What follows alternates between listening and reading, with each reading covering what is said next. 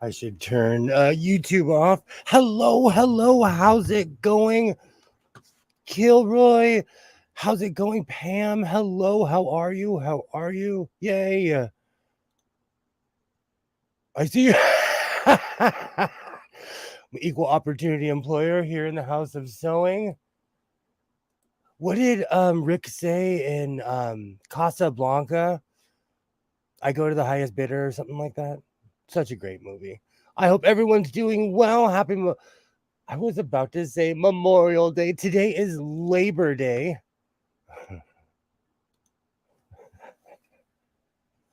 And I hope everyone is doing well. Hello, hello. Let me turn my volume up.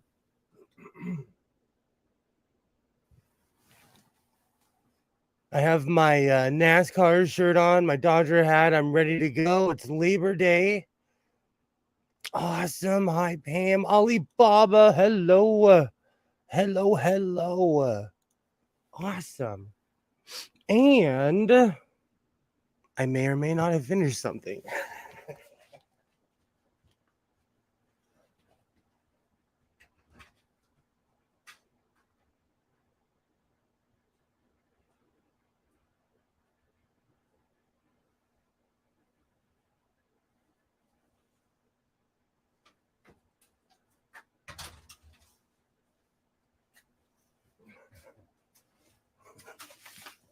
Semi-prepared, but when I say extravaganza, I mean extravaganza. I finally finished this cape. I have a lot to work on it, but sewing sequins is awesome. I actually wrote down my disclaimer, so I am ready this time. Wolves, but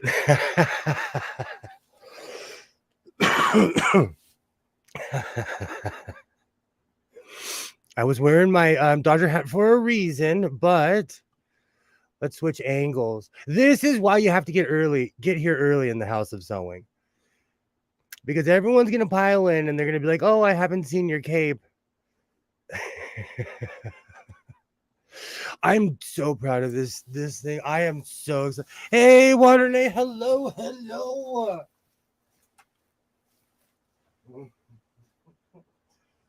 Oh, this is spectacular.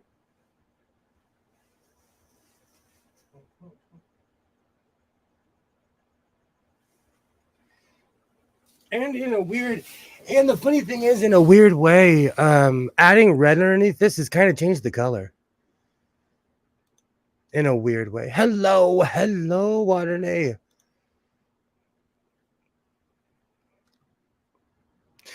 I've worked with sequins before, but never in this fashion. So it was laughable.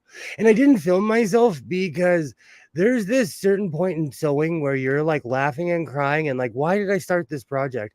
And then when you finish the project, you're like, this is the most amazing thing I've ever made. So I'm somewhere in between there. Now you just need a nature boy on the back. I'm this is totally a work in progress, but I'm gonna have a giant GS on the back. Why not? Why not? Yay, hello, hello. But you know what? Watching all those wrestling clips and everything kind of did inspire me because the 1960s and 70s and 80s and 90s was the sequence era in wrestling. And come on, who doesn't like anything shiny? I need to take my glasses off because, yeah, it has. It kind of changed the color of this. Okay, Alibaba, no worries, no worries. It's early. Awesome. I hope everyone's doing well this evening. I have quite a few projects. I finally cut into my Santee Alley fabric, so I'm going to be making a sweatshirt this evening with that. And we're going to figure out what I can line this cape with. Because there's got to be something in this room that I can line this cape with.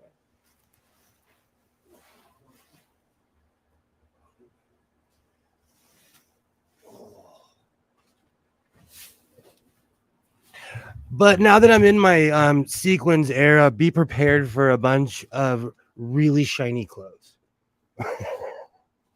Like I said, I hope everyone's doing well. Now that it's early, I'll wait a second for the disclaimer. Yay. Today at the store, I thought that I bought regular coffee, but I bought espresso. So if I'm extra jumpy today, it's because I'm drinking a giant cup of espresso. Looks like a nice twilight purple. Do you know what the funny thing is? Is that this is blue, but I have a red background. It's completely changed it. I like how it's come out. I really like how it's come out, but now I have to figure out what I'm going to edge it with. I don't know if I want to edge it with sequins or I have so many options in this room. It's not even funny. So should I edge it with sequins or should I give it like a red edge? What should I do? Like that's a bad. I try to stay away from the espresso certain times of night because I will probably fall asleep on Wednesday now.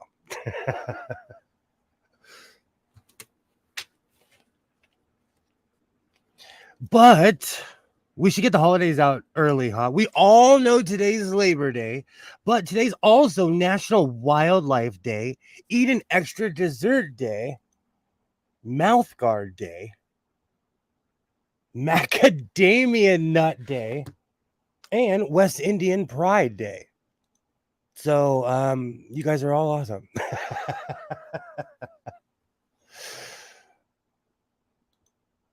All I buy is espresso.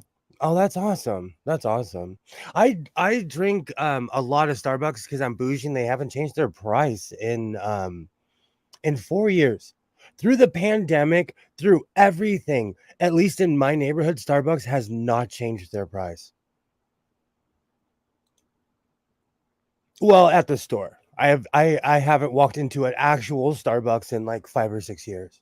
Probably longer if I really counted. It's hard to say what to use for the border. That's what I'm saying because I kind of want something flashy, but I also want something that's going to keep around it. Now that I know what I'm sewing into. Here in a little stuff, no worries. No worries. I'm buckling in for the long haul this evening. I have quite a few projects to work on, but I still want to decide what I'm going to line the cape with. But before we get there, I actually wrote it down this time. This program this program is for entertainment purposes only, and this content is not intended to malign any religion, race, company, individual, or wigs. All opinions expressed by Godless Sewing and program participants are solely their personal views and do not reflect the opinion of every human being on planet Earth. And here at Godless Sewing Airlines, we have exits on both sides. And if you speak Spanish, that's a la izquierda and derecha. I hope everyone has a great evening flying Godless Sewing Airlines. Well, the cape sort of changes color. It really changed color when I put the red background. I really didn't even notice it until I got it in here in the lighting because I was too busy wearing it and singing rah rah Rasputin in the house. Hey, hello, Commander. Hello. How about some satin with some metallic embroidery? That's not a bad idea at all. I was thinking of something really gaudy. I was trying to see if I have any more leopard print or I might have some zebra print. And I'm not kidding. Today is also Newspaper Carrier Day. And today in 1988, Adam Duvall was born. Excuse me. I actually know someone that still is a paper person because I wouldn't call her a paper boy or girl. So she's a paper person. She still drops the paper off at people's houses in the middle of the night. That job still exists. Awesome, awesome. Let's see. Oh, okay. So in my local area, I don't know if anybody else has this provider, but right now, Spectrum is in a knockdown drag out fight with um Disney. And so what that means is that I can't watch my local channel 7, which is ABC, and I cannot watch anything that has to do with ESPN because Disney owns everything. And there's certain channels where I was surprised where I'm like, Disney owns you? So now there are giant disclaimers on all the channels that Disney owns that are saying like, "Oh, if you have a problem, you should call Disney." So Spectrum and Disney are fighting right now. I think Gutterman has a glittering metallic icy thread, the color of that cape. I'll look into it. I'm looking for something gaudy, but I'll definitely look into that. But I think it's extremely interesting when two companies fight. To tell you the honest truth, I'm ready to get rid of everybody. I'm ready to just to be done with all of it because um I pay a lot for cable. I pay a lot for all of this and they can't figure it out. And I really do not watch television like I used to, you know?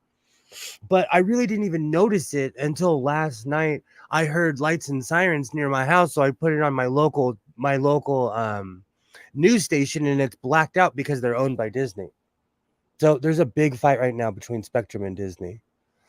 When I worked nights, I used to always see the newspaper deliveries out when I'd go home. They'd be in their cars driving on both sides of the road so they don't have to go down the same road twice. Yeah. Oh yeah. I actually I know someone that does that every evening still.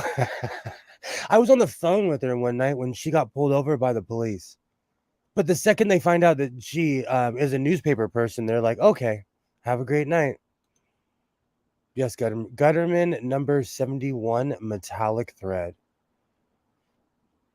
Oh, you know what's funny? I have all kinds of silver and all kinds of crazy thread in here. But I used a lot of my gold thread for hand sewing because I liked how it would shine in the light when I would turn a corner, you know? Oh, excuse me. I do not know where to start. Maybe I should start on my sweatshirt,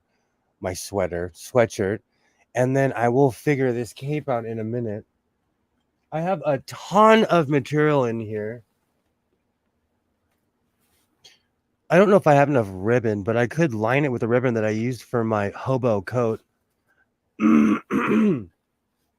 But I don't know. I don't know how that would look on Sequins, though. I really do not know. And I learned a lot of lessons sewing this. That the top always has mesh on it, so that's the easy part. And a baby lock will go right through Sequins. Awesome. And also Kaiser Permanente is on strike. And that's my healthcare provider. They really haven't changed. I really haven't seen much of a change except for the 1,000 something people that were marching on the street today. And I was like, "Oh, those are actually like my provider." So it's crazy times here in LA right now. Crazy times. But I think it's really strange that that Spectrum is fighting with Disney, and they flat out said that Disney is asking for too much money, and it's because they own everything out here. So I'm gonna clear my table. Did anybody do anything extravagant today? I went to this beautiful place called Vallarta, and I made fajitas. I bought beans and rice. It was beautiful. I barbecued the fajita meat. It was awesome. Whoops.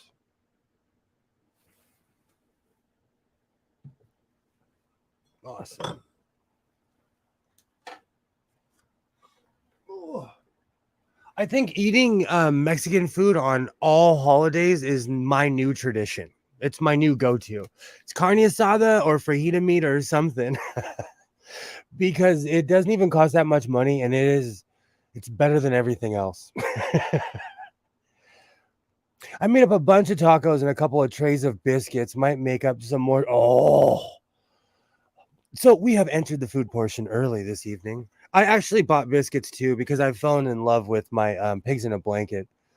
I started looking up the original source of the 1897 Queen Victoria info. Wow. Do you know what's so funny? I use it as a reference, Alibaba, and they use you as a reference. I'm constantly looking up my Singer sewing machines on there.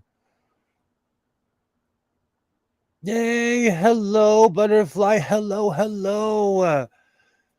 Yay, you're home. That's awesome. I'm glad you made it home safely. Sounds like you were on the Butterfly World Tour. Yay, hello, Waterday. Yay, hello. The Queen Victoria Jubilee Singer. Wow.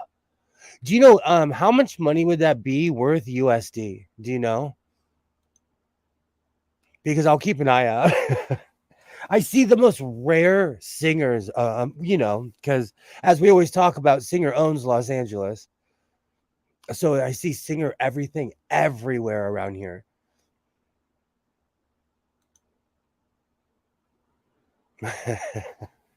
Awesome. Awesome. I decided to do something about my Santee Alley print because I have so much of it. Awesome. I'll keep an eye out too. There are certain machines that are like, because I do resell a lot, but let's be real, I also keep most of them. But the ones I do resell are always either rare or, they're on a list somewhere that somebody wanted. But someone I know recently got involved with, even though they're on strike right now, he recently got involved with a few movie houses, and they are constantly looking for period sewing machines. Wow, there's only 100 of them left. I've not seen one sell for a long time. Last time it was cheap. It was $400. Do you think it's because people don't know what they have? Oh, let me move this.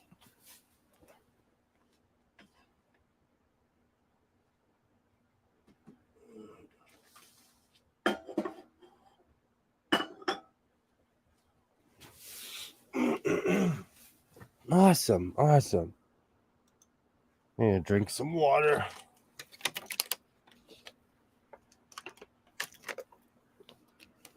That's not very many at all. You never know, though. You never know. You could have a rare machine in your house and not even know it. They didn't know what they had. Yeah, that's usually how it ends up. Only 5 to 6 known to be around now. Wow. It makes sense. It makes sense why they're extremely rare.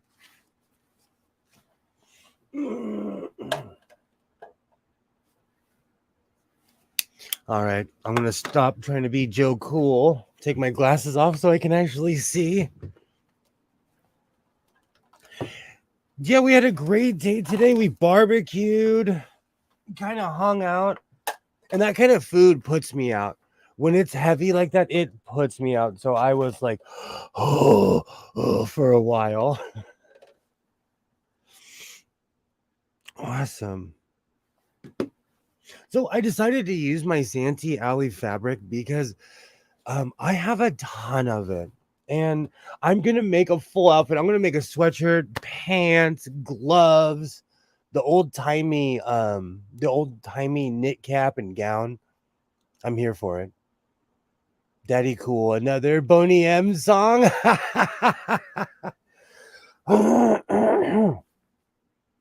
I haven't been feeling well, so I'm standing up because of Sudafed sinus and espresso.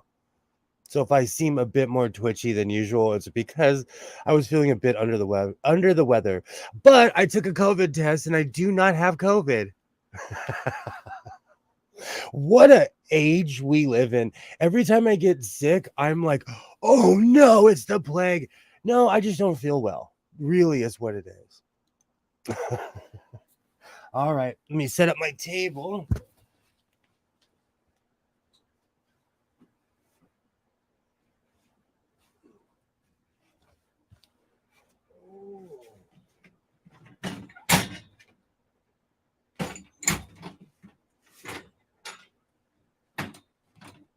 I'm also gonna make the hood, but I'm gonna try not to make a giant hood this time, but please do not quote me at that.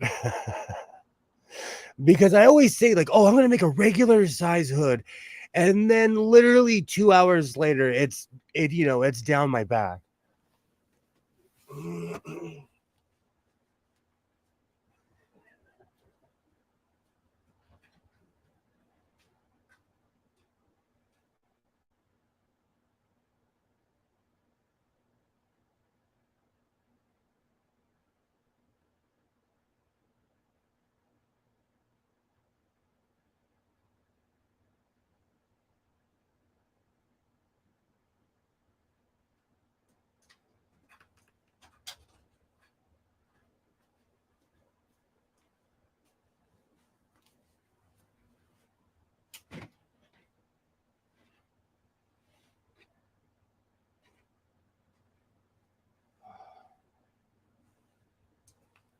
All right.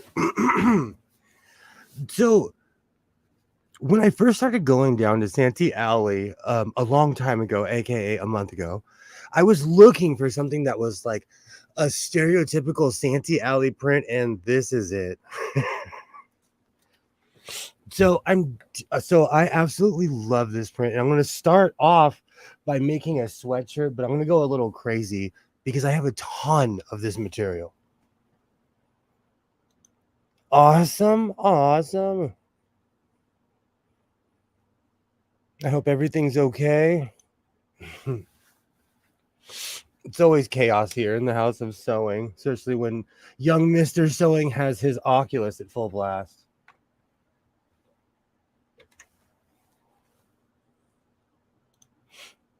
Thank you, Butterfly. Do you know what's really funny? It's like a weird fake suede. I don't even know how to describe it. It's like suede. It's because at first I was like, why this material is strange, but it's like a weird wannabe suede. It's because when I got it, I thought it was stretchy, and for the price that I got it, I'm like, hey, I'll take a mile of this. But it's imitation. It feels like imitation suede.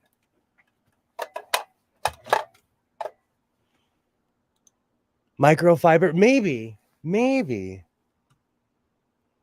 I'm not necessarily up on everything, but it's the strangest thing to me because all day today, while I was cutting this, I was looking at it and I'm like, this reminds me of really cheap suede. Now you got to make some Santee Alley suede shit.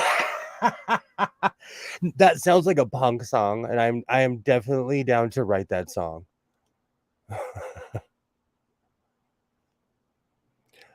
What what thinking when I heard that? Oh, that's what I was thinking too. Microfiber. It looks like it drapes nicely. And that's another thing. I was hoping it was stretchy because I'm gonna make those stretchy black pants, but this is extremely weirdly soft. It's a great material. And I also have a feeling that this sat in that store forever.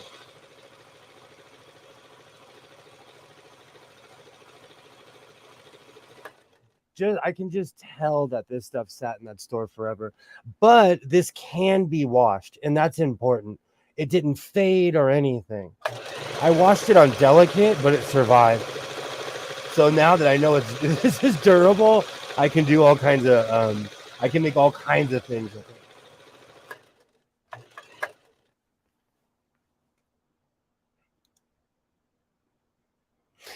Maybe it's like a shaved minky. Maybe. Do you, excuse me. At this shop, um, I don't know if it's like all just like old layover or excess stuff, but he has insane prices for really good material. But I can tell that this was printed like in the 90s and no one touched it since then. I can just tell. And it has English and Spanish all over it, and it's just hilarious.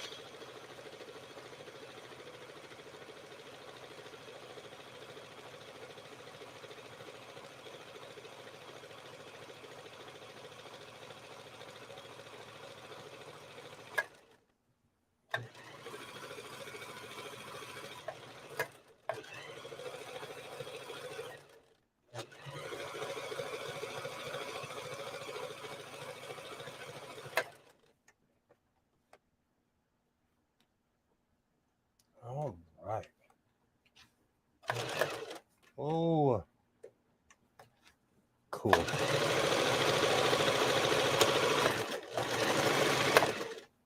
I know I completely avoided a rookie mistake. Perfect.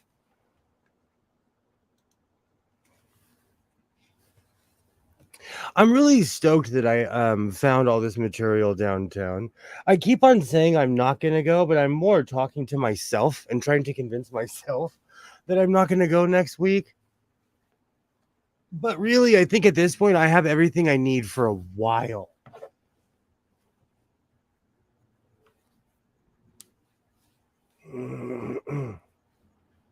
Even as far as patches, because that's the real reason I went this week, and I went patch crazy.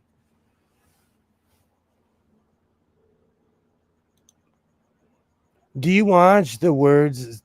Do you, what do the words say in English and Spanish? Oh, okay. Some of it says encantada, like I'm loving it, which literally is McDonald's saying. Some of it says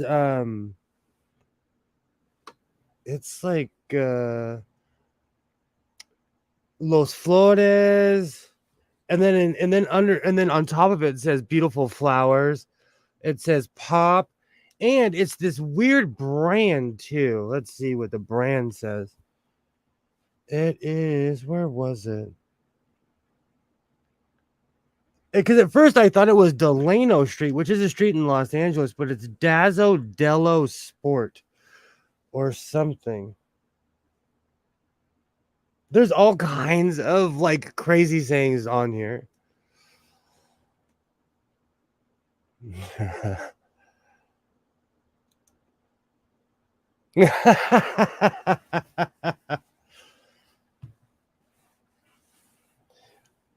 I know, but why have one project when you could have like 10 projects going at once?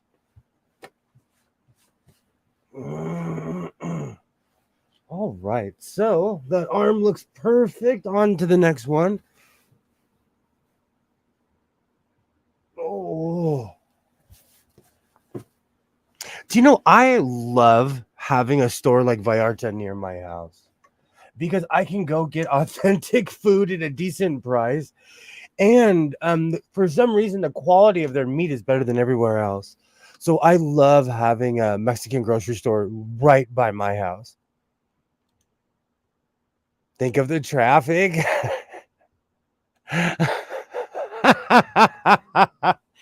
All right, the traffic did kick me in the face this past weekend. It was a little bit overwhelming in the rain because I could not hang with everybody constantly hitting their brakes or going 40 miles an hour while everybody else is going 80.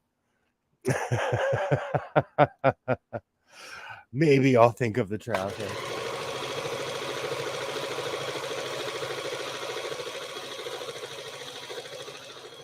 And why fight traffic in LA when I can fight traffic locally here in the suburbs? We have rude people that can't drive too. We have even more rude people that cannot drive here. All right, let me pull this piece. There we go.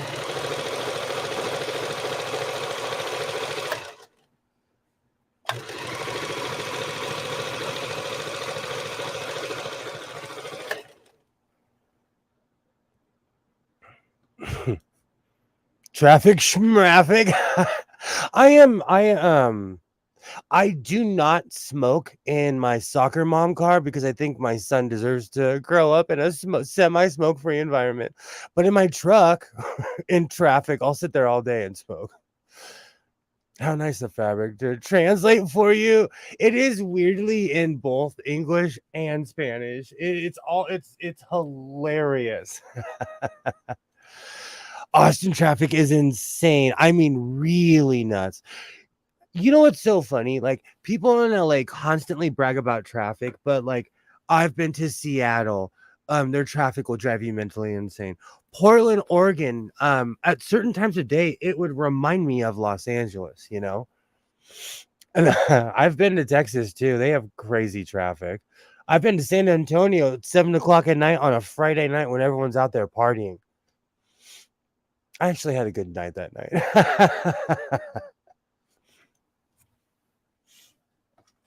Traffic is terrible everywhere. Well, unless you live out in the country.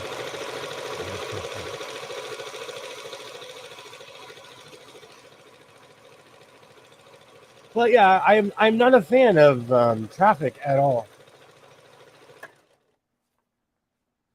And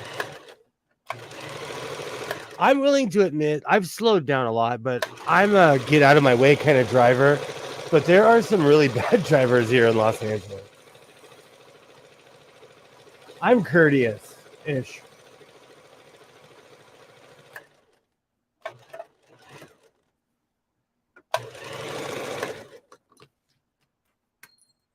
Oh, wow. All right, let's check the chat.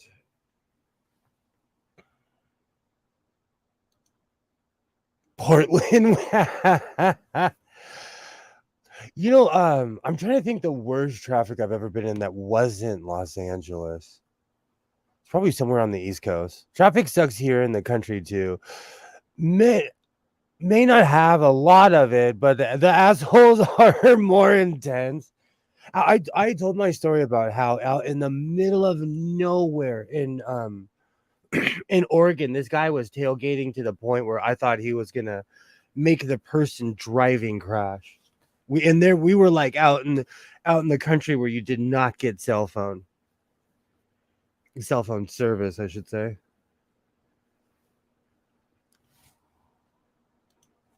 Crazy traffic in Italy. They're nuts. Do you know what? Now that I think about it, Tijuana, I swear TJ does not have speed limits.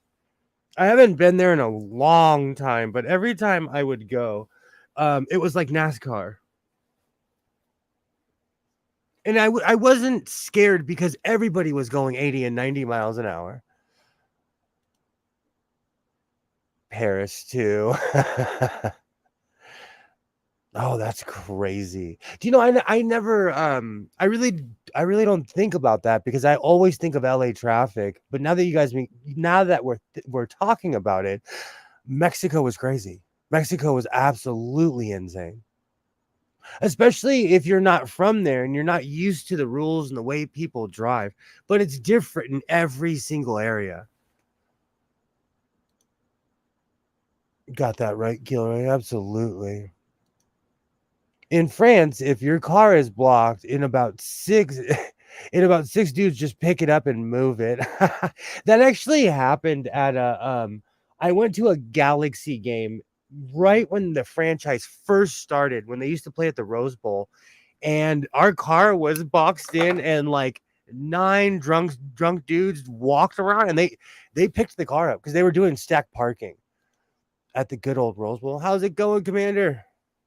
All right, just coming to say hi. I'm going to have to wind up going to work shortly, but I did want to say hi. Sorry I haven't been around for some time. No, it's understandable. We all have lives. I have a lot of time on my hands right now because it's the beginning of the school year and my son's extremely self-sufficient at homeschooling now. They got the computer doing it for him, or No, I'm still his teacher. I still help him out, but like his comprehension is his comprehension is high, so he needs less like because it's like they do certain lessons and then you have to test them. so they're doing lessons on the computer and then you test them? Yeah. And they have to take physical notes because plagiarism is such a problem in homeschool that if you get caught one time, they kick you out.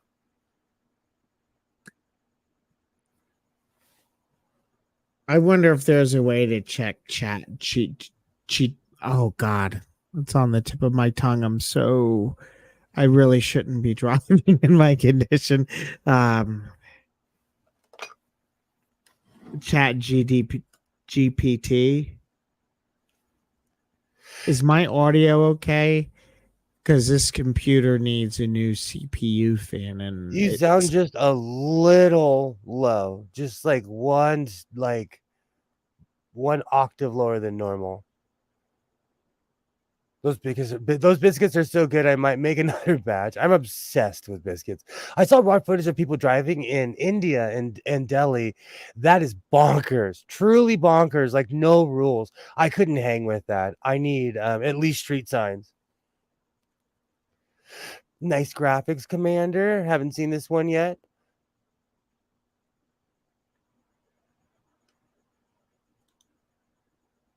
I can hear you, but a little different. I would have to cover my eyes the whole time.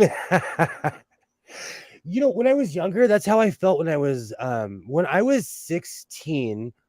We used to go to Tijuana on the weekends, and I would get in the car with all of my friends. We'd pile in the back of a taxi, and I would get anxiety and feel unsafe at how fast they were driving. But look, keep in mind, I was literally a 16-year-old kid.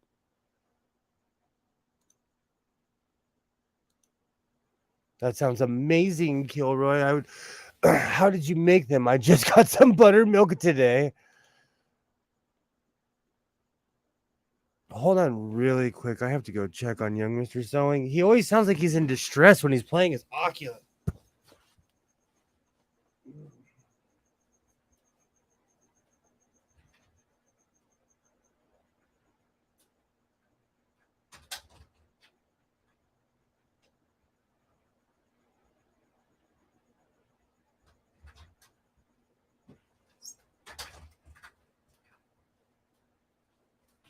Good grief. I do not know how that young man does not lose his voice.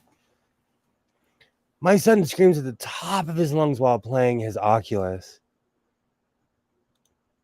Chef Kilroy, do share. I'm obsessed with buttermilk biscuits. That's why I have this beautiful dad bod that I am sporting right now. I'm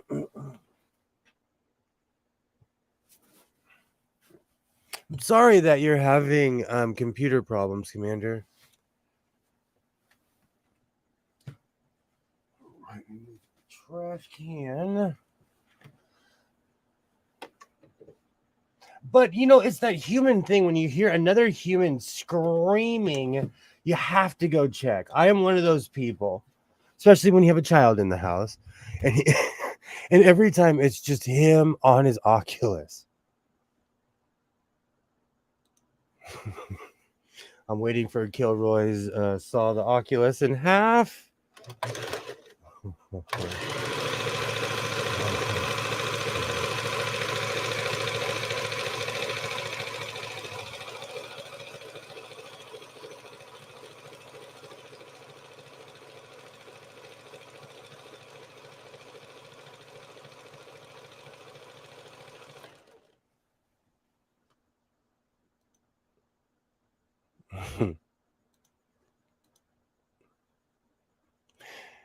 My mic isn't even working right now. Oh, I hate that feeling. I hate that feeling. That I have a bunch of standby mics in here for that very reason.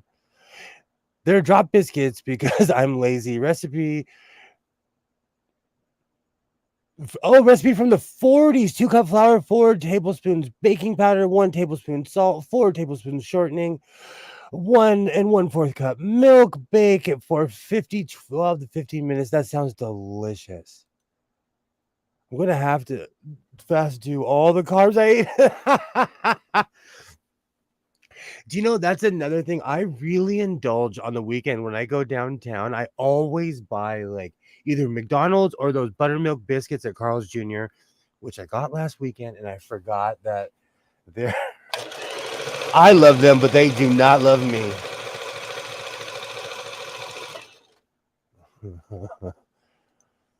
I'm gonna reset my mind to see if it's okay. Okay, no worries. I will be here, Commander. No worries. I'm sorry that you're having troubles tonight. It's funny. StreamYard has been having troubles the past couple of weeks. There's just it seems like if it's not one thing, it's always the other.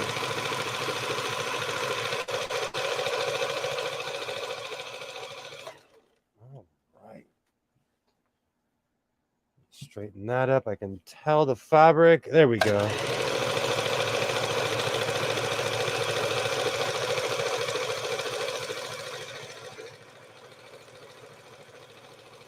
Perfect. Like all bready recipes, don't add all the liquid at once. You may not need it all or need a tad more. You want it to be just thick enough to hold to shape when you spoon it out. If you make it any thinner, it tastes good, but you'll have a biscuit that looks like cookies. Been there. Do you know I bought these biscuits at Walmart that were like 50 cents and they were all tiny, tiny, and they look like little cookies. I laughed because I literally ended up eating the whole thing. I like drop biscuits for the same reason. I'm gonna give those a try, Gilroy. I sub butter for the shortening. Next time the grands come, I'll tell them they're Kilroy biscuits. Awesome. Awesome.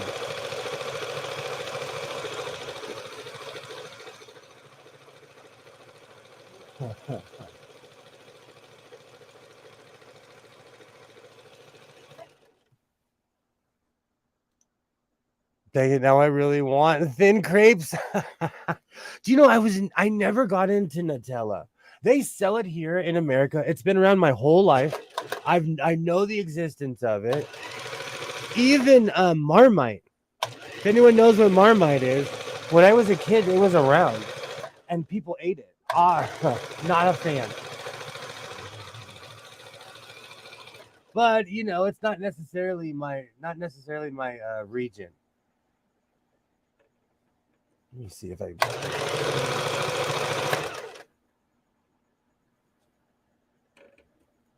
Whoa. That's better. That's way better.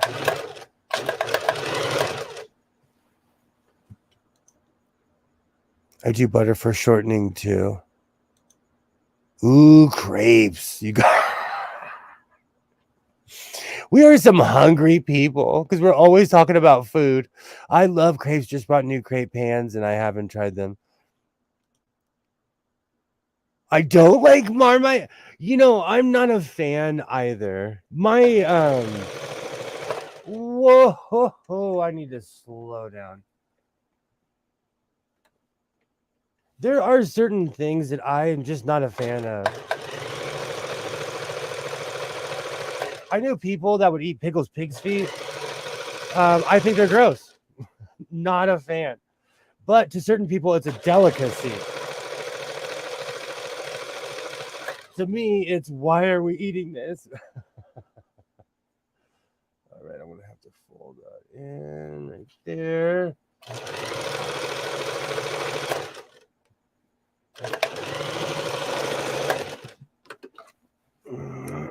Awesome. Awesome. Marmite, love it or hate it. That's the rule. True. There truly is no in between. It's kind of like pineapple on pizza, which I think I'm just going to try. It's been so long since I've had pineapple on pizza that it's worth it. As soon as the 11-minute mark comes, watch him like a hawk. and cut the shortening butter in like making a pie crust. You want little balls of it, although the flour right before.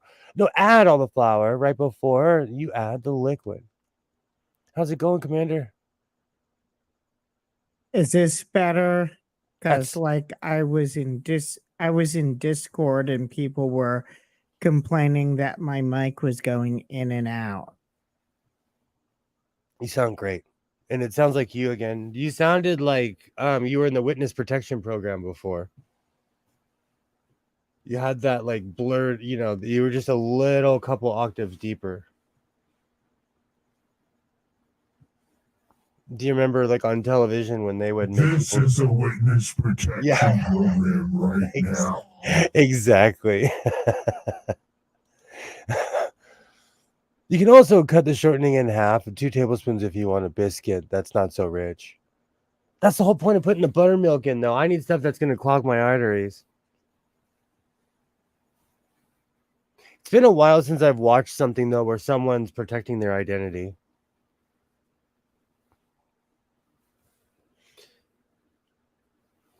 So if everyone's not aware, Commander has been having live streams. You guys should all go to Commander's channel and watch their live streams because they're awesome. Hi, Joy. Hello, hello. How are you? How are you? Yay. Awesome. Next live stream is going to be dissecting Russian propaganda. I've got some really ridiculous things to go over because it does get ridiculous. I have video from Dugan, but I'm going to have to like make him sound like a chipmunk and change the video because it's from the BBC and they're notorious for their copyright So bullshit when they're it's fair use. they're all over the place because I have a Doctor Who clip of when he like I have a really hardcore David Tennant Doctor Who clip on my in my videos, and I didn't even get a copyright strike for it. So you never know. Well, a lot of the debunkers have gotten in trouble for using the news stuff Oh, okay. where it's actually like fair use. So I have to be I'm just worried about using the BBC, but Dugan is like, our reality is defined by what we believe.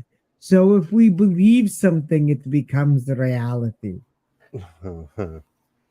Which is like, I want to live in the land of fake belief, where Russia can take on Ukraine and the whole world. And I mean, look at the bullshit that happened because they decided to live in the land of fake belief.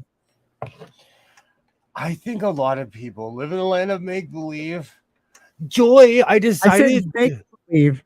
Oh, you say make Fake believe? believe is a lot worse than fake believe. It's a lot worse Oh. than the land of make believe because the land of make believe is Mr. Rogers. The land of make believe. Don't you remember at the start of Donald Trump's presidency, there was a Comedy Central show, and you had a little golden tank leading them into the land of make believe? I do, but that was the beginning of me utterly and completely tuning out. That was like I can't take it. You guys are all like destroying my blood pressure. I'm gonna start watching old sitcoms. For anyone Gonna who's have to just get going in about 15 minutes, but I did want to come say hi. oh, no worries, no worries. I'm here doing the same old. For anyone who just hopped in, this I discovered today is like a weird, almost like suede material. Everyone keeps on saying microfibers, so I'll call it that, but it's weirdly hairy.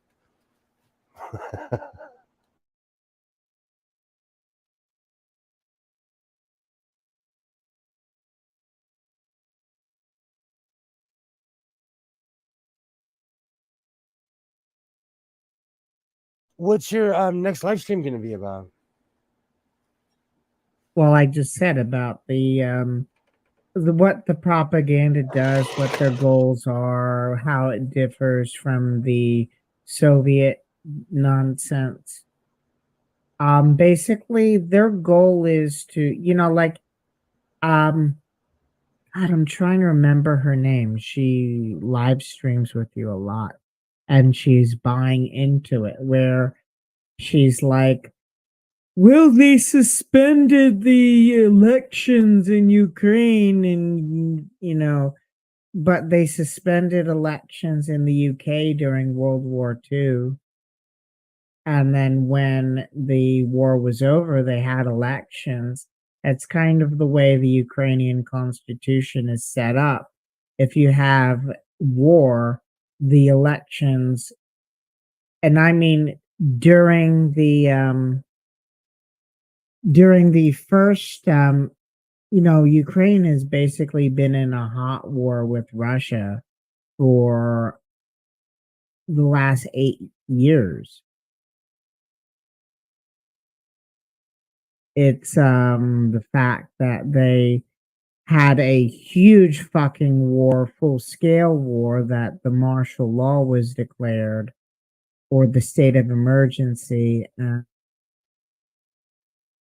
I need to check because I can't hear anything that you're doing. So my Oh audio no, might be coming I in. muted myself so you could talk because my sewing machine will just bang on while in the background while you're talking.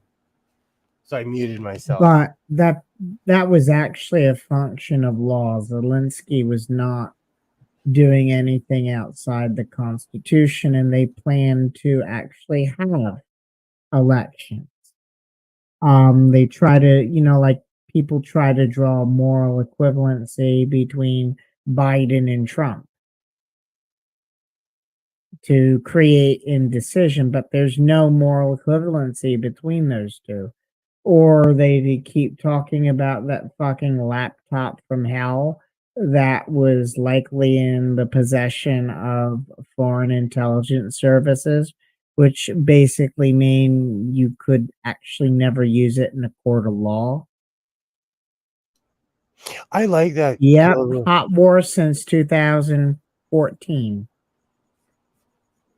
I like what Kilroy said. Reminds me of the Mystery Machine.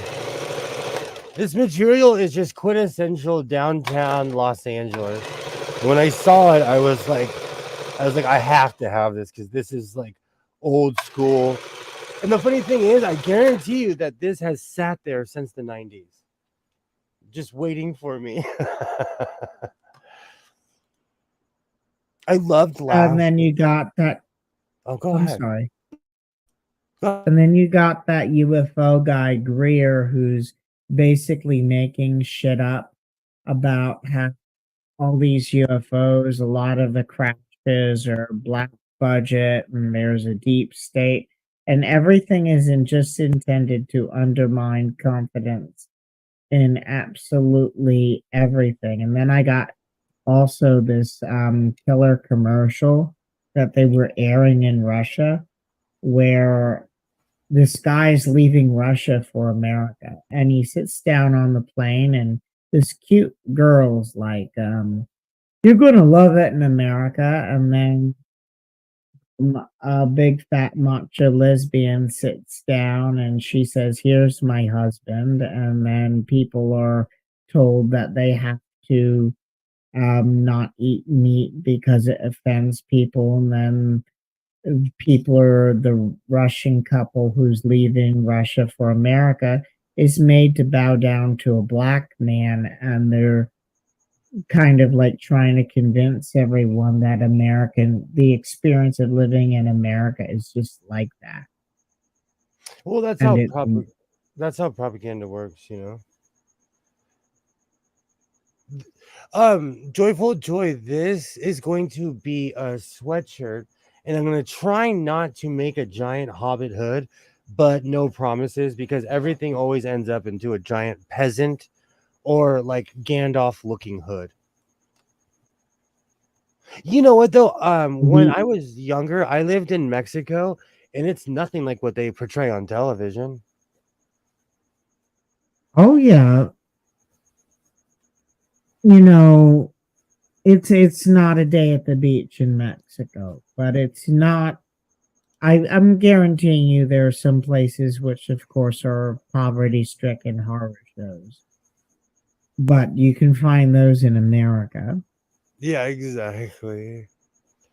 Exactly. To the my experience living in America is that the only one of those things that the Russian television commercial, propaganda commercial said that existed in America that I ever ran into was a macho lesbian. They haven't traveled much. You can But of yeah. course, who the heck cares about someone, what someone does behind closed doors with consenting adults? But, it's some of it is really silly. Didn't you also make high collar? I have an obsession with high collars. I attempted to make a small one and it went straight 1970 collar. It's my not so classical training. Excuse me. You've got to be sharp and come up with those quibs. And it's always about I timing. do like that fabric. I Thank you. do like that fabric. I'm trying to It step out of my looks, Oh, sorry, go ahead.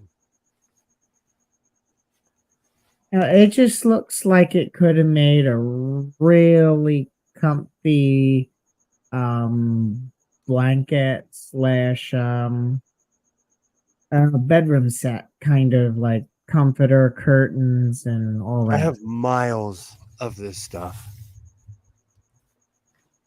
When I say miles, I mean at least like I would the guy gave me a roll. So I know I have at least like 15 yards.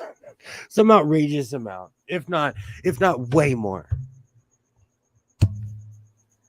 That's another reason why I decided to start working with this material because I have so much of it. And in true godless sewing fashion, I always line it with something dramatic. And so I'm lining it with this, and I'm continuing my obsession with burgundy. I am gonna have to get going, but it was nice to see you. Thank you so much for stopping by, Commander. You're always welcome here. Have a good night, everybody.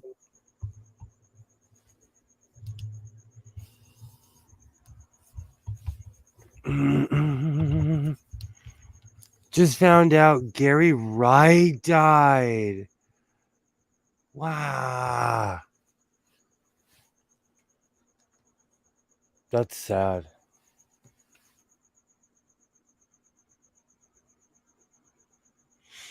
Have a great night, Commander. Oh no, Kilroy is right. Crazy. Absolute craziness.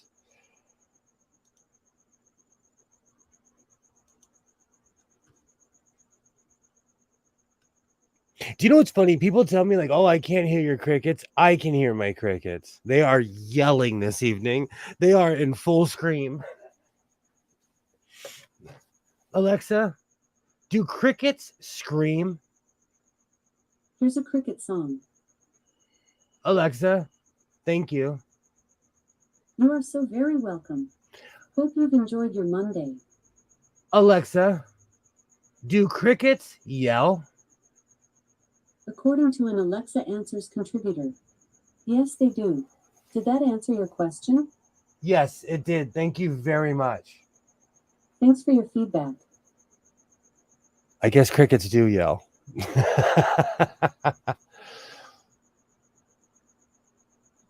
I can hear your crickets. Do you know, I try not to let them get to me, but it's when I do my pre-records because it's so quiet in here. And because I have clothes lining every every wall, it's like the sound's dampened in here. So the crickets are yelling.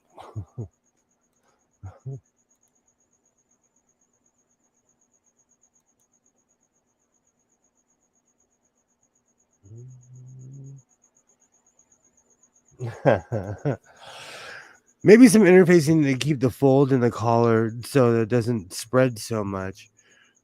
Well, I do make interfacing. I actually line every single collar to make it a little bit more stiff than it looks.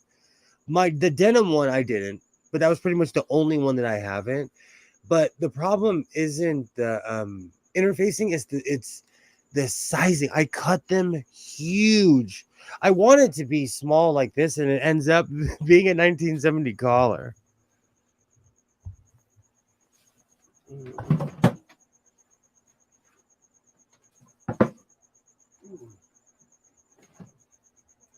All right.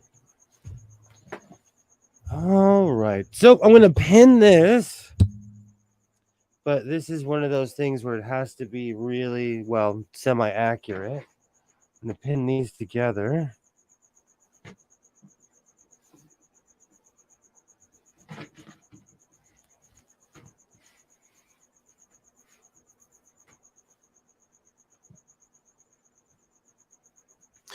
And when people talk about infestations, like, they're everywhere. And it wouldn't bother me. It's just I can hear them on my pre-records, and I'm like, well, I've tuned to the point where I can't hear them, but the mic picks them up because I've tuned them out so much. Just not a cricket fan. Not a cricket fan. I'm meaning to buy 3 yards of that fabric from you because I think a hoodie dress would look fab. Oh, this material is awesome. You know, if you guys keep I could go. I know a guy that still has more. He would laugh his face off if I showed up for the 5th week in a row. He would literally drop his Modelo if he saw me turn in that corner. Absolutely, butterfly. I agree with Waternay. Pad stitching. The large collar worked out well on the denim duster, though. It did. Because I wear a cowboy hat everywhere. I like that. I like that look. I know a guy. Oh, he's my buddy now. We are friends, and he kept on telling me, like, for you. That's the hey, man. If you keep buying this stuff, I'll give you whatever you want. Reaction.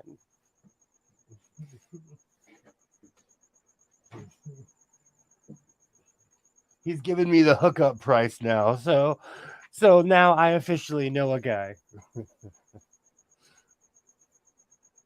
Oh, right.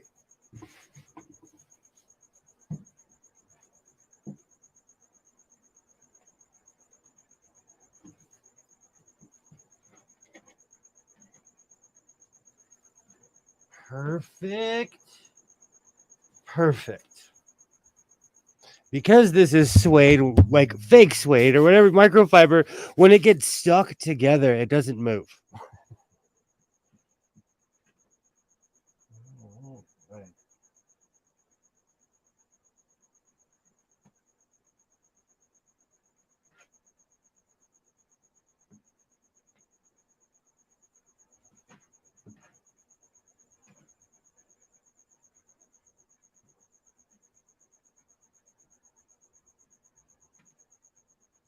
All right, let me check the chat. Cool. I picked up a sandwich and iced tea. I saw a lady put 8 pumps of syrup in her tea. Ultra suede. Waternay, if you saw what I did to my coffee, you would do an intervention on me. I would literally walk in the room and everybody would be sitting there with a notepad. Godless sewing. Do you know what you're doing to yourself with the amount of sugar you drink? In a weird way, I am that lady in a weird way. I'm an 8 pump kind of guy. Actually, I shouldn't say that live on YouTube. When it comes to syrup and coffee. Oh, that is a lot. I put a ton of sugar in my coffee. Couldn't think of it before. Wow, that's a lot.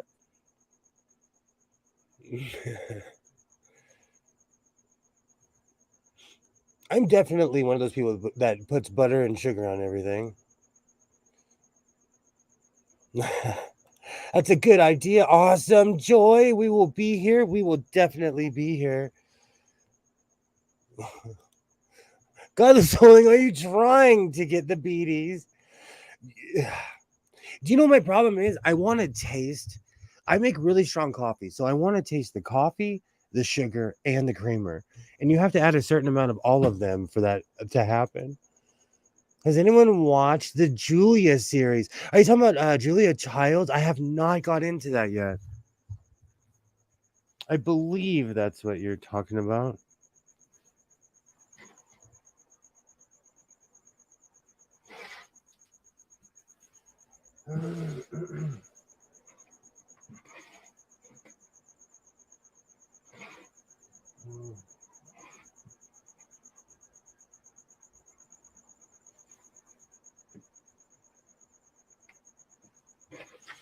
Okay, that's perfect.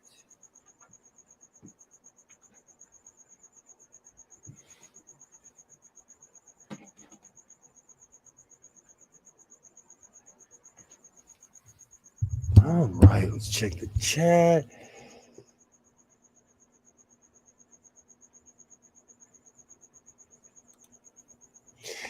We here in Canada go out into the freezing cold and put thick maple syrup into the snow and then wrap it around a fork like candy.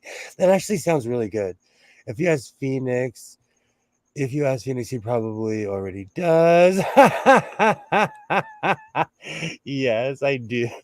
I drink an insane amount of sugar. I'm surprised I don't. But do you know why? It's because I offset it with vegetables and water. So I'll never know. I used to watch Julia Child's French Cooking. I think her story is amazing. You can wean yourself down. I stress of trying to cut sugar cold turkey. Your palate will adjust. You know what? Honestly, I really do not notice how much sugar is in my diet until I go somewhere that's not in my area, aka in this in LA County. Then I'm like, oh, I'm addicted to sugar and really bad food. I love Julia Child. Now that I'm learning French, I want to get her book and do some French cooking. Kilroy, you can come to my house. Can you come to my house? Maple syrup. Trader Joe's has bourbon barrel aged maple syrup. I know where it snows. We can go try that. I know a guy. I know a guy that's got a truck. Pesky typos. Bit of a long way to Texas from Pennsylvania. I've driven that far for less.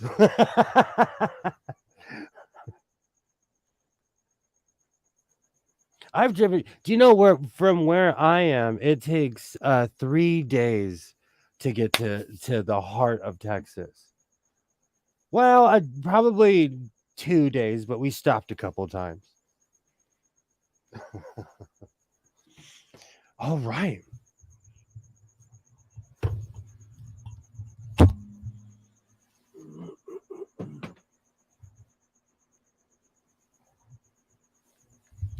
Oh man, espresso was such a good idea a couple hours ago. At 4 o'clock this morning, I'm gonna be like, well, espresso was not a good idea.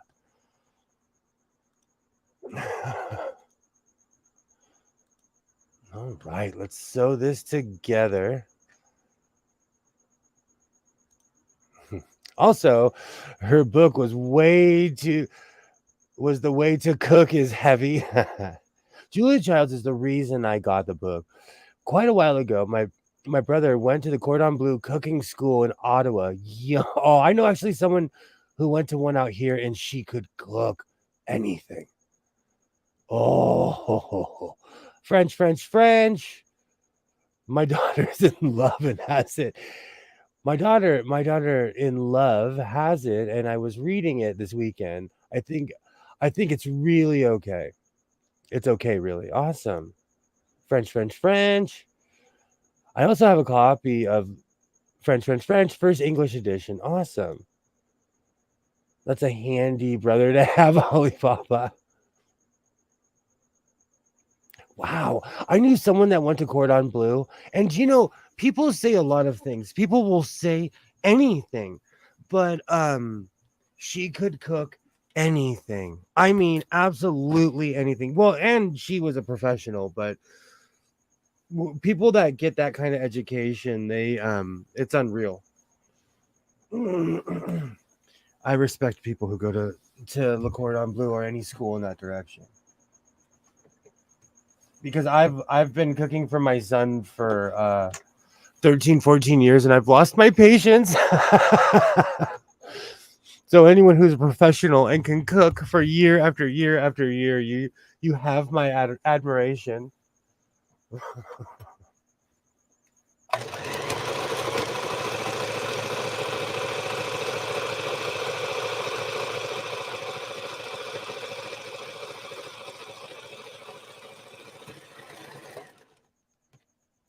So far, the baby lock is undefeated because it'll go through anything. Yay. Oh my God, yes. Hello, Joy. Hello. I know it's going to be coffee break for me in a minute, but I have to at least attach the arms on this.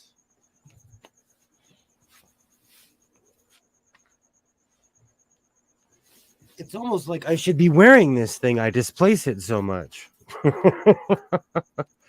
All right. Awesome. I'm gonna eat my sandwich. Please excuse any typos. Understandable.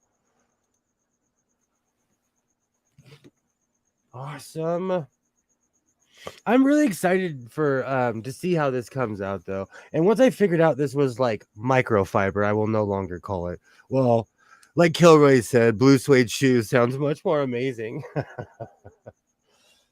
But this is awesome material. And who knows? Maybe this was just sitting there for years because that entire store looks like nothing but backstock. It's the one that's in my most recent short. I absolutely love that store.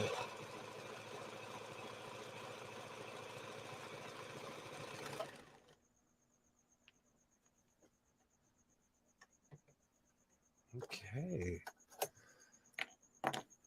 A full bobbin might help.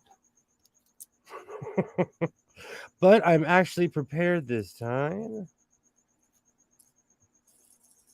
Perfect. Ready to go. Let's try that again. All right.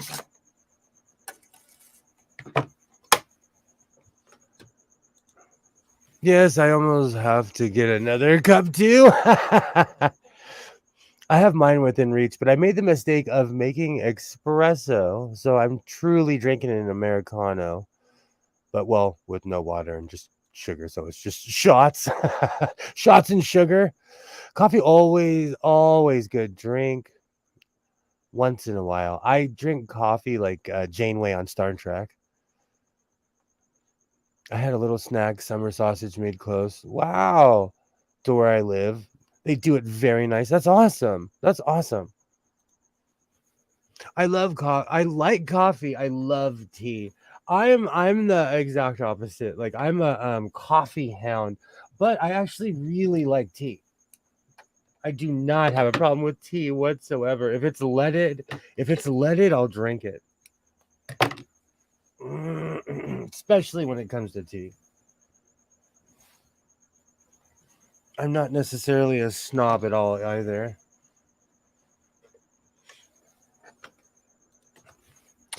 I really like tea, but it usually feels like something I'm having instead of coffee I actually want. The problem with me is that if I drink too much of either, it makes me physically ill, so I have to pick one or the other. I cannot combine them.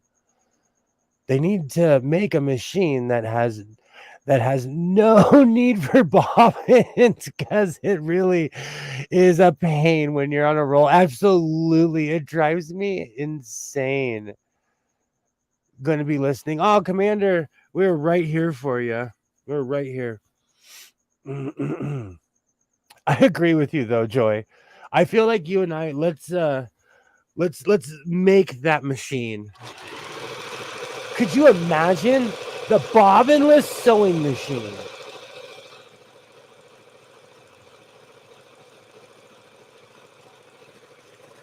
I'd buy it.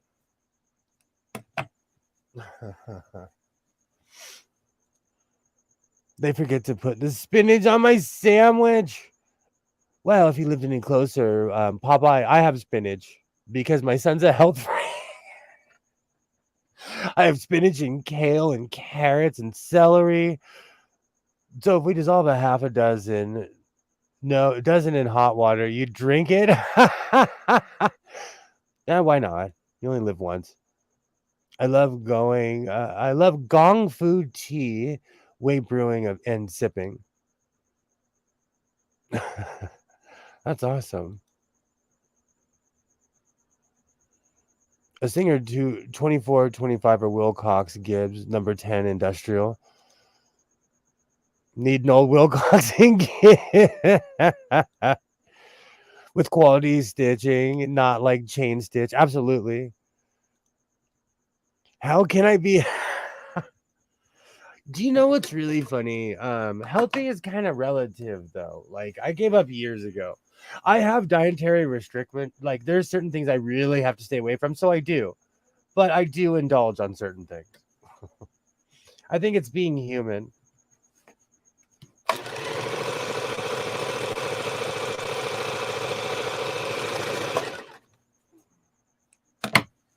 Oh, right.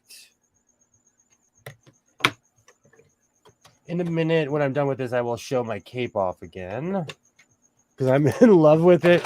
I still have to work on that, but you know. Why finish a project when you can start another one in the middle of it?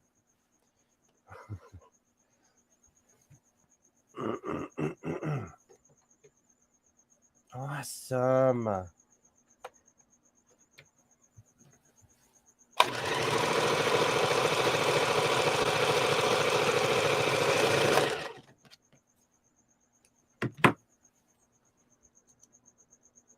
Butterfly is a tea expert. I fell in love with this tea called Joy from Starbucks. All it is black and tea combined, black and green tea combined.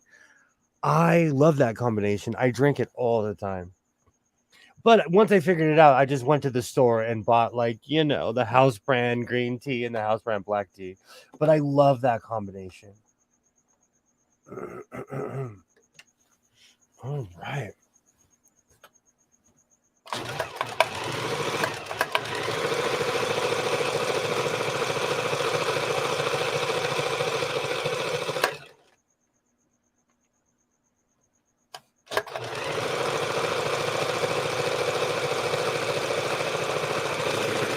Perfect. All right. No, really, I just really enjoy it. Because you can, that's why. Absolutely, absolutely. There's a balance. Foods are meant to be enjoyed. Just need to find the line and not overindulge it. I agree. I had this pastrami obsession. And now I only eat it like once a month or once every 2 months. I used to eat it once a week. I was obsessed, or even sometimes twice or 3 times in a week. And when I say like, oh, pastrami, I would get a full pastrami sandwich with avocado because I live in the state of California. Togos, I'm looking at you. But I had to stop eating like that because I could feel it. Oh, this is going to be awesome. This microfiber fake suede feels so good. And it looks good sewn together too. All right, let's throw it on the mannequin, see how it looks. I have a tendency in the past to accidentally starve myself. So as long as I'm eating something regular, it's healthy. You know, my father was like that. He would not eat. You'd have to like sit him down. Good for you, Kilroy, working on eating as hard. Obviously, I haven't been paying attention. What are you sewing? Well, Like I always say, why finish a project when you can start another overambitious project? I'm using my Santee Alley material and I'm making just something fuzzy to wear outside. But this is like a microfiber. And in the process, I didn't realize because I just liked the way it was. So when I purchased it, I'm just like, oh, I want that. I want that, you know. But when I got it home, I realized it's microfiber. So this is awesome. But I'm making a hoodie and I'm going to attempt not to make the giant hood like I always do. Once I go down the slippery sugar slope, I'm a goner. I have a really strange metabolism, so it keeps me at a certain weight. Do you like Moroccan mint tea? I actually do. I actually do. Yes. Because the mint helps with my lungs as well. I love mint tea. Some stuff is a trigger for sure, butterfly. All right, let's throw this on the mannequin. That means I have to move my beautiful patchwork jacket that I've had pockets to. Oh, the crickets are just screaming tonight. That's okay. They live here too, I guess.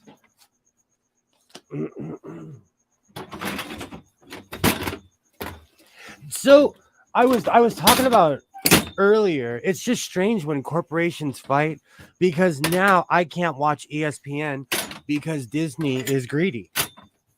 And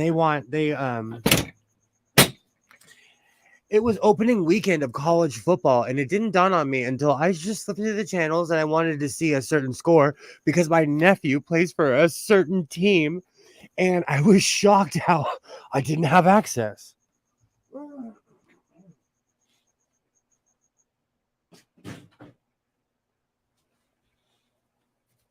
And it really shocked me that their petty battles become ours because they're fighting over money, and these people have endless funds. Both of them, Spectrum and Disney. You know, compared to us, we're the little guy, and they are the big one. You know,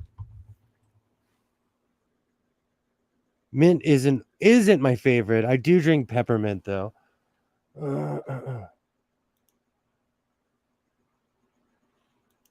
I drink a lot of mint because of my lungs. Brought my daughter and granddaughter home from the hospital today. Been a busy day. Oh, that's so awesome, Pam. Congratulations again. That's so awesome.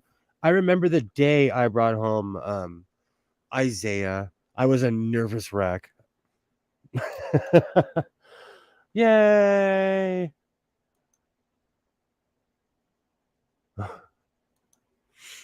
Oh, that's awesome, Pam. Hope mom and baby are doing well. Me too.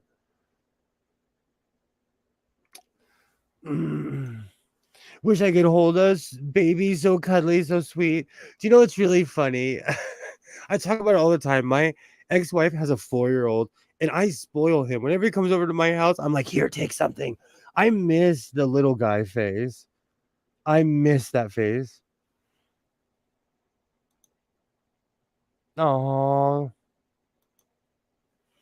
that's a big event, Pam. I'm amazed you've got time. I'm like that though. I'm constant. They're doing well, but daughter does get frustrated. It is frustrating when you first bring a baby home. It is absolutely frustrating. That's why I don't watch broadcast TV. With how I have things set up, the nukes could fly over and I'd still be able to watch Last of the Summer Wine and Gunsmoke. I'm so mad. They are just fighting and now I have to suffer because of it. Absolutely, Joy. It's just good memories. I remember when Isaiah was a little guy and he wanted to go everywhere with me. Aw. Now I'm like, you want to go to the store? And he's like, no, I live on my Oculus now.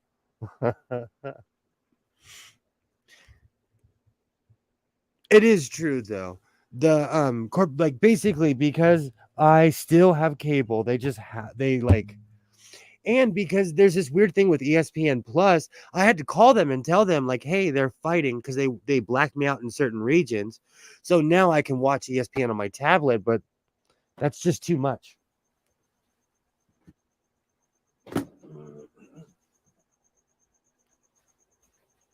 I'm so happy for you, though, Joy. These are definitely good times.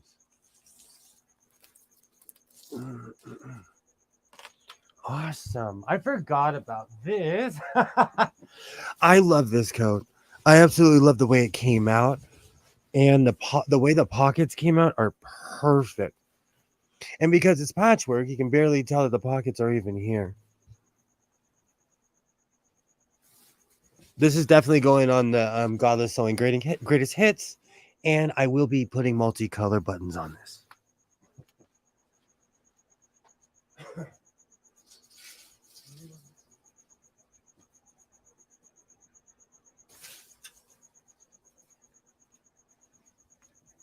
All right.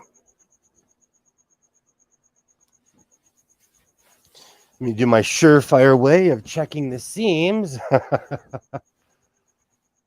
Excuse me. All right.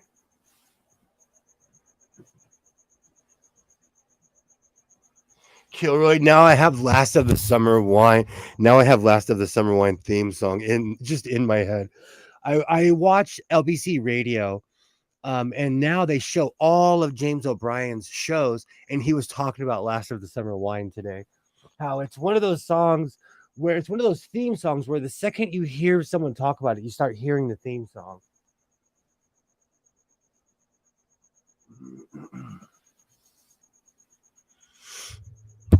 Man, the crickets are really out today.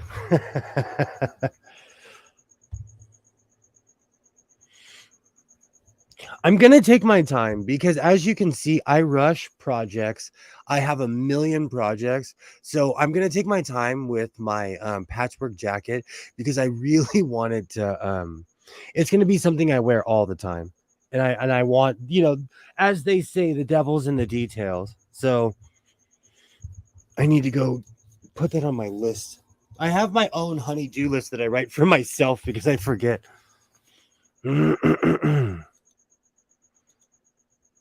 Yeah, it is totally different from being in the hospital. Absolutely.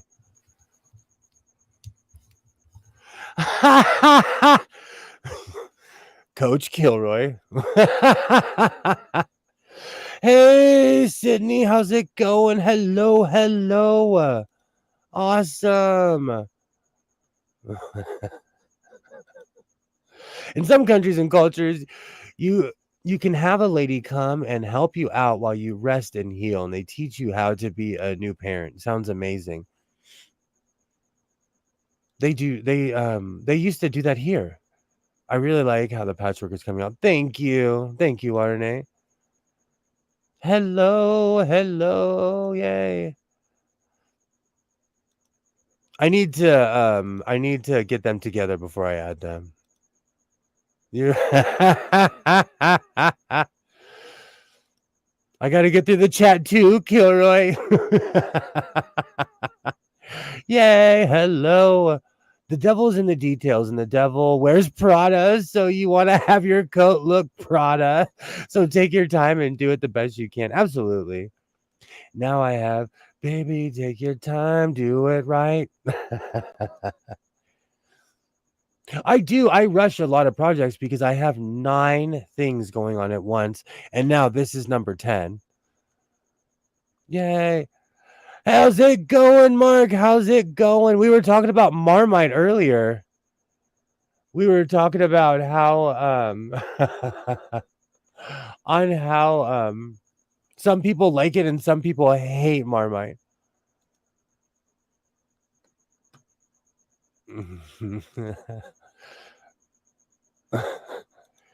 Oh, whoops. Hey, Mark. Okay, do you want to warm the bench? You'll be warming the bench the rest of the season at this rate. You know what I need? Has anyone ever seen the movie Rudy? I need the Rudy speech. You're 5 foot nothing, 100 and nothing. Keep sewing. Yay. Hello, Mark. I can taste Marmite every time I say the name. And some people like it, some people don't. All right. comes the joy of adding the arms, and I have not sewn the arms yet, so I should sit down and sew the arms.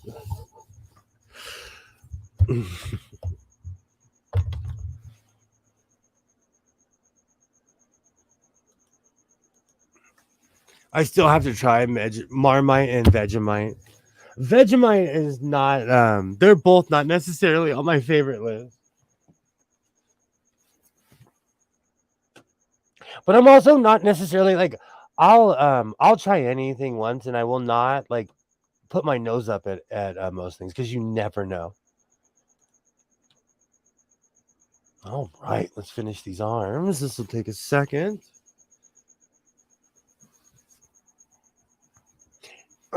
I bet I could buy Vegemite or Marmite here where I live if I really looked. They used to sell it in the grocery store when I was a kid. When I was younger, they sold it in the grocery store. I don't know about now.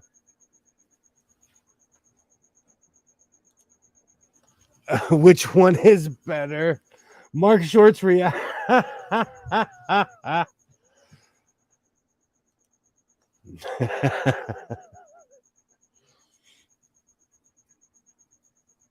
You know what? Some people are like that. Like some people don't like Ovaltine. I like Ovaltine. To me, it's just chocolate milk that makes you fat. I love Ovaltine. But some people, they absolutely swear against it.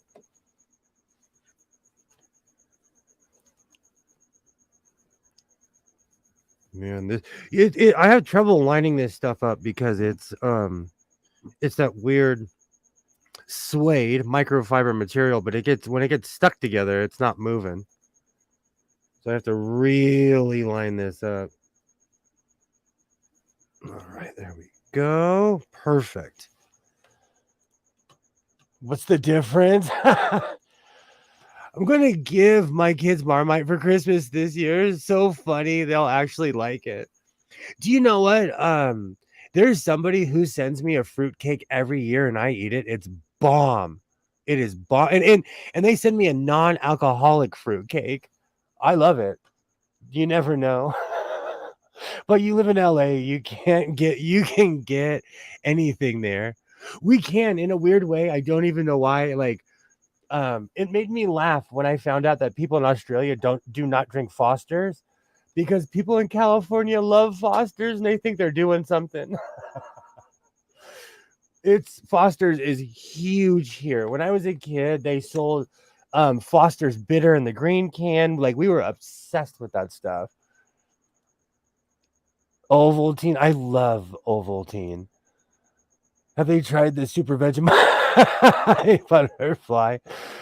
My grandmother used to have Ovaltine all the time. You know what's really funny, Joy? That's what it reminds me of too. Is my grandmother's house. She always had that, and my grandmother had gray milk. She had powdered milk. Vegemite is good on toast, but don't put it thick on to start with. A lot of people really have it really thin. That's good advice. Yuck, Ovaltine. I think my grandma was trying to get me to gain weight. I was super, super skinny kid. It just reminds me of my grandmother. I love fruitcake. Have you had one made by? No, I haven't. I'll definitely try that out. Fruitcakes remind me of Christmas, and I remember as a little kid, when people would make fun of fruitcakes, I'm like, "What's your beef?" My friend doesn't cook much, but she makes anything. She makes an amazing fruitcake. Mine also. I love Ovaltine. I love it. I don't remember Waterday. I'm gonna have to ask them. Sydney's like, no way, no how, no all the way around.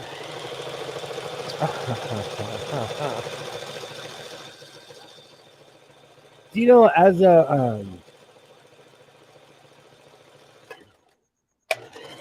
a grown adult, I had to stop saying that's gross because people were repeating me. I missed. Gonna have to take that out and finish the job. So it's a very old product. Yes, absolutely. Foster.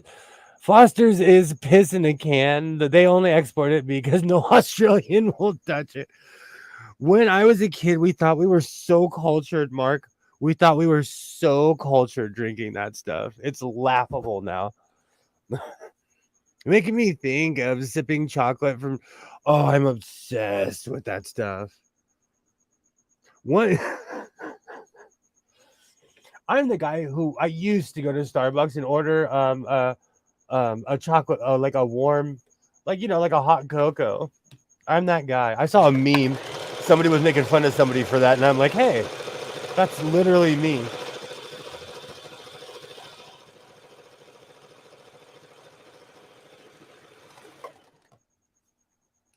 All right.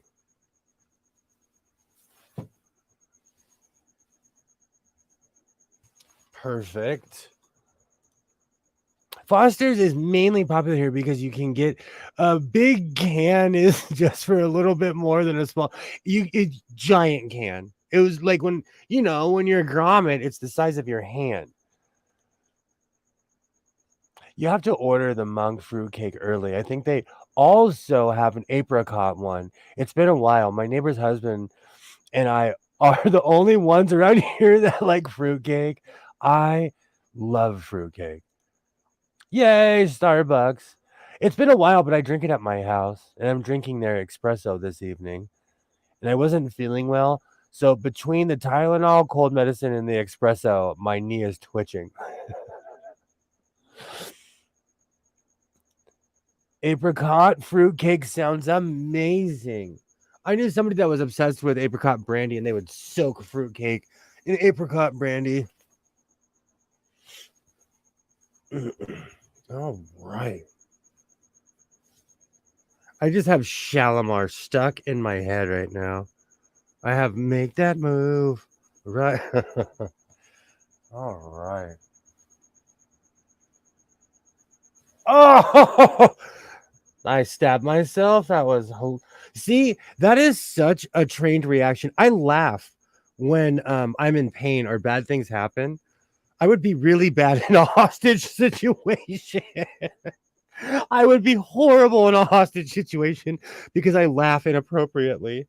That really hurt and I laughed. And I'm putting this on backwards.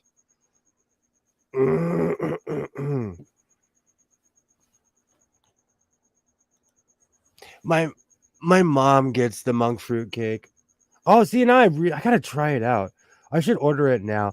You know what's really funny? And if Mr. Hands is watching, well, then you'll just know. But I've already started buying Christmas gifts because it's always crazy around December, and I have yet to get a real deal like on a Black Friday or something. So I always buy early. This is just not lining up. That's the one thing about this material. Because of the microfiber or whatever, when it gets stuck together, it's not necessarily moving too much. All right, let's try it. Let's pin that again. Awesome. They ain't giant. We got something called a Darwin Stubby, and they're 2 liters. Holy cow! Holy, I don't drink anymore, but a Darwin Stubby sounds like sounds like you'd literally find me on the ground. I was drinking Darwin Stubbies all night. I used to have an apricot tree at the house I lived at. Tree ripened apricots are amazing and bear no resemblance to store-bought apricots. They're sweet and juicy. Okay, but I grew up with an apricot tree. When apricots hit the concrete and they get hot, they smell awful. So although I still eat apricots to this very day, it's the smell gets to me because I grew up near an apricot tree. This is just going to be as good as it gets. All right.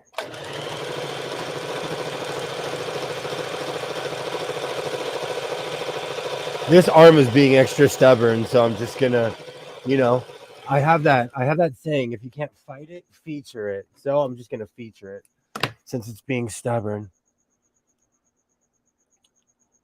not dry and mealy. Oh, we had an apricot tree, but it died in the Texas drought. Boo! That is a big boo. That's terrible. That's like when those raccoons killed my pineapples. They waited until they were actual pineapples, and then the raccoons dragged them out. I feel like sending them a cease and desist letter. That's a big boo.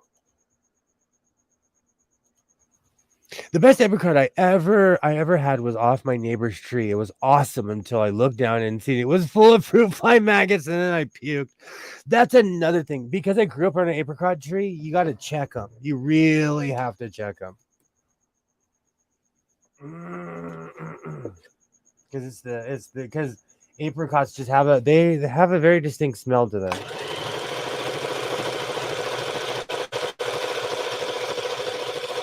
You can always and see, that's the thing, because I grew up around an apricot tree, I do not necessarily like them. But there's people that love those things. I'll eat them.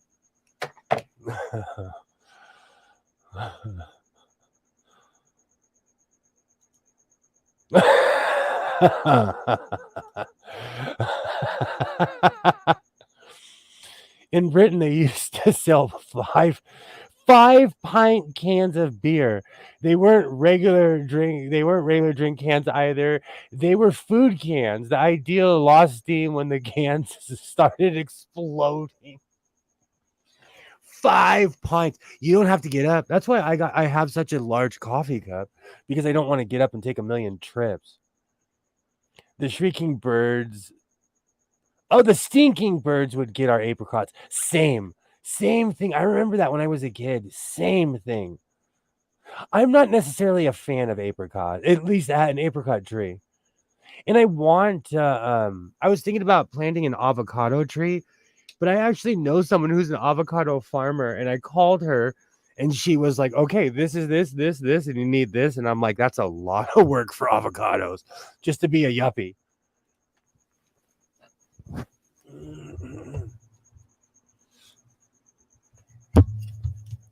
And because I'm over ambitious and all over the place, I did finish my cape. I have to figure out which side is the bottom and which one's the top. I think that's the bottom, actually, because the mesh is the top. And this thing is amazing. This is definitely, when I put spectacular in the title, I wasn't playing. Or extravaganza, I can't remember. But adding red to blue sequins has changed the color. Because it's red underneath, but on the camera, it looks like a completely different color.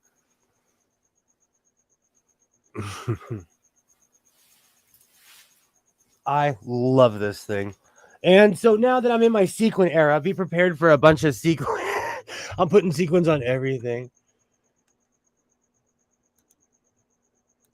5 pints. Oh my gosh. Don't you have a female and male avocado tree to have avocados?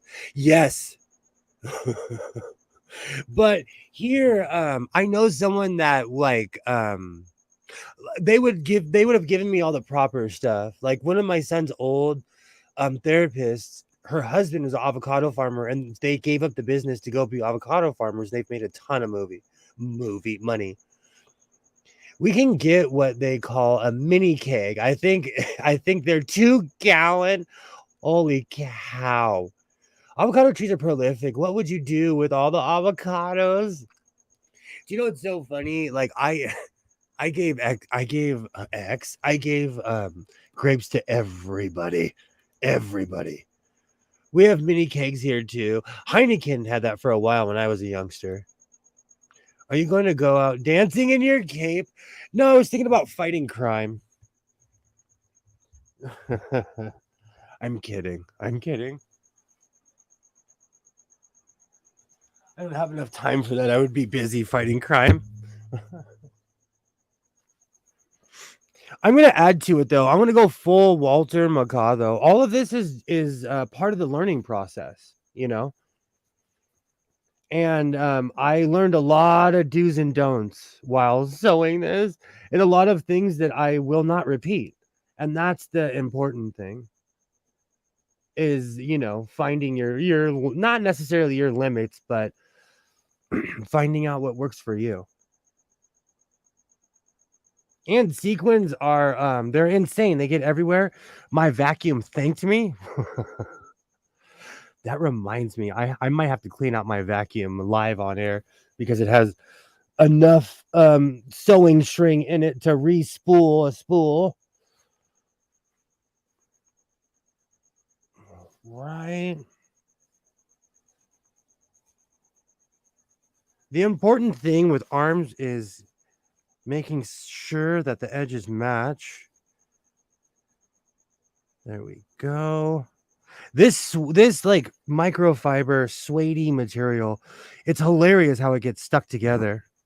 So I have to like shape every inch of this because usually most material will fall right into place. But this is being picky.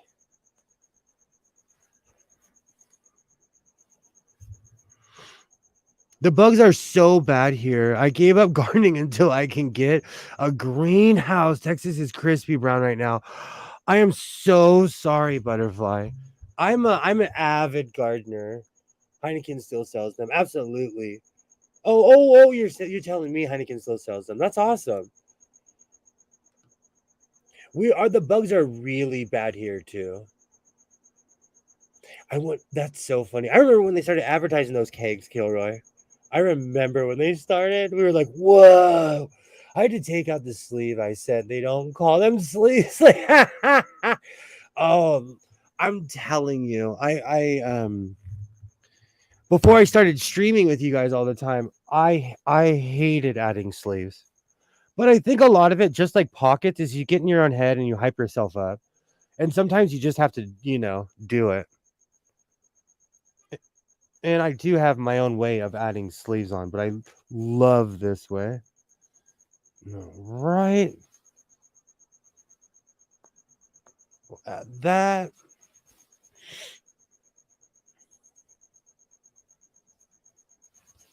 I wonder if they're going to be fighting so long into the hockey season, they're going to like half the hockey. It's funny when corporations fight because they show us how powerless we are. Okay.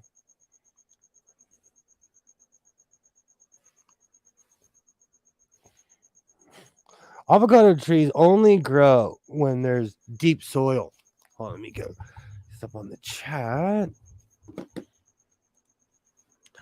Avocado trees only grow when there's deep soil. If the top root hits clay, they die. Need a minimum of about 8 feet to get them to grow.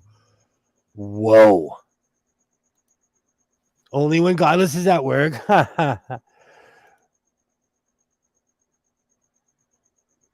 Does that fabric have a nap? I don't think I'm familiar with that term.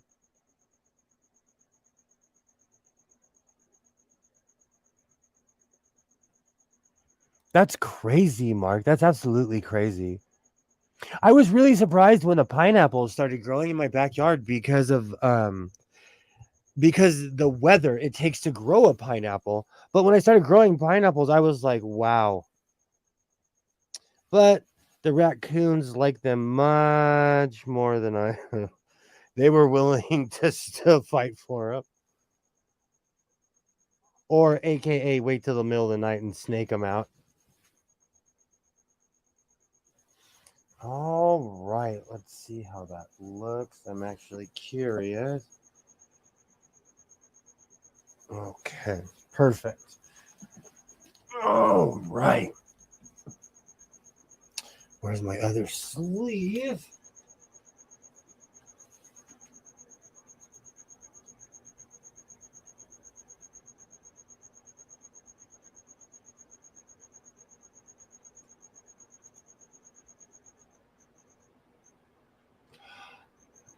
Oh, I get it now. No, they first to answer what Waterne is saying, yes, it all goes in one direction. It feels like suede. I'm gonna call it Santee Alley fake suede. So is it Fuade? Fuade. I'm gonna name my next pet that Fuade. And butterfly, this does not lay down together at all. When you lay it, like, you have to lay it like right on, because most material just lines up. But this is not being nice today. But that's okay. That's why not too many people are fans of putting in sleeves at all. Awesome.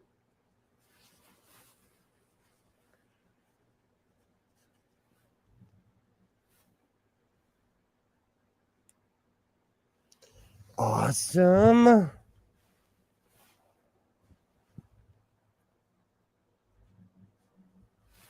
But I really like how fuzzy this stuff is.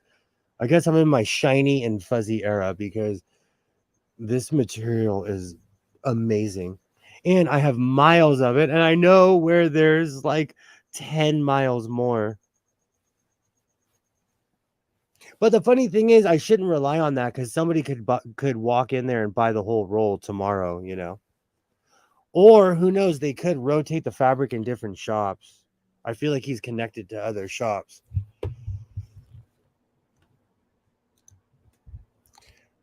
I've tried to grow avocado so many times here, but I can only get them a few feet tall. I know someone who made massive soil mounds and they worked. I was thinking I'm gonna have to do that for a few things next year. We just had an unpredictably mild summer this year, so nothing grew like it normally does. Not like it normally would. And so because of that, next year when I'm growing everything, I'm going to adjust everything. I'm going to make giant pots.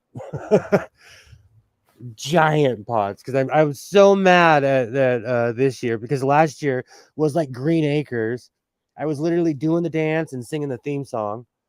And this year, like, nothing grew except for the grapes. I have grapes so plenty. But like we always talk about, grapes barely need anything and they'll grow. And I guess it's perfect for my climate. And now I have Last of the Summer Wine stuck in my head again. All right. Perfect. Okay.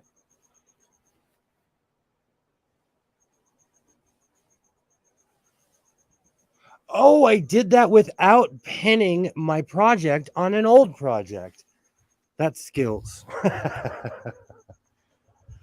I've been doing that a lot lately, of pinning things into other things and then wondering why they're stuck on each other. All right. Ultra suede. I like that. I like that. Fuade. Shade. I like that too. Sounds trying, Mark. Perhaps they take up pottery.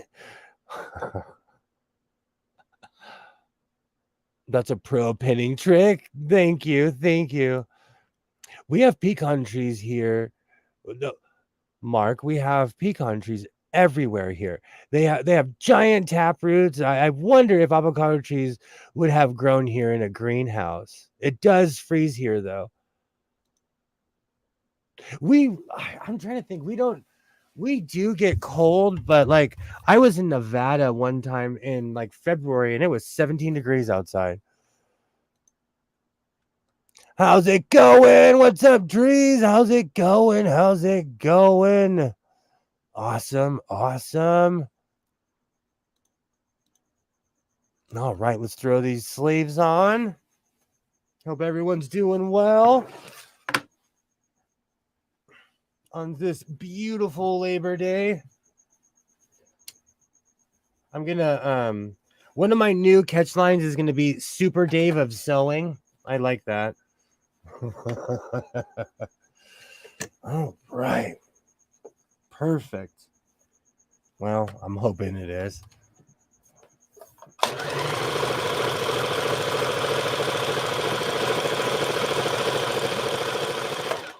Beautiful. Perfect. What's up, trees? How's it going? How's it going?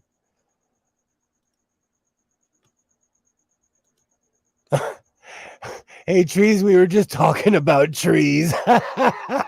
We really were. We really were for like a solid half an hour. We went from apricot to avocado. Which I'm going to be honest, I would not recommend an apricot tree. I grew up with one. They get smelly after a while. Just friendly advice. But apricots are amazing and they have all kinds of nutritional values that I cannot name.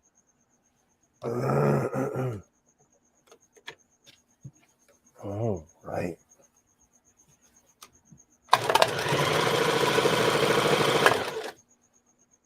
Perfect. Beautiful. What I did with my tomato, I'll figure it out in a minute.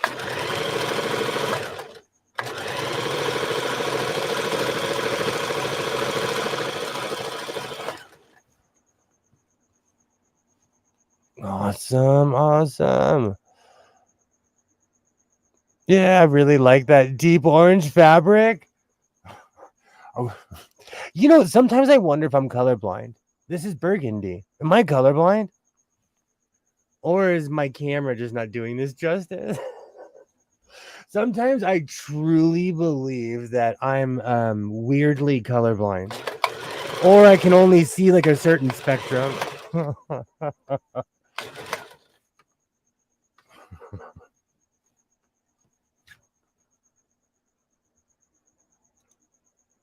Calison says pecan, Texas.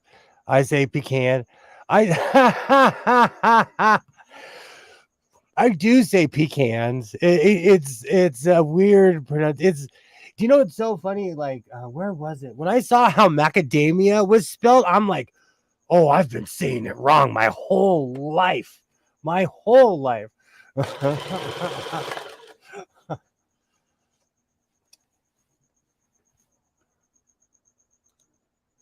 Does not look burgundy to me. It looks like rusty orange. Okay, maybe I am colorblind. That's burnt orange. Maybe I am colorblind. Maybe I am. Water, the ground is perfect for fish farming. Now I have machines do the dams, but for some reason the government has made it so you need 1 million permits, and even lawyers don't understand it. I say it like pecans too.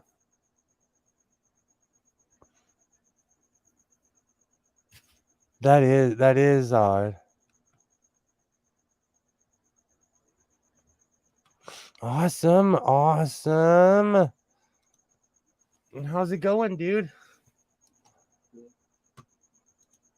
Whoa, whoops, wrong one.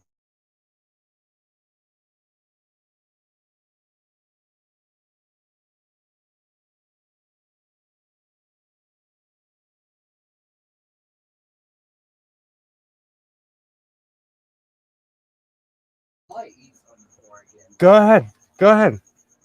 Awesome. All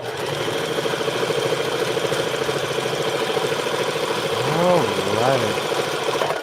I will finish this sleeve sometime this year. Perfect. Perfect.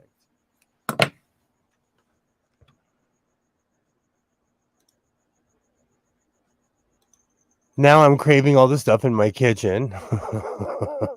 Yay! Hello, hands. Hello, hello. He walked in here all groggy because he had to open his eyes and join us in the real world. Do you know I'm on YouTube all the time, but I get things done while being on YouTube. I can be productive, but when you have an Oculus over your face like that, you know, you're literally submerged into a different world. It's hilarious. And one of the reasons he geeks out is because he can't play it during the day because he's got to do his schoolwork. So the second he's done, he's like zoomed into that thing. All right, let's finish this part. Beautiful.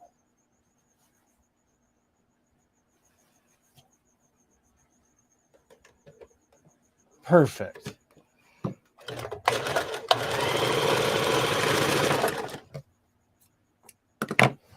Just I was wondering where Kilroy was. I have one vote for anti-Oculus. He gets good grades, so I don't gripe at him too much because he gets good grades. Because back in my day, if you got bad grades, you couldn't play video games. So I try to go by that, but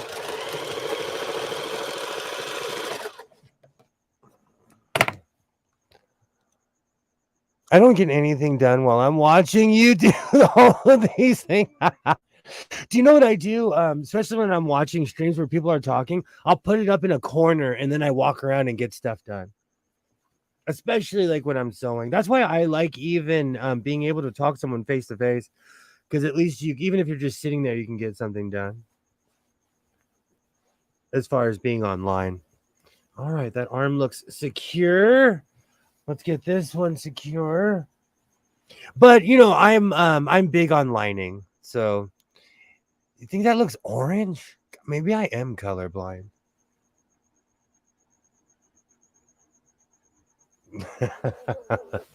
Maybe I am. There was an existing fish farm nearby, and just to change species was being farmed. His father, who was a lawyer, couldn't work out the paperwork after 2 years. We have hatcheries here. We have a ton of hatcheries here. Same here, butterfly.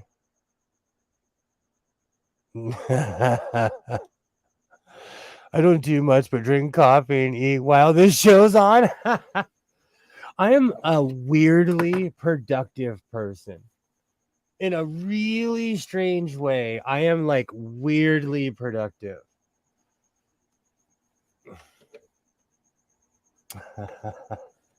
I actually get a lot done. So it makes me laugh. Like,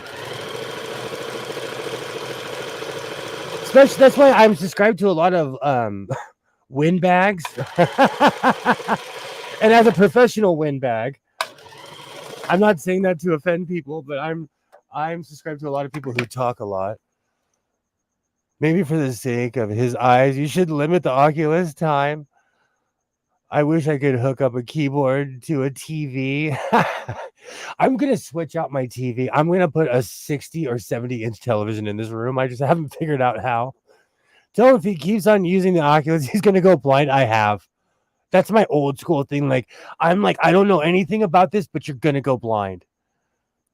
I run the stream on TV and have it open on a phone or a tablet. Oh, wow. It looks burnt orange for me. The plot thickens. I truly sometimes I think I am colorblind, but as long as I can see green lights and red lights, I'm okay. That's a shame about the fish farm, Mark. Absolutely. If I don't watch the chat, I get things done. That would mean I would have to stand up and stuff.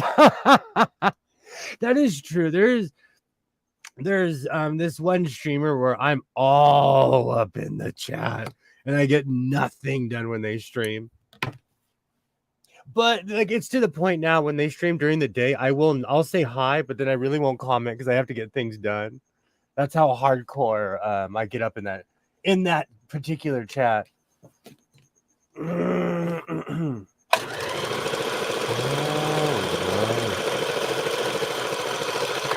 Beautiful. Let's move that back over.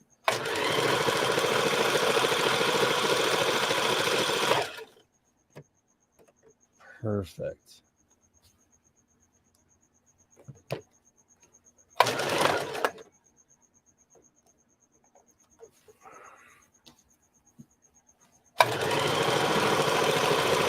Whoa, that got caught.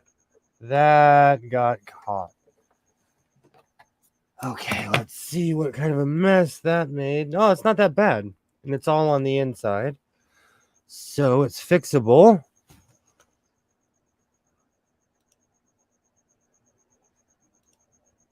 Yeah, following the chat requires attention.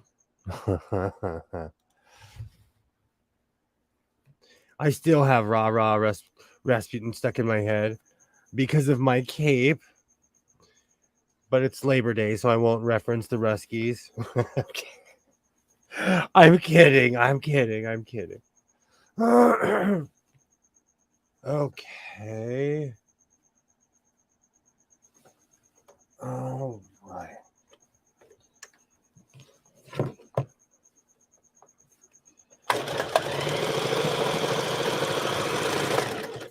This machine is amazing. It goes through layer after layer. That is amazing. I'm impressed with Baby Lock sewing machines. And I know you'll rarely hear me endorse anything that isn't a singer, but I am fully impressed with this machine.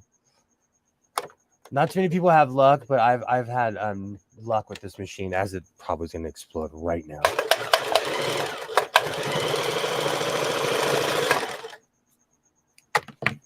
Awesome.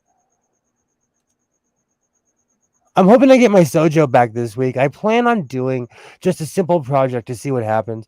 That's what I do. I lost my confidence like a month ago, and I started just making more stuff. Godless, tell us again what happened when Anita. I've learned. This machine is hardcore. It's Godless sewing proof. I should be a sewing machine tester. I should. All right. Now, moment of truth. Let's try this thing on and see how it looks. I hear you, crickets. I hear you screaming. You're yelling for some reason. You're disgruntled. I hear you.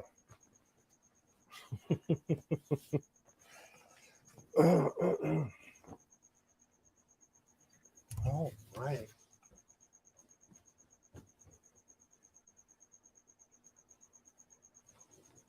Ooh, that is sweetie.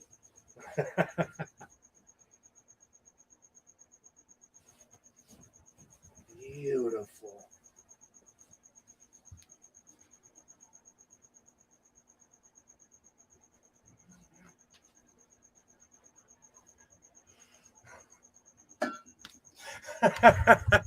Oh, this thing is beautiful. I need to add a hood to it, but let's switch the angle.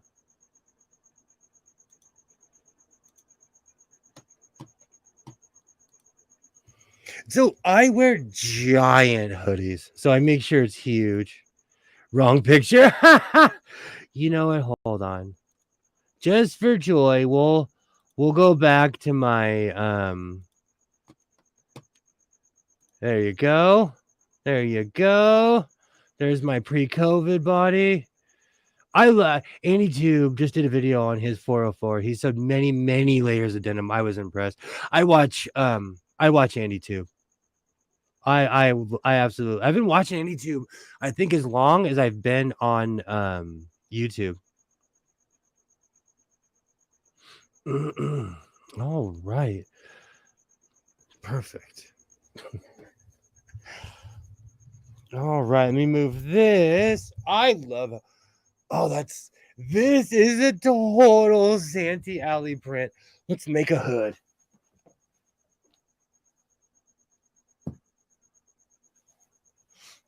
I love how this. I'm gonna try not to make too much of a giant hood with this thing. Let me move the chat so you can see.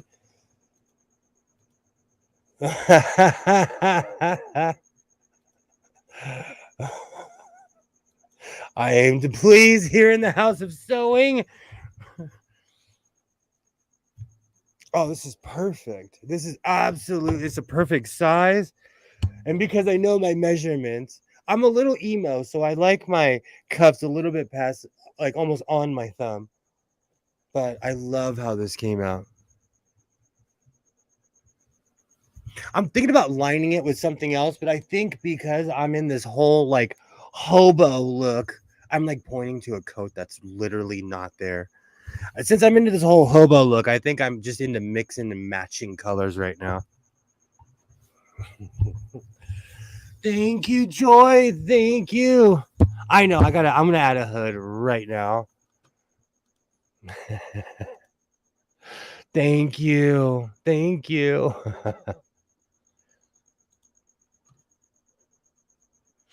I've actually got a lot accomplished just in the past 24 hours between my cape and this, and I'm about to add a hood on it. Let's switch angles. I can go grab my camera, so I can grab my table. I'm gonna take a quick coffee break.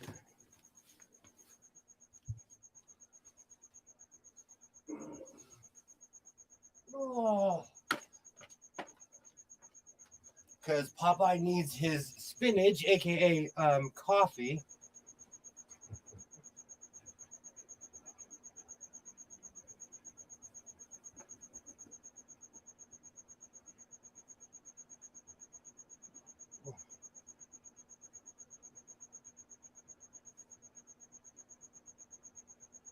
For anyone who was watching Phoenix's stream yesterday, I made this while I was extremely tired.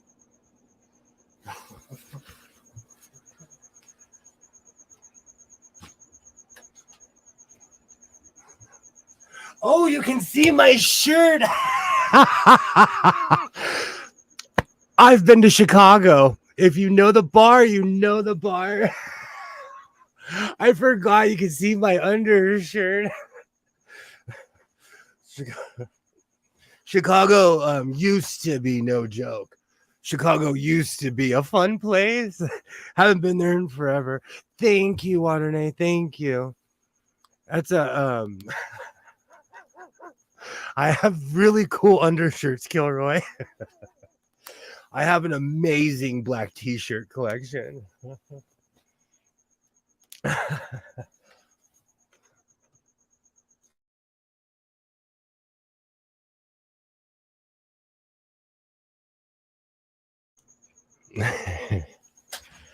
Oh man. I forgot it. I was wearing that t-shirt.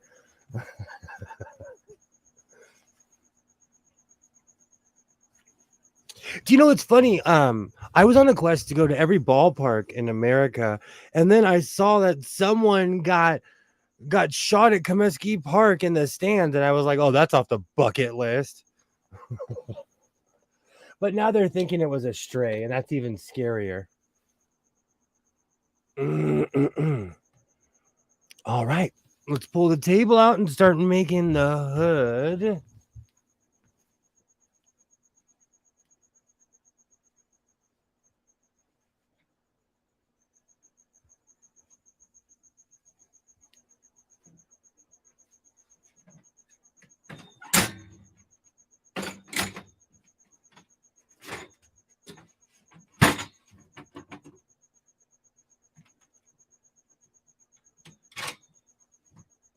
Awesome.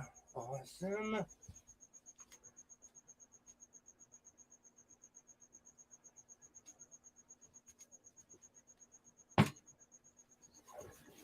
All right, I'm going to take a quick break before I get back to the madness.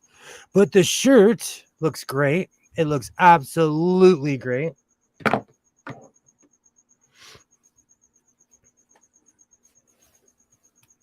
Let me check the chat. Your cap looks purple. I think it's blue, right? Uh-oh. Here we go again. This is its own Crayola color. This is Dodger Blue. This is the legitimate Dodger Blue. It has its own color. The Chicago Blackhawks had the loudest arena in the world. The ceiling was just the right shape where the sound from the crowd would reflect off the ice in the ceiling and become super amplified. Do you know, I've been to Seattle where they have like 2.0 earthquakes when people start jumping. It's the craziest thing. Especially in Seattle, because people are a little bit more subdued there. At least they used to be. DMX, where's the hood? Where's the I didn't see that. I didn't see that comment, trees. Oh, that's hilarious. Let me plug this guy in. Grab my coffee. But like I always say, like you have to be careful of watching too many news stories because you'll be scared to leave the house. I've been scared to go downtown. I work in the Hollywood area, and I've been scared. Hello. Hello. How's it going? I'm doing all right. Awesome. I had a sandwich. I brushed my teeth, and then I found a stray piece of pepper trying to betray me. I put bed risers under my small table like you have. It's my cheapskate version of a table that rises so I can do work standing. Absolutely. Good idea. I have 2 that I've cut into. I have more that I use for parties. I think it would be rude to my guests. Well, I cover the table though. And if you're looking underneath, then you think you probably live here. The cloth hides a multitude. Yay. Hello. I had family in Chicago that had a restaurant called the Black Hawk. Oh, that's awesome. What did they serve?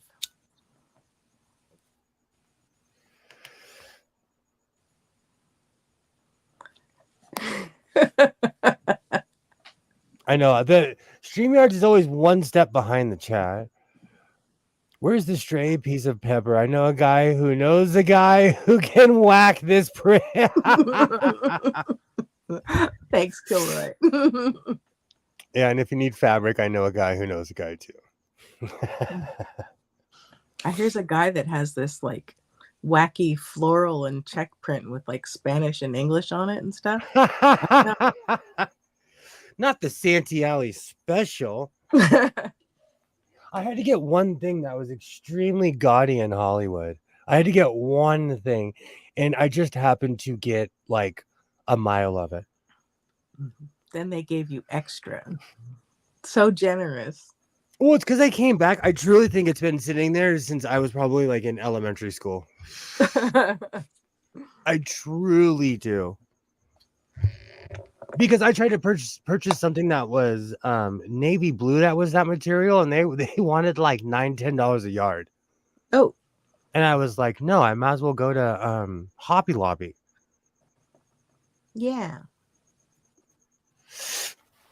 Even though I will say Hobby Lobby still with their sales, you can't be every other week their entire store goes on sale.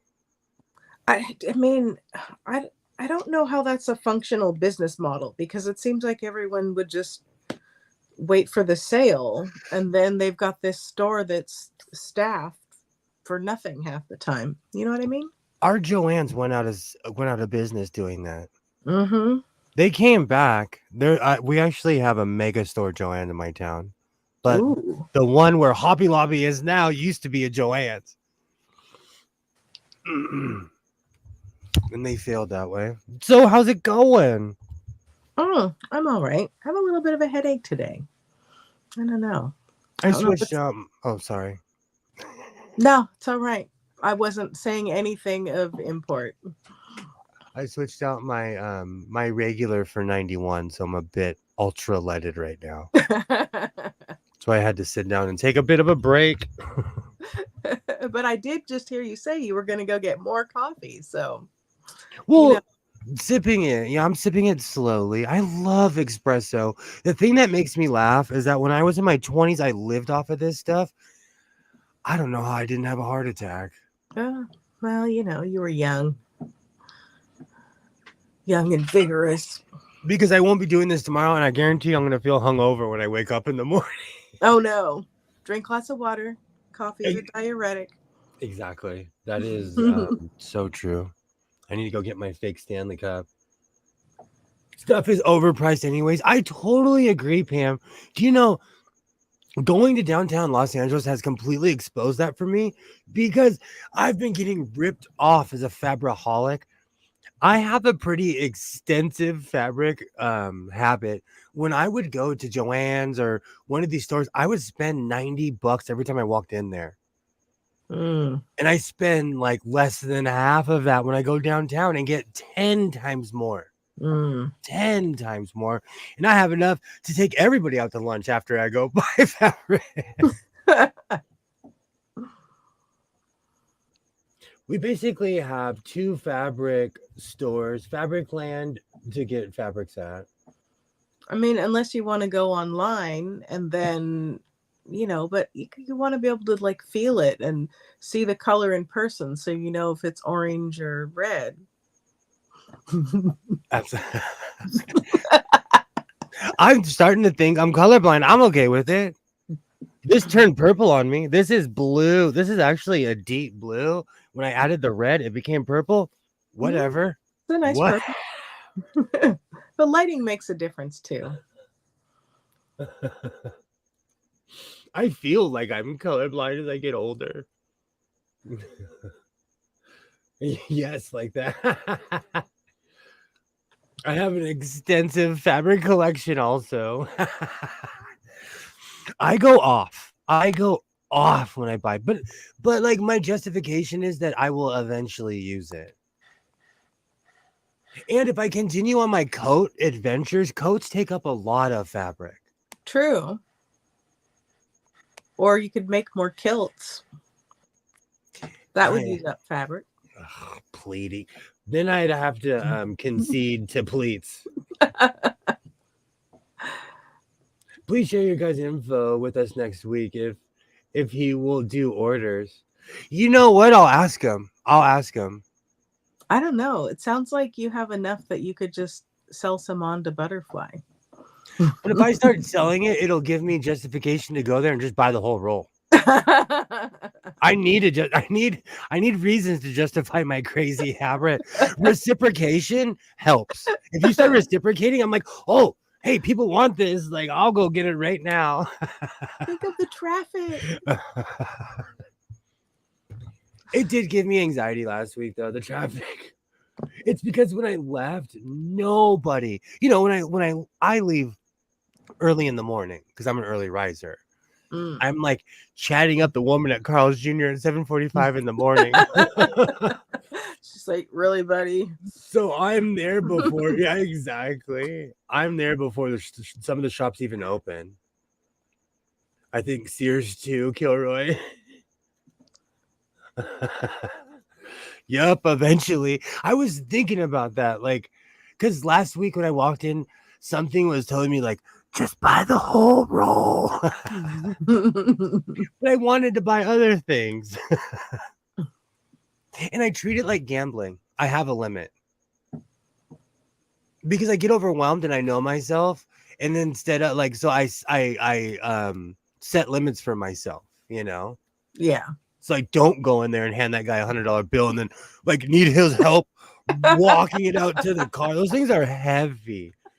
That's why I bring my yuppie Ford Flex too. Where's everyone from, by the way? I'm from British Columbia. I'm from Los Angeles, California. I'm a Godless California girl. California.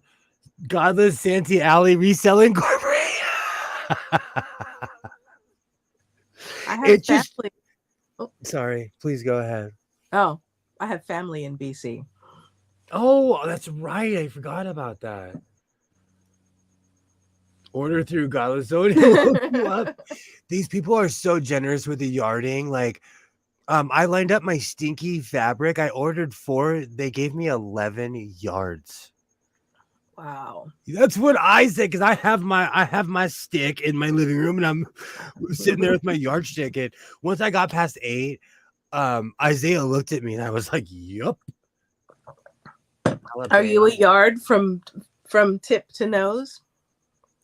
No, I'm a technician. I come with the actual yardstick. Well, but like for quick measuring, is that a yard for you? No, but it still trips me out because people do that downtown. It trips me out. It looks like they're dabbing. Every time they do it. Every time. I'm going to downsize my fabric. There are pieces I know I won't use. Texas, yay, Texas. I'm like that. But I'm in this weird kick because now that I see the difference in the yellows, because I'm looking at them right now, like one is going to be Cap Calloway and the other one is full Captain Kirk. Like I'm going to make a Star Trek uniform. Do you know that's actually a lucrative business, Waternay? Yes. We should go to conventions and make let me look it up so I'm not telling stories. But Rathacon coats, I've seen them go for $600 or $700. Why did I Wow. just let me see? I think a meter is okay. Here, I'm just gonna check before I talk out of my nether regions.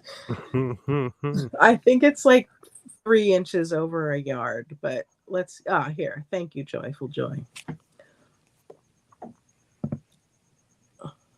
No, I don't want the remakes. No remakes. Did you sign up for the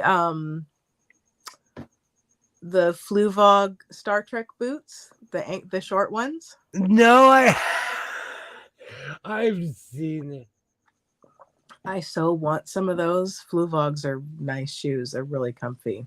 They sell by the meter here. Meter's 44 inches. Western Pennsylvania, one of these days I'll get my ass down to Pittsburgh, but right now I live 60 miles north. 39. Wow. That's a lot. That is a lot. Oh, 3.3 feet. 3.3 feet. That's 12. There's 36 inches in a yard. Yeah, so it's 3 inches over a yard and a smidge. That's a lot of money, though. 39. Oh, she's saying inches. I thought that was money. Never mind. If I'm paying that much money for yardage, that fabric better like shimmy and shake on its own. He gives too much money to Mr. Modelo. Mr. Modelo loves me. That guy loves me. All right, so a real Rathacon coat will run you $600, but they sell a bunch of replicas now, which is funny. But like a real oh, there's one going for $149. Let's see if they made it themselves. Yeah, they did, and it's hokey and it doesn't look like it. I'm sorry, I'm trying not to judge. I was gonna say, I'm not sure how much of a coat you're gonna get for $100. Because these were really intricate coats, like the Rathacon coats. And the only reason I know this is because I was at a convention and like I asked a guy just like for S and giggles, like, hey, how much is your coat? And he was like, it's $7.99. I said, thank you. You have a great day. Thank you so much. Thank you. And he just kept on walking right by him. But Mr. Modelo has affordable prices too. Like with my stinky pleather stuff, that was so affordable. You can afford the ankle boots instead of the full tall ones. I could make boots. No, they would look hokey with that material though. I mean, you'd be coordinated hokey with your hokey jacket. I mean, it's a look. You gotta complete the look. I'm going for shabby homeless chic or Paddington Bear, which is pretty much bats. Sorry, I interrupted you. No, it's okay. Now that I have a ton of sequins, I'm gonna wrap everything. I'm gonna wrap my fan. I'm gonna wrap my TV. I have a hot glue gun. Oh, goodness. Now he's adding footwear to his fashion house. Well, I was thinking about going. There's a place on Hollywood Boulevard where you can buy any size boot for any size foot. And I've never had knee-high boots. And I'll wear them over my jeans. Are you gonna do knee high or are you gonna do some thigh highs? I'll wear some thigh. I don't know. Because my thighs go up and down depending on what time of year it is. This time of year, when it comes towards the end of the summer, my thighs start going like this because the pie and candy season is coming, you know. What did you decide to do with mom's dress? I haven't decided yet. I've kept it. I've kept it. I haven't decided what to do with it. He was just excited to get the really stinky fabric out of his shop. I've been airing it out for a while and the smell's slowly disappearing, but it reminds me of petroleum. Or it reminds me, like, have you ever purchased like real burlap, like fresh burlap? Or like, I don't know, like certain kinds of rope, they have a certain smell to it, and it reminds me of that. Maybe you could use it to make some covers for your patio furniture or something. Patio furniture gets abused here though because of the heat. Like it has to be under the patio, literally. Yeah, but maybe just do something practical outside with it. You could make a cover for the truck you're not using. I was thinking about that too. It is that time. I should do that. With a big not for sale. Everybody wants my truck, but then when I tell, and you know what? If I was a liar, I could get rid of that truck in 10 minutes. But like they come to my door because they see it sitting there and they're like, oh my gosh, this beautiful truck. And I'm like, it needs a new transmission. You gonna pay me now? If you could put a new transmission in this thing, it's yours. And I'm not asking for low prices too. I'm asking for a decent price for it. I don't know. Maybe put a transmission in and then sell it yourself. But if I put a transmission in it, I'm gonna take it and go whomping. One of the reasons I stopped pumping money into it is because it became a money pit.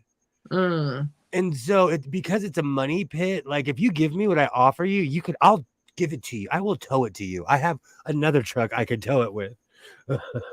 Maybe you could advertise on OfferUp or something. Say, hey, come and get this truck.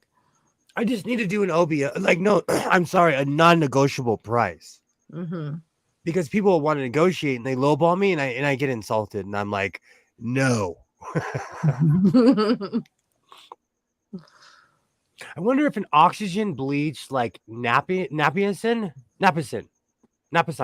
would work. Probably Nappy San, as in diaper cleaner.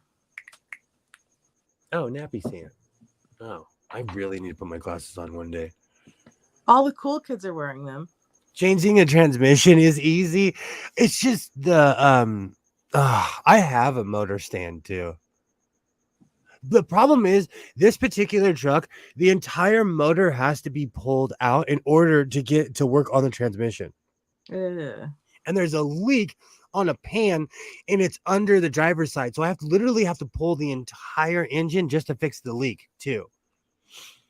And I paid someone to do it and they didn't do it. I paid them $4,000 to do it. They didn't do it. They replaced all my pipes. I went full Karen. They gave me $3,000 cash back. And in the middle of me being like, I'm going to sue, I took the money. I was like, thank you very much. And I towed my car back to my house. They gave me my money back in cash, but they ripped me off. And so it's sat there since then because I wanted them to soup up my truck to make it all like, this was going to be my Vegas truck. And it's sat in my house for over 4 years now. Oh. In front of my house. Yeah. I'll give you $8 and a cup of coffee for the truck.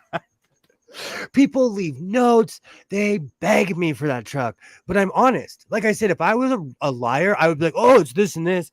But I know they're going to turn it on, take it down the road, and then come back, Yeah. Well, you got to be an honorable person. I have dealt with nothing but honest people as far as buying used cars. So I return the favor because I buy them off of people. I've never bought a used car from a lot. I've only bought them off of people. So, I want to keep my, and plus I have a really good business reputation in my town. And that would be kind of a nuke. If I sold a lemon and they were like, this guy literally sold me 11. Everyone knows where he lives. Don't do business with this guy. Got to keep your car. Haul it to Vegas, to that Pimp My Ride place. I wish it's the Count from first he was on Pawn Stars, then he got his own show. I love that man. In a lot of ways we're alike. Like, I sell sewing machines, believe it or not, but there are certain sewing machines I fix and I'm like, this one's staying here. And he does that with his cars. I love counting cars. What about isn't West Coast Customs in LA? That whole thing with Exhibit was a fraud. Well, but I mean, isn't there like actually a West Coast Customs shop? Yeah, there is. But Okay. I like no. If I was gonna do it here, I know people that could do it for a good price. Mm-hmm. But honestly, after I got ripped off, I just didn't want to pump money into the truck because I have other things that I could, other money pits that I have that I could throw money into. But I am at my wit's end with the truck. Oh, let me stretch my back. Promethean sewing machines is working that angle, Kilroy. Pit my sewing machine.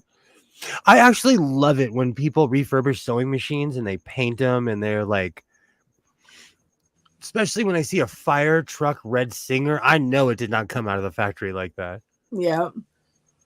There's some people who do some amazing paint jobs. It's one of the reasons I kind of have backed off on completely restoring, because I like the older, like the look with all the slashes, all the patina on it, I mean, there are traditionalists who like that too. That's most of the people I sell to. Yeah. I learned that the hard way. Not everybody wants fire engine red. I like the vintage look, but it depends on what it is. I'll take something that's refurbished though. Mm-hmm. It just depends. But I also love that Tijuana green, what I call the Tijuana teal. Tijuana teal? I'm not familiar. 1950s green, that 1950s like okay. teal. Yeah. I have at least 4 or 5 sewing machines that are that color. That kind of like aqua turquoise color. Oh, sorry. Yeah, totally. And 1970s blue, which is like a weird baby blue. My iPhones are crying. They're like, plug me in, plug me in. I have my iPad plugged in now. How's my Everything's perfect. See, everything's good? Yeah. Yes. I didn't want to say anything. I didn't want to jinx it.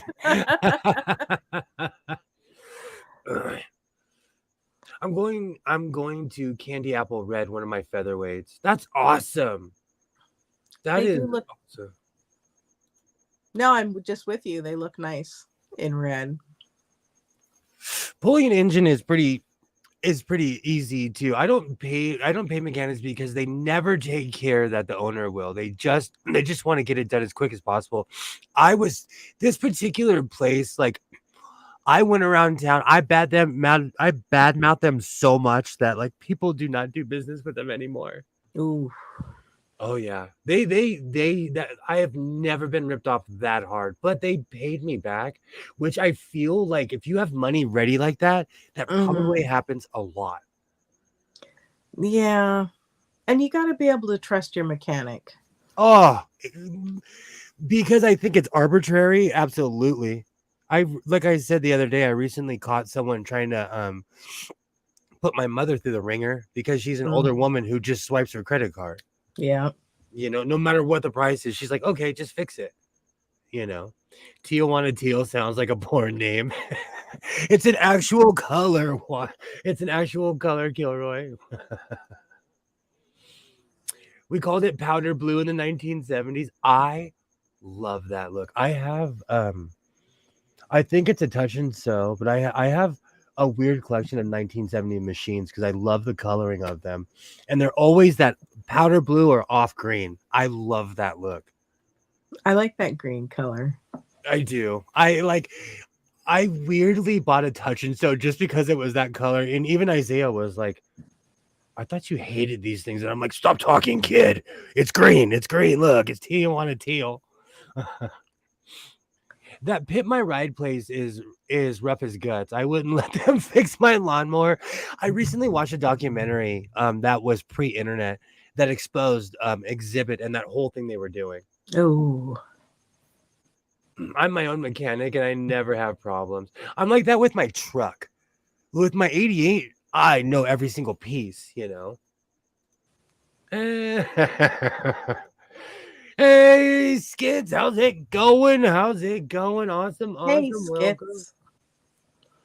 I had a stereo put in my truck, and then I found that they had not bothered to reconnect any of the dash lights.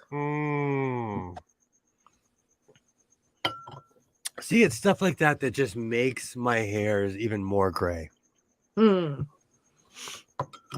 I remember when people were honest in business, and when you send stuff in to be fixed, it would come back fixed.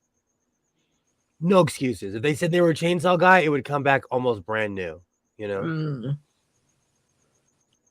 And it seems like now the world is full. Like, I think because I come from a no excuse kind of world, I clash with today's world sometimes. Because someone will be like, oh, I'll have it on Tuesday. I'm at your shop on Tuesday, you know, early in the morning, first person there. How's it going, Skids? Mark, do you come to Texas? He's going to be a traveling mechanic. We'll make lists for you, Mark. Australia and Texas and California in a weird way, we kind of have the same weather. And we've had monsoons this year. We basically have had monsoonal weather this year. We have adopted Arizona's summer, because when I lived in Arizona, they would have monsoons every year. In the house of sewing. I like that. I like that. I'm so excited for this cape. This cape is the power of, I'm in my sequin era. And it's all because I was watching that Boney M video over and over and over again. And yes, eventually I will start working on the hood. Oh, but look at that. Now I see why Liberace, Little Richard, and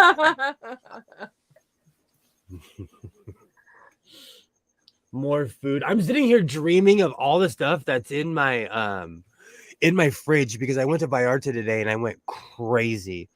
So I have a bunch of rice and beans. Maybe you should encourage young Mr. Sewing to rustle up some food for you. He's probably hungry too. You know, it's been hours since dinner. Oh, he already ate. I heard him in the kitchen. And he's working out. So I'm telling him, like, all right, well, if you want gains, you have to eat like a horse, man. Like, can't do the California kale style. There's pink flamingos in Ohio on Lake Erie. Crazy. Huh. Are flamingos migratory? Or do they normally only, I mean, Ohio gets some serious winter, so I thought flamingos were tropical birds. How does this work? The only flamingos I've ever seen were at the LA Zoo and Santa Barbara Zoo.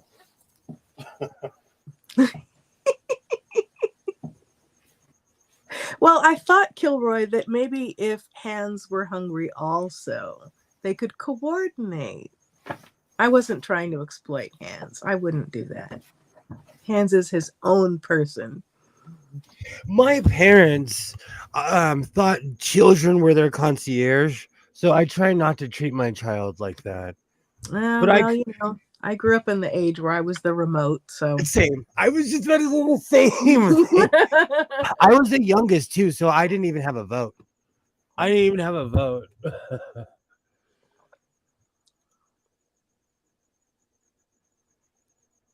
God. My parents thought children were slaves or unpaid workers. The hurricane drove them north. I could totally see that. Animals are so smart. Like, Odin disappears when there's a cloud in the sky. They wear coats made by godless. So I could hook a flamenco up. I have long legs. I could make some pants for a flamenco. That sounds like new slang. Hook a flamingo up, man. There's benefits and there's disadvantages to being the youngest. I have family members that their children, I could have went to high school with their children. We had wood and coal heat when I was growing up, so I was the thermostat. That reminds me, I need to burn off my wood pile. I have a feeling this winter I will have that opportunity. Yeah. It's going to be We a used- wet one, they say. We used to go camping a lot, so I'd save a lot of wood for the camper, but I sold the camper, which is a clue that we're not going to go camping this winter. If I had a fire again, it'd be if I had to light a fire again. I have a chimenea, which is like, a fancy fire pit. I put that thing in my backyard all the time and just go out there and chill. That could be a side hustle for Mark with all the clay in his soil. You can start making chimeneas. Chimeneas are awesome. I'm a fire pit kind of guy, though. Like, I also have a fire, like, the USDA big metal drum fire pit. I have my own mini Burning Man in my backyard. I haven't done that in a while, though, because we have fire restrictions. And as I was telling Waternay, I had a crazy neighbor who, I'm not kidding you, he got a divorce and he slowly descended into madness. He dug a giant pit in his backyard. I'm not kidding you. He burnt every single piece of furniture in his house in that fire pit. Then he drove a Honda, like a 1991 or 2 Honda Accord in the backyard, took it apart. And I know that because when they finally got him, they found the frame in the backyard. Oh. Here in PA, you can bring wood from home camping. Here in PA, you can bring wood from home camping because of the emerald ash. Oh, that's awesome. No bugs. I think Kilroy says you cannot. Oh, you can't. Oh, I have my glasses on. So you don't bring the emerald ash borer into the woods. Not a bug fan either. I found a centipede on my not tomato plant, just kind of like, oh, I like it here. Oh, I love it here. Well, the centipede was relaxed. It was super relaxed. I moved the leaf and it was like, I'm not going anywhere. I'm not going anywhere fast.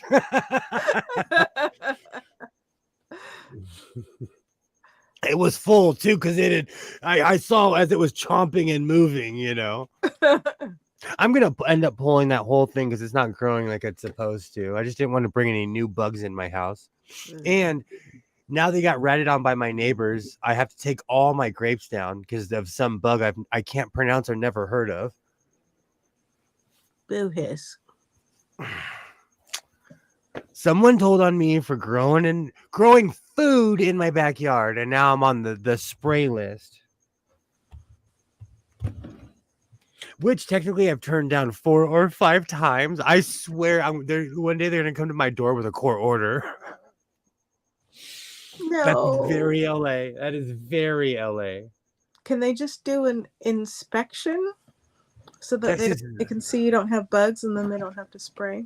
I'm just gonna chop everything down. I've been in the process of cutting all the grapes down. My communication is key, folks. My ex-wife was like, I don't want any grapes. Her ex-husband came straight from work to pick up Isaiah. I was like, have some grapes. He was like, oh, thank you so much. Communication is key, folks. You're like the kid playing the parents against each other. Oh, she sent me a text. She's like, you mother trucker. You touche, sir. Touche. Bye, Butterfly. Have a great night, Butterfly. Thank you so much for stopping by. Thank you so much. I don't know, Mark. You could take a road trip. That's not a road trip when you live in Australia. You could take a plane trip, That's a plane trip and then a vacation. road trip because Yeah, Texas is big. and quite literally like in the middle of America. So no matter what direction you're coming from, you literally fly over the end. Well, you would fly over the entire West Coast because I know what direction Mark Short's coming from. Mark Have a Shorts can great stop night. off and see everybody on the way. Have a great night, Butterfly. But you got me going the other night when you were talking about like when you fly over LA. It is Oh, breathtaking because it's endless lights. it really is. It's a sight to behold. Because I remember the first time I flew over Phoenix, you can see the entire city when they start banking the plane. Mm. You can literally see the entire city. And it's neat too because when you fly in, if you're coming from the east, you fly over Las Vegas, and it makes so you see all the lights there, and then it looks like Las Vegas is just right next to LA. It really does. It depends on where you're flying from, though. That's like I flew from Phoenix to San Francisco, and it only took an hour. Mm-hmm. It was amazing, and that's almost the same distance from Burbank to Phoenix. It was the strangest thing. I'm still waiting for us to have high-speed rail and whatnot all across the country. This car stuff has got to go. I'm over it. As much as I like driving, I am over the traffic. Reno, Nevada had one of the most efficient rail and bus systems I've ever seen. Las Vegas as well. But of course, these places have them to keep people moving for a reason. True. But we can see how well it works. And in Reno, if you're within city limits, the bus is free. Nice. Because they want to move you from casino to casino, But I worked in the city and that was amazing. It was absolutely amazing because I could easily just, it's saving money in LA. How much money a month is a bus pass? I don't know anymore. It's almost probably the same as gas if you think about it, because they used to Ooh. factor that in. I wonder if the A word would know. Alexa, do you know how much a Los Angeles Metro bus pass costs weekly? Or no, that's a dumb question. I don't know that one. Well, neither do I, because I asked you the wrong question. Alexa, do you know how much a Los Angeles Metro bus pass costs a month? Sorry, I don't know that. Well, then you're fallible then.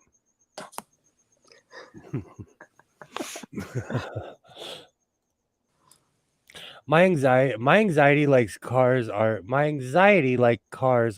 best. Traffic can suck, but I need some heavy duty medication to be trapped in a metal box with a bunch of other people for hours on end. The thing is, if we had public transportation that everybody else took, then you could drive from point A to B in a reasonable amount of time. Yeah, but like going to Australia is what, like a 17-hour flight or something like that?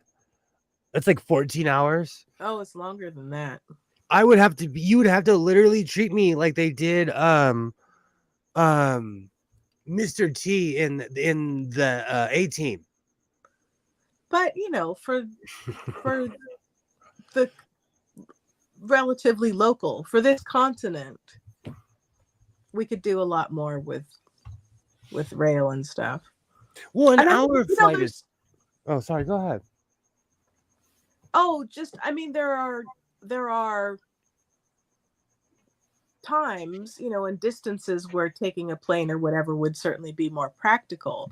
But there are a lot of them that are sort of, in between, where taking a fast train and a plane work out to be pretty similar. Or, like the hassle of getting to the airport and dealing with the this and the that and the flying and then waiting for your luggage and blah, blah, blah. It ends up, taking a tremendous amount of time. Put my ass on a cargo ship, please. I'll manage ropes and chains and cook something to pay the trip over. Do you know what's so funny? I was like seriously thinking about moving to Australia, and I almost was like this close to just putting everything in a giant storage container and shipping it in a boat and then going with it on the boat. Oh, you were going to go on the cargo ship? It's almost cheaper. If you that pay is an for it, option. they'll Mhm. let you. Like certain lines will let you go. Mm-hmm. So you can actually do that, Gilroy. Could be an adventure, if you're not one prone to seasickness. I am. Yeah. As a former cruiser, and I mean that in going to a cruise, do not send me emails. As a former cruiser, I get seasick. I definitely get seasick. Yeah. My grandmother took a boat from England over to Canada after the war. And the poor lady was so seasick. She had no idea where her 3 kids were. She's like, somebody looked after them. It wasn't me. I had food poisoning so bad one time, I just like watched Isaiah destroy my house. Oh. Mm, And the no funny good. thing is, I never went back to that place. I never went back. Clearly not. Would you, if you got food poisoning from someplace, would you go back? Not likely. They're still there, and this was like over 10 years ago. Mm. Isaiah was a little guy. Kilroy's is fortunate. They don't get seasick. I wish. I get queasy on the Queen Mary. It is no good. One of my earliest memories is being a little kid, and we were going to take a boat over to Catalina. We had, and oh my goodness. I remember throwing up before we even left the dock and just being so embarrassed. It was awful. It's unfortunate though, because I mean, like conceptually, I really like boats, and I like, I would love to like take a cruise on one of those tall ships or something. That would be amazing, except for the seasickness. Some of those ships are absolutely breathtaking. Yeah, When you they see really them, are. you're like, how in the heck did you build this thing? Okay, I think I still might have made it a little oversized. Is that your hood? Yes. You absolutely made it oversized, but it's a look. It's my Do what you style. want. It's Do what you want. literally my style. I have so much. I have a ton of this, and I still have that roll. I have a ton of this Santiago stuff. I can't go back 5 weeks in a row. I cannot go No, back. I can't. that's not practical. I'm like trying to talk myself out of it. Kilroy I'm totally says, talking myself out of it. All right, let's line these bad boys. I'm not convinced that you've talked yourself out of it. Do I have enough material? I'm just going to not listen to that. Do I have enough material outside? Yeah, let's see. Kilroy says, I don't get seasick. At least with a cargo ship, I can go on deck and breathe my own air. And cargo ship crews are tiny in comparison to commercial flights. I mean, you would get a lot of space. I grew up on the water. We went out on Lake Erie several times in very rough water that when you were moving at speed, you'd fly up in the air and come slamming back down on the water. See, now that sounds like fun. Now I just have Born on the Bayou. I always want, what are those boats that they have like in Louisiana? The river boats? The ones with the big fans on the end? Yeah, the river boats. Are you trying to get into a fight? Did you go buying white chairs? What?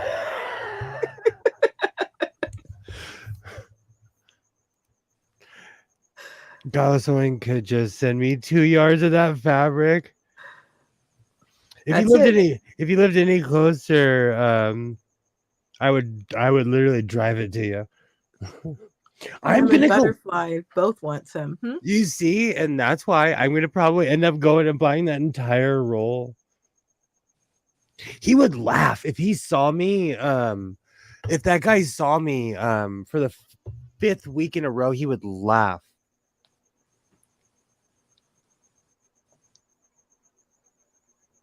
John boats. Oh, the ones that have. Oh, I misunderstood you. The it looks like a room fan that goes out with the alligators and stuff. Is that what you're talking about? Godless. They look like some weird sort of. Instead of a motor, they sort of blow themselves across the water. Yes, like in Okay. Louisiana, I used to watch a lot of the gator hunter shows. Kilroy says that's just a fan boat. So now I want to know what a John boat is. An airboat.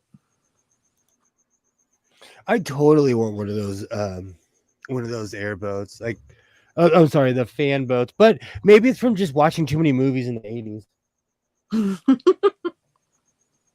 And I used to watch like a show about noodling. It's basically Oklahoma hand fishing, and I used to watch it. I'm obsessed with that. It's because I'm from the West Coast. I'm like, oh, I want to do that. I want to do noodling. You can lose the skin off your hand doing that. I'll wear a glove.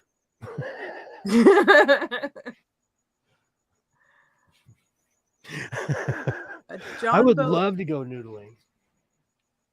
I just want some Noodler's ink. And there was some though. And I want to go gator hunting with those guys, and I want to hang out with the moonshine guys. And I don't even care if they don't want to hang out with me.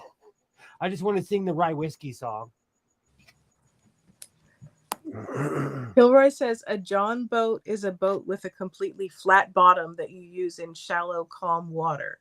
You can't use them in rough water or they'll flip over. Oh, I did not know that. Pam, this material would be perfect for Pamerals too, because it's it's thick and it's weirdly fuzzy. I'm gonna call it suede. I know it's not suede, but I'm calling it suede. There's a name for it. It's ultra suede. Oh, I like it even better. It's like when you put extreme in front of everything. Ultra suede it is. Godless noodling. I would love. I'm gonna go noodling. It's on the bucket list. There's two. I may not jump out of a plane, but I will go noodling. I mean, at least if noodling goes wrong, you're not likely to die. Well, I already went bungee jumping and lived, and I like you save one crazy jump per lifetime, huh? Yeah. I'm kidding. Bungee jumping was quite exhilarating, though. Seems like it would be. You just can't have crazy expectations. Today on Godless Sewing, we're making move. Rye whiskey, please don't let me down. Gonna pour myself a drink and go wander around. I know all the right. I know all of those songs. At least in noodling, you don't go splat. Exactly. No, I'm over analytical, so the more I talk about skydiving, I won't do it. Oh, good. And when I was calling that place in Tijuana, the guy literally was like, "Yeah, come on down. You can bring whatever you want." And I'm like, "Oh, you're enabling me, sir." I certainly wouldn't do it with my own handmade parachute.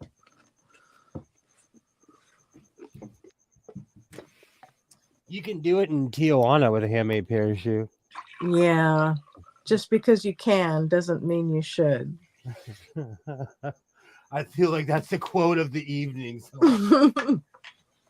No, it's not racy enough. Kilroy will never quote me on that one. Kilroy say, this practical nonsense. Forget that. I did not get the iced tea with the nasty stevia in it this time.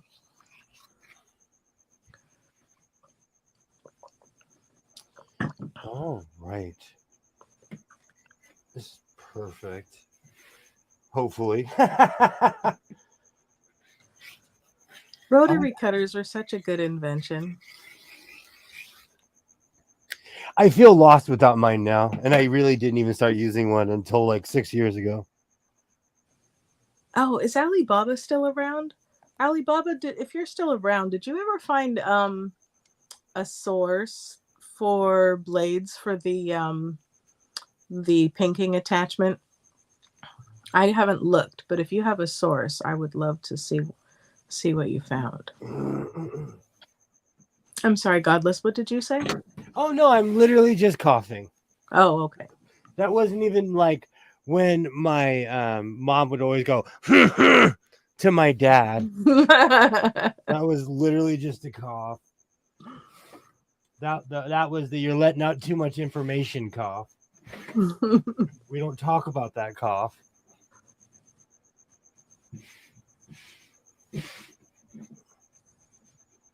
All right.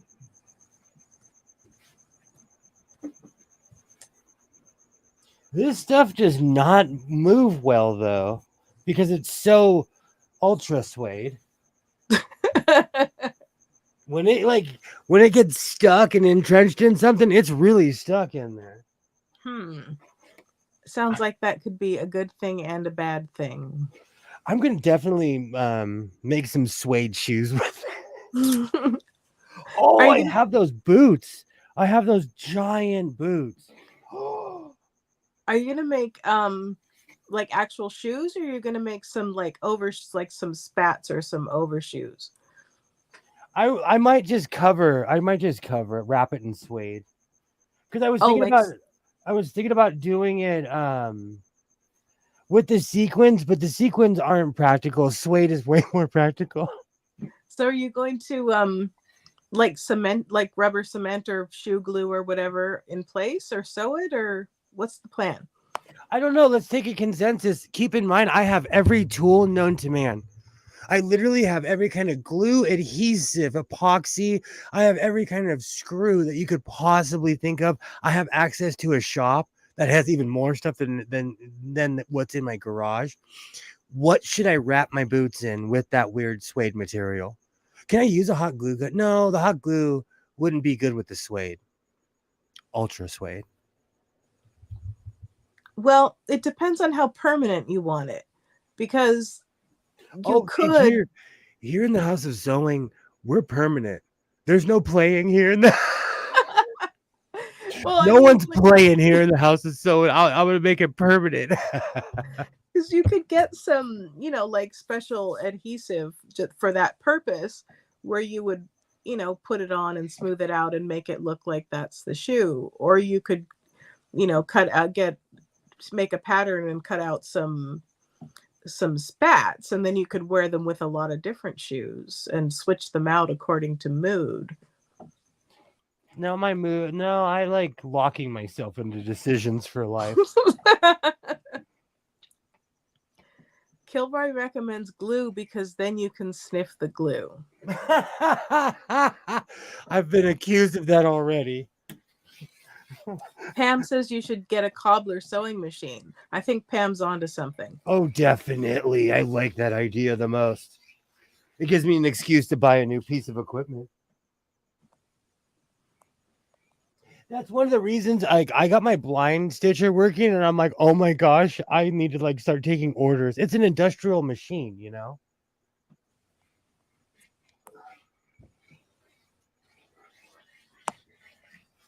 I think I do need a cobbler machine. Has there been a chat message from Alibaba since we were talking about Marmite? I'm just wondering if when I was putting my phone in my pocket, if I accidentally block them or something. No, sometimes Alibaba's internet goes out. Okay. And I've known a lot of people from Canada, and there's someone actually that I watch because they don't sleep like I do. So they'll go live at 2:45 at night, and they have the worst cell service, and they live in the middle of Canada. Okay. I just wanted to make sure I didn't do something accidentally. Wow, I have one. I bought my Oh. cobbler machine off of Amazon. So you've had success buying machines. I'm like 50-50 when it comes to buying a machine online like that. There's a video I saw about those cobbler machines, and the person said that like they had to do a few tweaks, but once they did, it ended up being a good, reliable machine for that purpose. Kilroy, the only reason I don't is because I grew up in the huffing era where Oh. like when I was a little kid, this we were in the grocery store and this guy came running in and they evacuated the grocery store because he was huffing. Oh. This was 1989. And that memory stuck with me forever. And I was like, glue sniffers are crazy. But huffing was huge in the 80s. You know what I'm saying? Now, like, you get now it's end dust. Their computer cleaner isn't even allowed in my house. Huffing was bad news. I mean, that's not just getting high. That's like killing your brain. Well, like with any drug, like when people take NOS and stuff like that, when they get the wah-wah and they start hearing things, that's literally all of your brain cells dying at once. Mm. Hey, Native Atheist, how's it going? I won't buy anything from Hello. Amazon because I don't want to give money to. I have bought that man a yacht. I have bought that man a helicopter. Hey, Native, how's it going? Cobbler machine does. Now I'm craving Pete Cobbler. Now we're back to the food. I'm craving pie. It had issues though, but works. Don't use it very often. Do you know a lot of the machines that I buy have issues? Most of the machines that I buy have hardcore issues. Cousin of mine tried to get me Huff spray paint. It was hardcore 80s. I remember, and that stuck with me because nowadays, like I live in the suburbs, so we're more worried about kids taking our Cadillac converters. But back in the day, it was the Huffers. I'm craving pie. I am craving pie now. I'm craving some cobbler. I have those weird wannabe McDonald's apple turnovers in the freezer. Those are amazing. But I feel like I use sweets as insulin sometimes. Oh, you're scaring me. No, because my son called me out when he said that I eat sugar cookies, and he's like, you use sugar cookies as insulin. He was joking. But it stuck with me.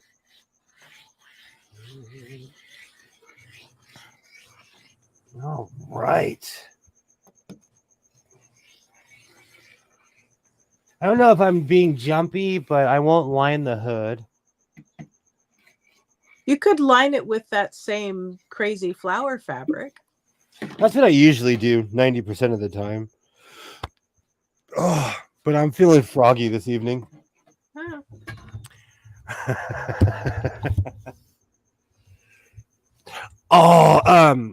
Kilroy, I order those things at 5 a.m. The McDonald's pies. I'll go there just for their coffee and a pie. And I don't know where anyone lives, but where I live, McDonald's still makes a strong cup of coffee. But I drink like super truck driver espresso, so it's kind of weak, but still really good tasting. Have you tried one of the Phin, Phin, the Vietnamese coffee makers? You put it over your cup, and it's kind of like a cross between a pour over and a French press. It looks interesting. Oh, I'm always down to try super overambitious things.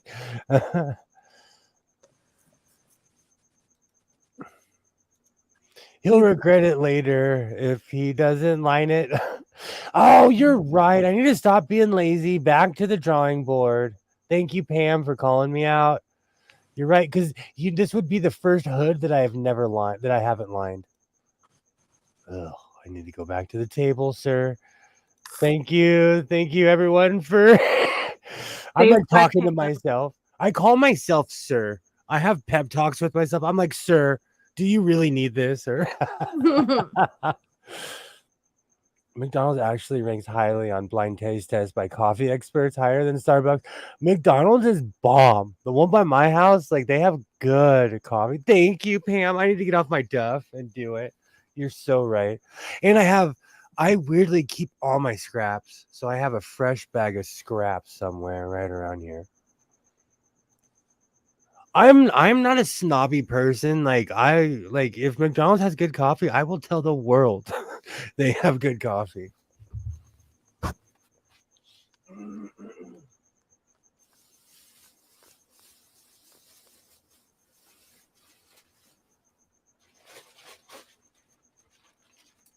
These I take recycling.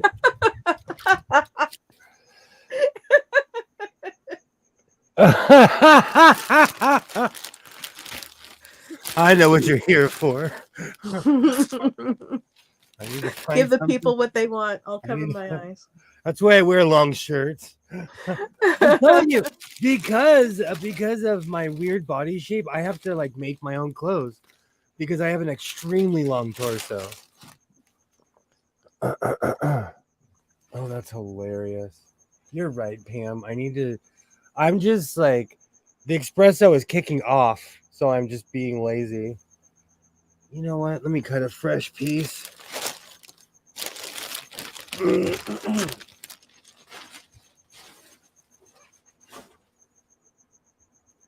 You could put the smooth piece on the inside and then do a 2-piece on the outside.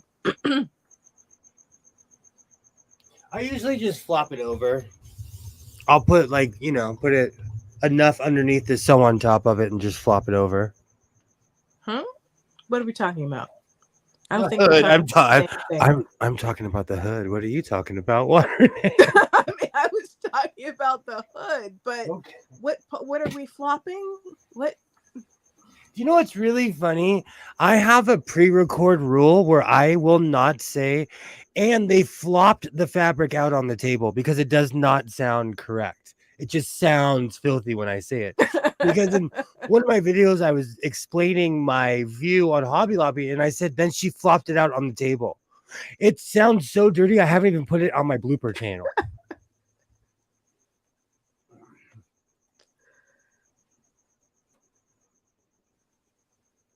Well, you could become popular for all your double innuendo. I was No. threatening to read a sewing book with my shirt off and start a OnlyFans. That's only if times are really hard. Well, I mean, if it makes you the money, Bernadette did a whole week's worth of feet and raised $5,000 for charity. Oh, that's just And it was like Victorian ankle content. She didn't even show her feet. That was like, little shoes and lace petticoats and things. We live in strange times. But like I am not Father Absolution. I judge nobody. To each their own. It as the cliche goes, it takes a lot to make a village, as they say. Or what's the saying? It takes a village to raise a child. It takes two to tango. What are we talking about here? Captain Peacock used to always say it takes two kinds whenever he would make fun of Mr. Humphreys Ah, on Are You Being Served. He'd always be like, oh, it takes all kinds. But really, he was just being a homophobe. All right, there's one uneven strip. Mr. Humphreys was so out there and so closeted at the same time. They talk about it, how they had to say certain code words because they weren't allowed to say certain things. Yeah. Even Mrs. Slocum's line was considered extremely controversial back Oh, then. talking about her pussy Yes. On cat meow. they had to switch it to a different time because of that. Oh, well, double entendre. I really got into Are You Being Served? I really got into it. So I Did watch you documentaries about it all the time. And that should be long enough for both sides. did you watch Only When I Laugh? No. Oh, see if you can find it. I mean, much like Are You Being Served, it was wrong even in its time. But it's about these 3 hypochondriacs in a hospital. Well, they kind of, they all went in for legitimate issues, and they realized that being waited on hand and foot and sponge baths from the nurses was a pretty cushy way to live. And so they all found reasons to just stay and live in the hospital. Oh, that's hilarious. There's a show called Steptoe and Son. It's it's before Sanford and Son. I watched it. You could not repeat the things that they say on that show. Did you see Mongrels? No. It was a grown-up puppet show. I mean, it was set behind a pub in London, and it was the fancy poodle who was the owner's dog, and then a bunch of there's a pigeon and some stray chickens and a fox, and Oh, that's hilarious. very social commentary and just wrong comedy, but if you like your humor on the wrong side, it was funny. There was one scene in the opening where the chicken and the fox decide to go on a date, and so they end up going to a fair, and they win a sack of grain, and they're trying to take the little boat thing across the lake, but it says that there's only room for 1 passenger at a time, and so they're sitting there contemplating how to get the grain and the chicken and the fox across the lake with only 1 at a time. Oh my goodness, I was laughing so hard. I definitely need something new to watch. I'm down. I am down.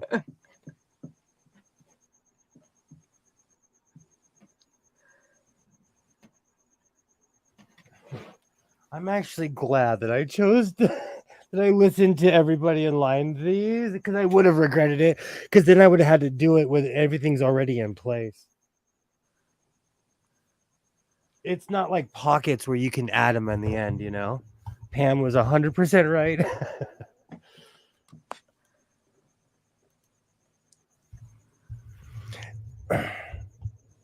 They were made as randy British seaside humor kind of comedies, but I love the Carry On films. I haven't seen those. I have. They're great. I watch all of that. There's some things that I don't put on my other channel because they don't even they're harsh even by today's standards. Like that one episode where they're this Japanese man walks in. The way they talk about him, I'm like, man, in California, you go to jail. If you said that on the workplace, you go to jail. At least at my job, you can't talk about people like that. Some stuff is just not allowed, especially when it comes to race. They'll throw you under the jail. Oh. But do you think we have to take those things in context, or should we cancel them like they did Pepe Le Pew? And I'm not I mean, a little of both. Now, a bit of a caveat here. My degree in graduate work was in English literature, so I'm used to separating the author from the text and taking things in context of its time, and and that kind of thing. And so, I think that we have to look at things in the time that they were made. And it's like, okay, was that something that was racist, but they just didn't talk about it? Or was that something that wasn't actually offensive and people wouldn't have been offended at that time? We have to think about, like, how do we feel about it now? Does it send the same message? And then also, humor is not always meant to be politically correct.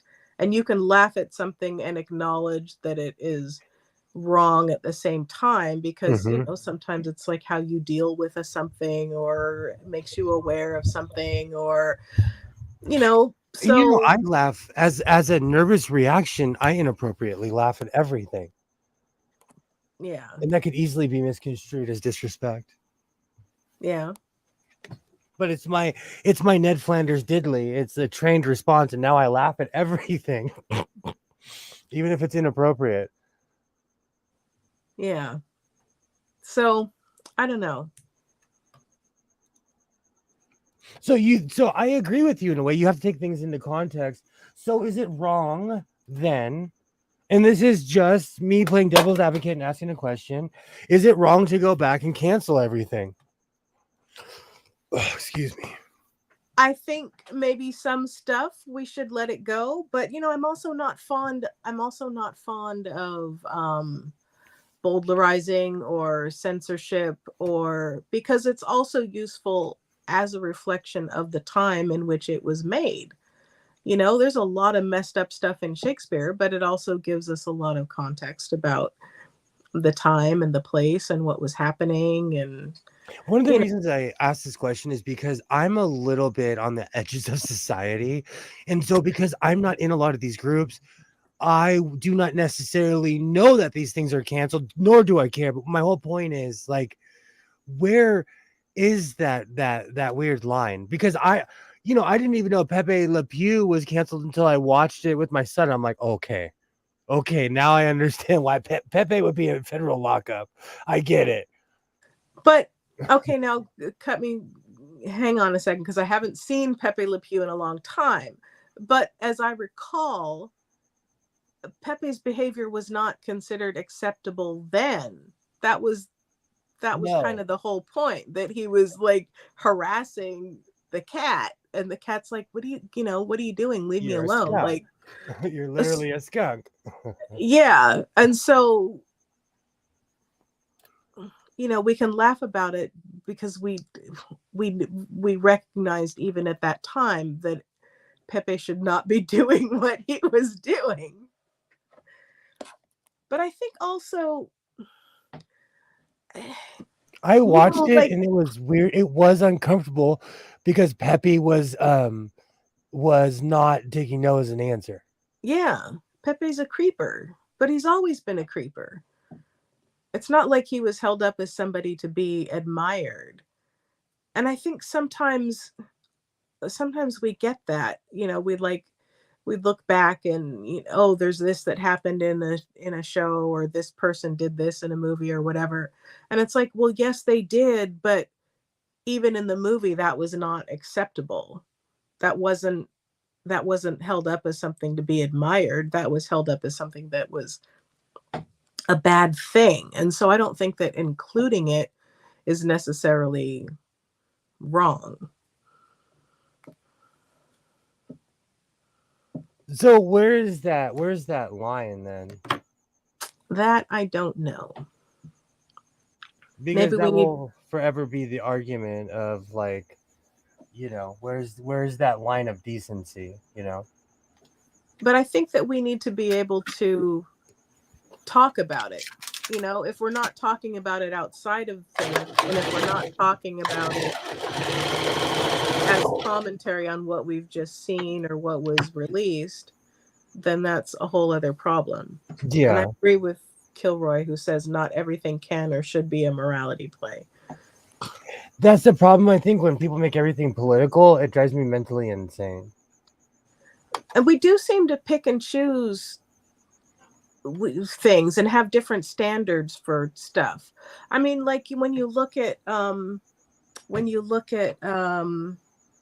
like some of the action movies or whatever. They're going through and they're killing people left and right, and doing all this terrible stuff because they're mad about whatever. And it's like, okay, that's not actually considered okay. And if you did that, you would go to jail.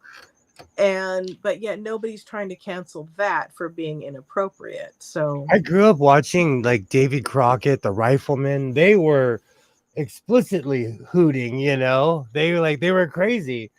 yeah. Because people will say, "Oh, television was the golden era." Like it's always been kind of violent. Mm, yeah.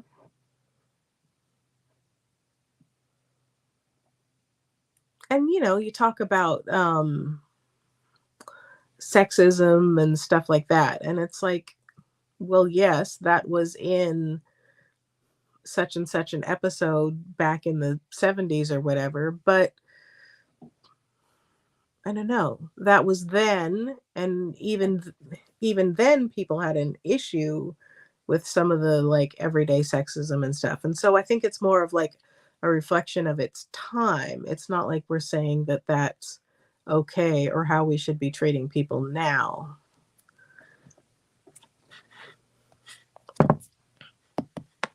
There's a podcast I've been listening to regarding Dracula.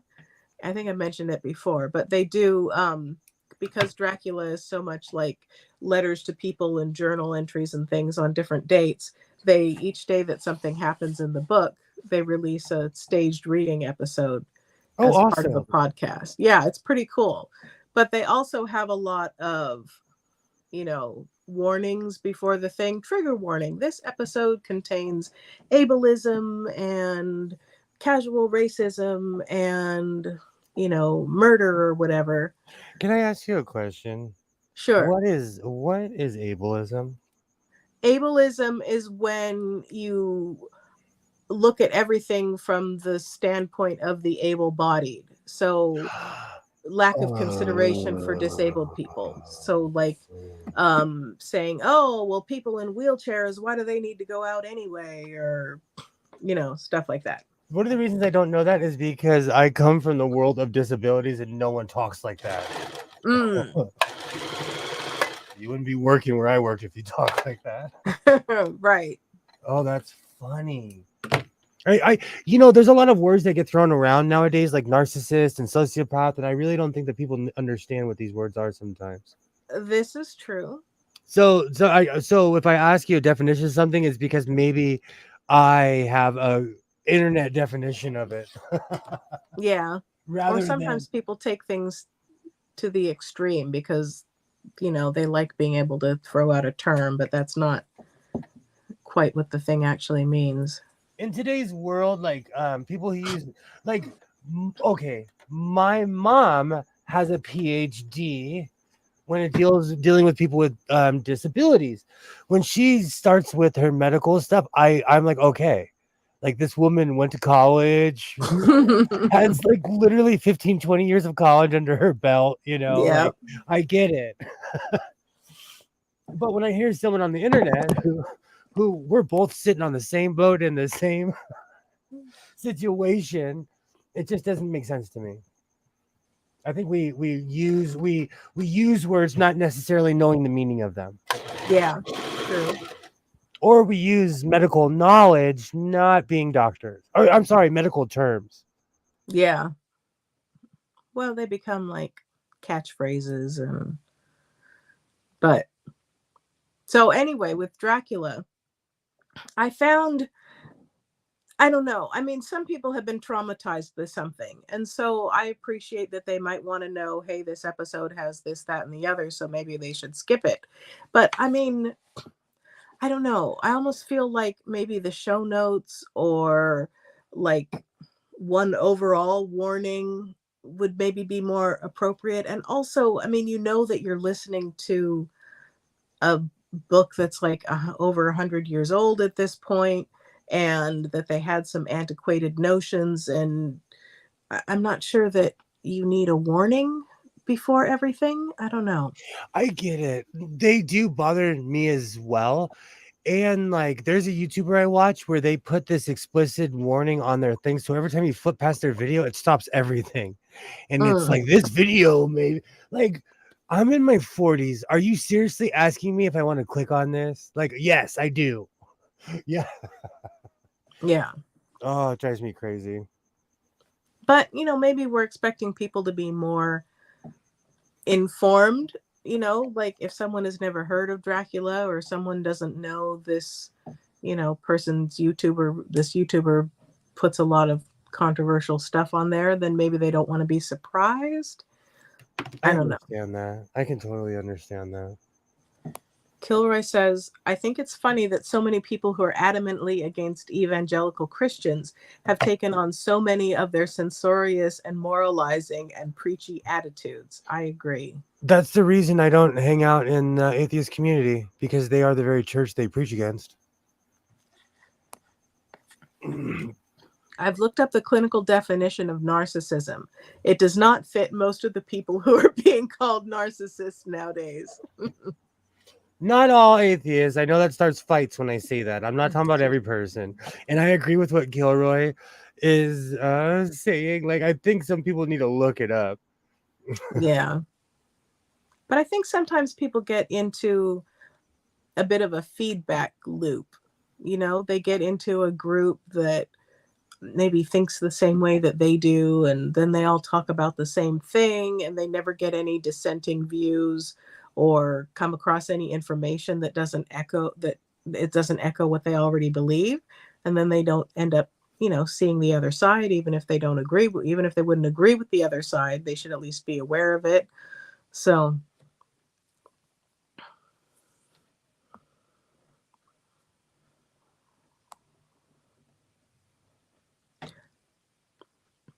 but then talking about the other side, I don't know, sometimes it's helpful to have these groups that you see a lot of this and that about narcissism and stuff on YouTube these days. And I think that if that maybe helps someone take a look at their terrible toxic relationship, or maybe start researching and realize they don't have to be treated that way, I don't know. Could be good. Don't get me wrong. Like, Dr. C changed my life, because I was raised around a lot of like really pretentious trust fund baby type. Mm, And so I watched this channel called Surviving Narcissism. It helps me out. I still do not think I'm a psychologist. yes, exactly. I know the terms. I have not adopted them. I don't Yeah. call it. And even he says, like, this is what a sociopath is. This is what a narcissist is. These are the real, again, and these are PhD doctors. These are people who have spent their whole life researching the subject, Yeah. It's not just some Joe Schmo in their garage sewing a sweater. And I think that's a problem too, because for any kind of knowledge or topic, there's surface level, and then there's all kinds of depth that you can have on something. And so, lots of people can speak in a superficial fashion about lots of different things, but to truly know a topic such as psychology, you need a lot of education.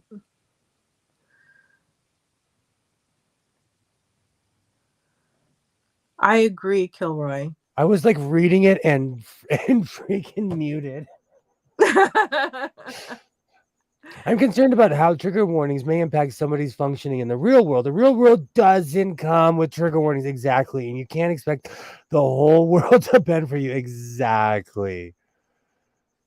I respect the actual pros, but most of the narcissism channels I've seen are just somebody talking to their phone in their living room. I only watch Dr. C and sometimes Dr. Remedy, but like no, because that's another, in YouTube you fall down rabbit holes. How many people found me falling down sewing rabbit holes, because I'm an obscure channel. You fall down rabbit holes. I need to wind some bobbins. I should have done 3. I only did 2 and I ran out.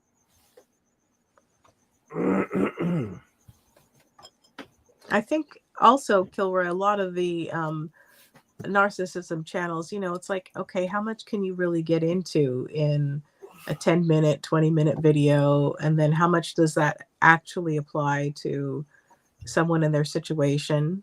And then, people can be in a vulnerable place.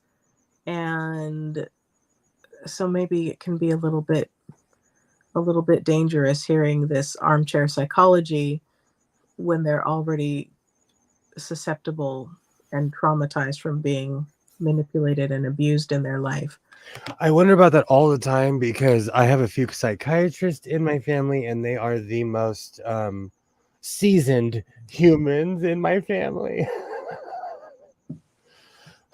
They've been rode hard and put up wet, as the saying goes. All right. But then I think too, you get a lot of people who get into it because of their own trauma. So I guess, sharing their journey, if that helps somebody else, could be a good thing. Yeah, I was reading an article, Kilroy, about trigger warnings, and they were saying that, they used to be kind of, gung-ho about it and saying, oh, everything should have a trigger warning and safety. And then they're like, but maybe we're giving too much strength to the concept of trauma, strength to the... Yes, because as an employer, yes, because some people cannot take directions. I just remembered I can't tell the story because the statute of limitations aren't over. But yeah, some people, a certain like if you're catered to your entire life, you will not be able to be in a situation with a bunch of grown men with welding machines who don't care. Yeah. I'm in a hardcore world in that sense. Like, especially when I do my welding jobs, these guys are blowing snot rockets on the pavement. They do not care about anything. Nothing. Yeah. And I mean, it's kind of like, it's similar to, I think, something that a lot of parents learn. And it's like, if you act like it's no big deal with your child and, oh, here, try this new thing, or, oh, we're going to go and do this, then the child will just go along with it. And it's great. And they have their own experience and decide whether they like it or not. But, if there's like a parent that's like, oh no, this might be cold, or, oh, this might taste terrible, then the kid's like, oh, it's cold, it tastes terrible. And it's kind of a setup and a reinforcement of something that didn't have to be a problem to begin with. Absolutely. Kilroy says, I respect the actual pros, but most of the narcissism channels I've seen are just somebody talking to their phone in their living room. Oh, we've read that one already. But it's kind of that's why I stick to just one channel. I like when it comes to that specific topic, like I found somebody who's accredited and comes with they're actually what they say they are. And you have to be careful online because a lot of people are not what they say they are. True. Especially when it comes to people claiming to be doctors. Who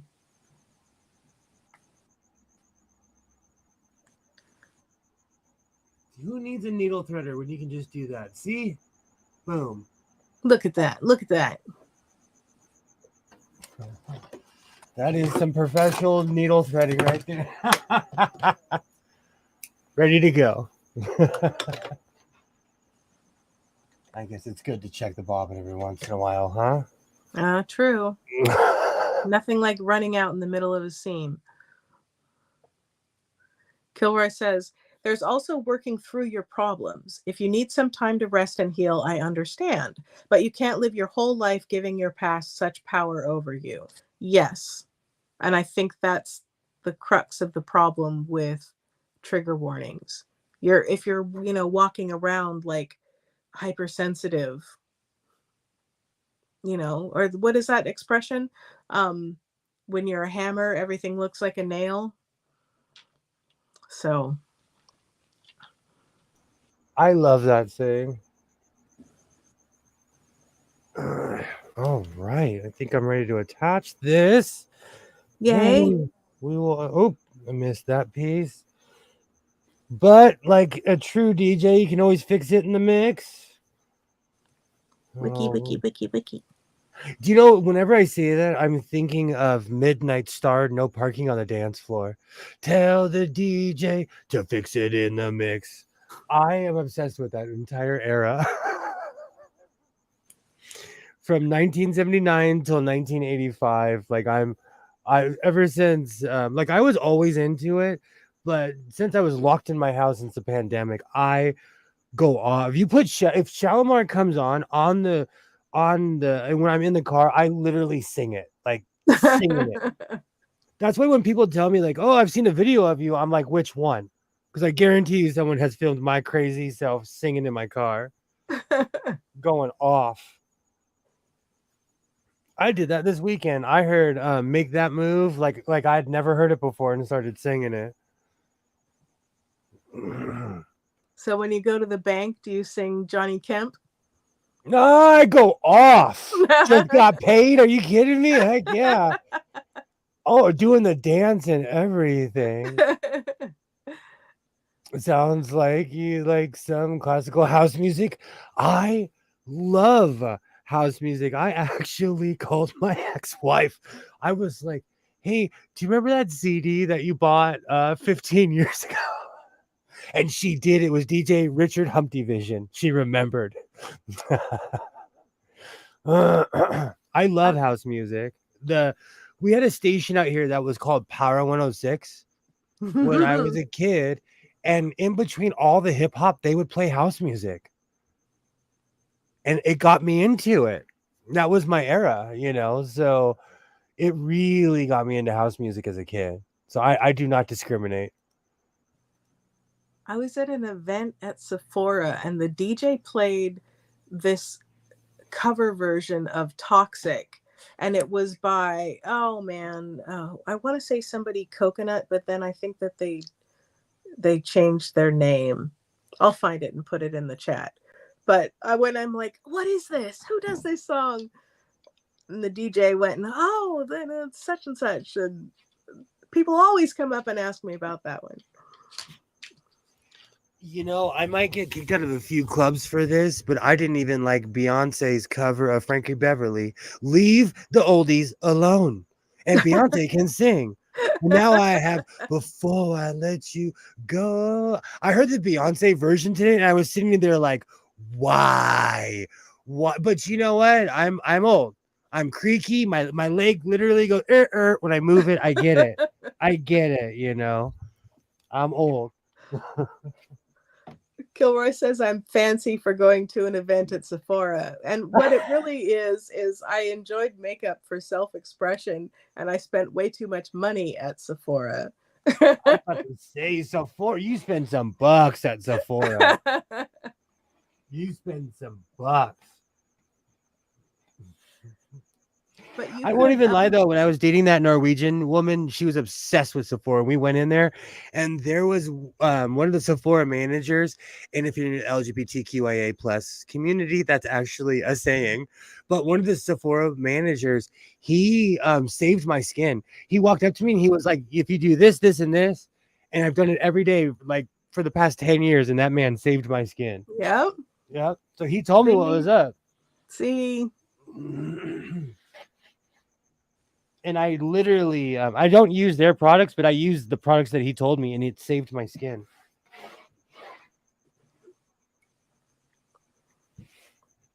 And now I have Johnny Kemp stuck in my head. There are worse things. This young man, it's an offshoot of a channel I watch. I just happened to stumble upon it, and I guess every week he plays music from when he was a kid, and I'm like, oh, we are the same age, sir. We are the same age. But you know my rule, it's not an oldie if you can remember it. That's right. We'll stick with that. Are you kidding me? Right now in my mom's car, she has Earth, Wind, and Fire, Randy Travis, and you know what? It's brand new to her. She's still listening to it after all these years. The classics are the classics for a reason, nothing to do. It drives me crazy. And you know what? Beyonce is talented, but that's my jam. Like Before I Let You Go, that's like the Black national anthem. Don't be messing with the national anthem.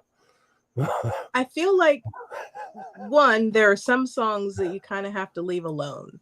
And then two, if you are going to do a cover, doing a good cover is hard, because if you stray too far, you're not honoring the song. But then if you make it sound just like a bad version of the original, what's the point? No, I agree, and I think that's what bothered me is that freaking the Beyonce version was different. Because if she just sang over the original beat, I would be skating to that song. I love that song, you know. But then why bother? Just leave it alone. You know what, Killer? There's nothing wrong with. I used to like snowboarding, and I was terrible at it. I think I just like going to the lodge and drinking beer. Randy Travis likes Men and Meth. That makes me laugh because it reminds me of Ted Haggard, because Randy Travis is super churchy. And the super churchy guys are always the most gay. And how could you not be gay with those pants, Randy Travis? It all makes sense. Randy Travis makes horses feel like they have small mouths. Oh, that's so funny. He's a toothy critter. I did not know. Man, the meth has people down bad. If you ever get bored, look up Ted Haggard. He was George Bush's preacher, and he got caught with his boyfriend smoking meth in a hotel. Claimed it was a hooker, but they'd known each other for. When you known each other for 10 years, you're dating. You're dating. You're dating. I'm sorry. One of those people thought they were dating. Oh, that's funny. That's the toxic cover if anyone is interested. Randy needs to move to Hollywood. Actually, no, George Michael got arrested here too. That was Santa Monica, though. I'm pretty sure Randy Travis got busted a few times. That's crazy. Do you know, whenever I think of him, I think of like super evangelical Christian people. Oh, that's so funny. Everywhere. It's destroyed this country, actually. Yeah. It's awful.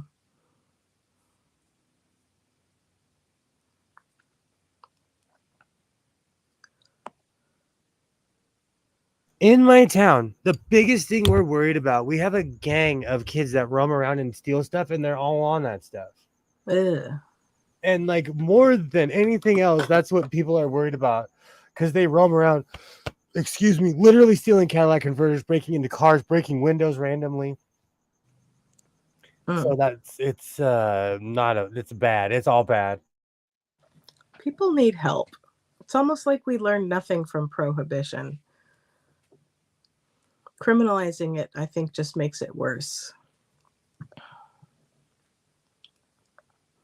I find it weird that when I take my son to the recycling place, I have to explain to him that these young men and women are on drugs. It's really sad because they're always like, selling copper that they obviously stole. That's crazy about Randy Travis. I never knew. Me neither. Was this a new thing? Probably not. It's not like that's an old trope with those guys, especially the most churchy.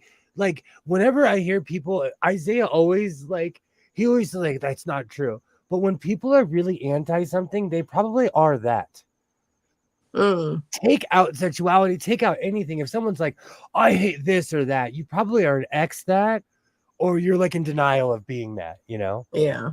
I love how you say Cadillac converters instead of catalytic converters. I know, I do say Cadillac converters. Catalytic. Catalytic. See, I can't even say it. I can throw a rock and hit a meth house. Oh, it drives me crazy, dude. It's destroyed Southern California. It's destroyed this place. And that's one thing that bothers me about my hometown. They're in such denial. They are in such denial because it's yuppie town, because their kids are all on it, But it's destroyed this place. Yeah. Is it like that in your area? Or is it other mitigating factors? Well, yeah. I mean, there's a group of homeless people and they have some issues.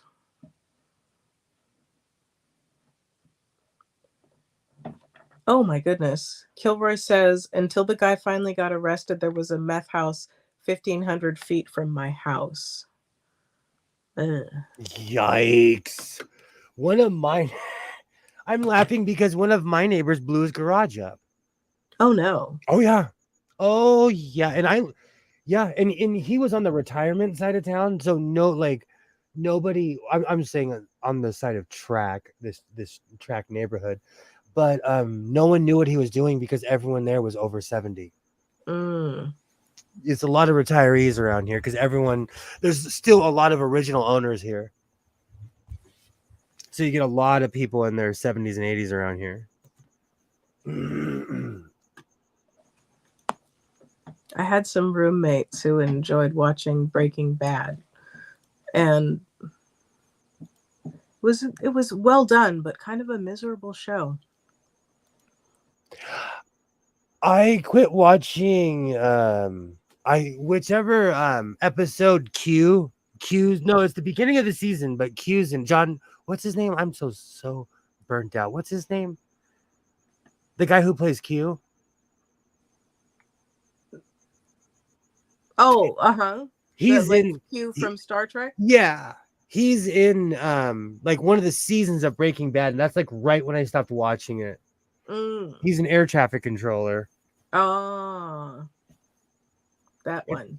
I won't give it away, but it's actually a good episode. Yeah, but like- much like the show, oh, it was sorry. also pretty miserable. Do you know what though? I can't even watch I can't watch Intervention. I'm not a fan of Intervention. Mm. I feel like it glorifies drug use. Yeah. But maybe I'm just a prude and a baby. All right, let's try this hood on. Almost done. This is not my usual giant hood though. All right, you're branching out. I'm trying. I like the druid look where it can hang over your face, you know. Who needs to see? All right, let's go try this bad boy on. Luckily, they know that I'm crazy veteran and will be with them. It's like that. I have quite a reputation in my town, so no one even comes over here. That's how it's in my area. Lots of retirees who want to pretend like drugs are just a city problem, not realizing that drugs are worse. Yep. I think it's worse in the country because people have less to do. Thank you. You know, it's so funny. That's like when I went to Oregon. I was so surprised at how many people were on drugs, but there's nothing to do out there, you know? Mm. Especially when I went to the little towns. I was so shocked. I was like, it was sad. Yeah. A good friend of mine, like, with every person I'd meet, she'd be like, yeah, but they're on drugs. Kilroy says, I can't watch or read or listen to anything with cults. Makes my skin crawl and my stomach turn upside down. Yeah. I recently did a purge of my all my I go through and get rid of all the channels I don't watch anymore.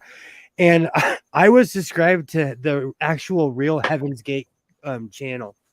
Oh my. And it's because I would watch that Poe guy because he tripped me out so much. But you can only watch it so many times. So I unsubscribed. Needless to say, I am no longer subscribed to the Heaven's Gate cult. But they had a whole documentary about them, so I think somebody bought the rights to that. Oh. Because it was not pro Heaven's Gate at all.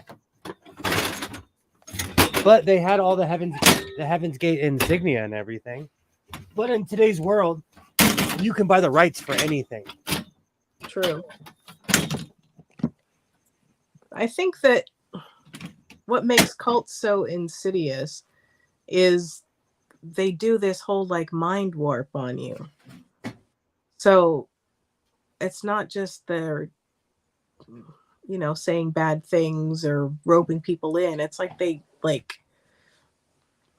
work them over mentally and they can't get out.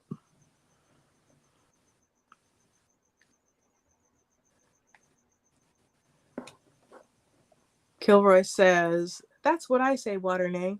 The only things to do are drugs, and the only thing you can become is an addict. That's why these small towns are hollowing out. Jobs left, businesses shut, drugs moved in. Yeah. And I mean, I think that it's just another leg of the same octopus. Well, no, that's mean to octopuses. But just another leg of the same problem when we have no support for the everyday people in society. And yeah, that then we end up with, because there shouldn't be a problem with a small town. Some people like small towns. They'd like a small community. That should be fine. But when we end up with, all the manufacturing leaving and the farming not being sustainable for people to make a living, et cetera, we end up with problems like drug use. It's like that here too, as well. Yeah.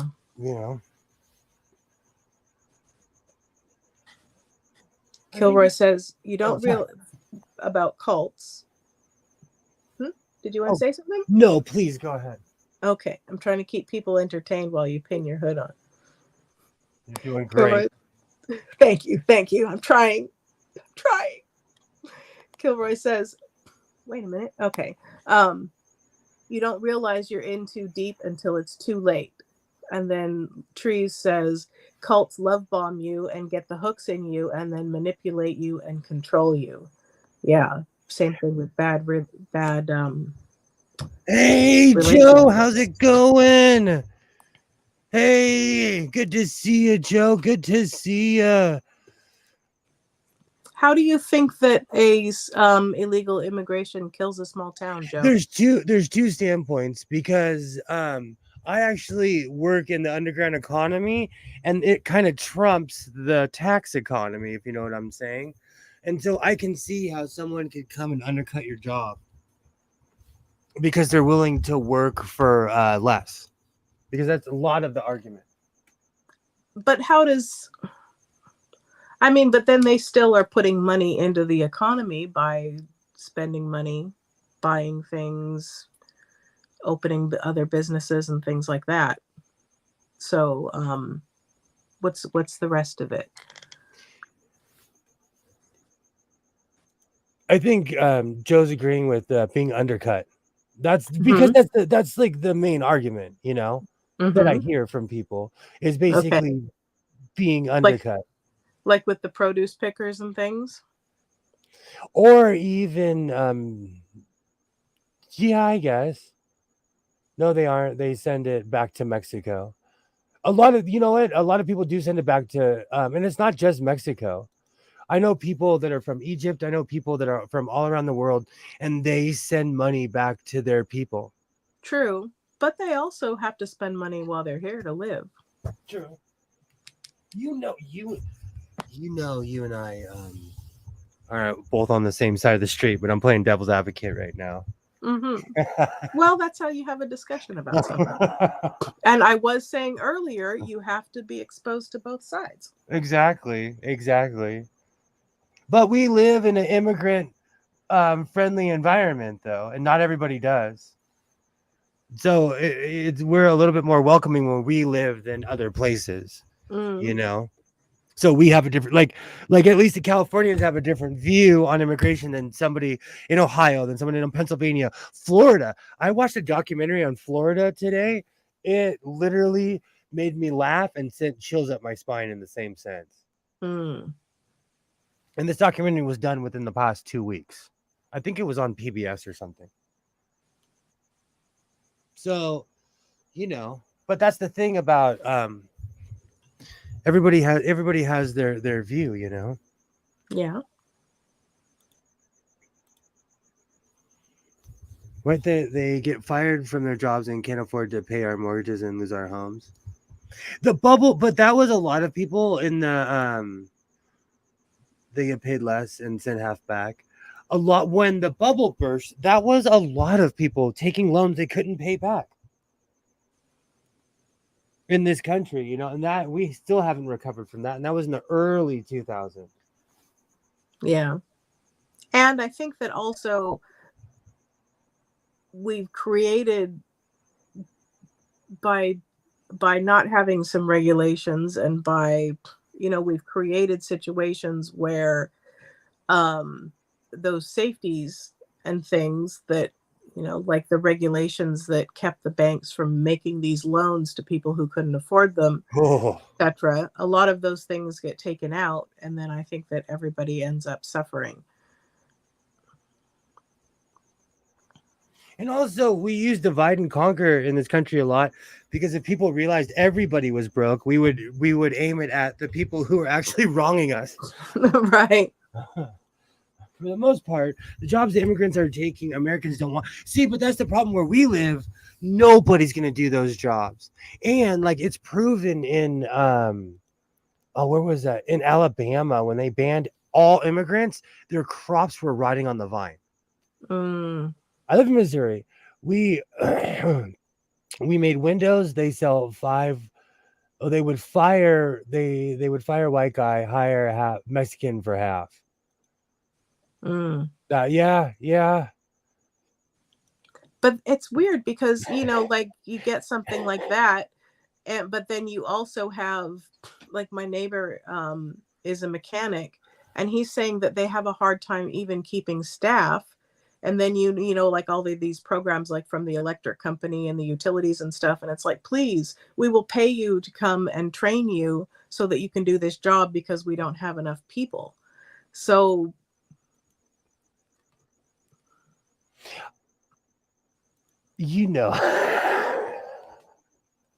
I lived in Sinaloa, Mexico for a year. I have a different view on immigration than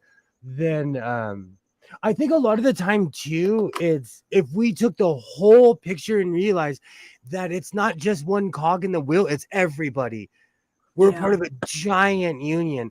And if people didn't go out in the field, like we literally would not be eating food. I live in an agriculture state. So I'm pro immigration, but again, I live in an agricultural state, Yeah. Literally the entire central swash of California is where we grow food,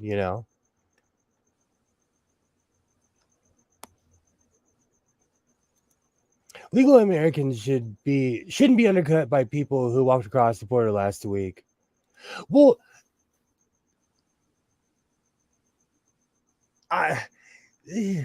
we've always had, like, since when did we start having like when was the Ellis Island days? Do you remember? Do you know what? Its heyday in the 1800s. That's what I figured, because that used to be the same argument, and those people revitalized this country. Mm-hmm. Literally gave us a lot of the culture of what we still have to this very day. I married a immigrant.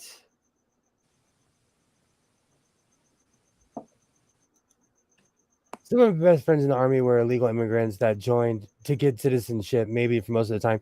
Do you know what? My grandfather was born in Mexico. He jumped over Bastogne, and when he came back, they gave him citizenship. They're like, oh, buddy, you're an American, I think that Kilroy raises a good point. No category of people is entitled to anything beyond minimum wage. Okay. But I think that also, when you get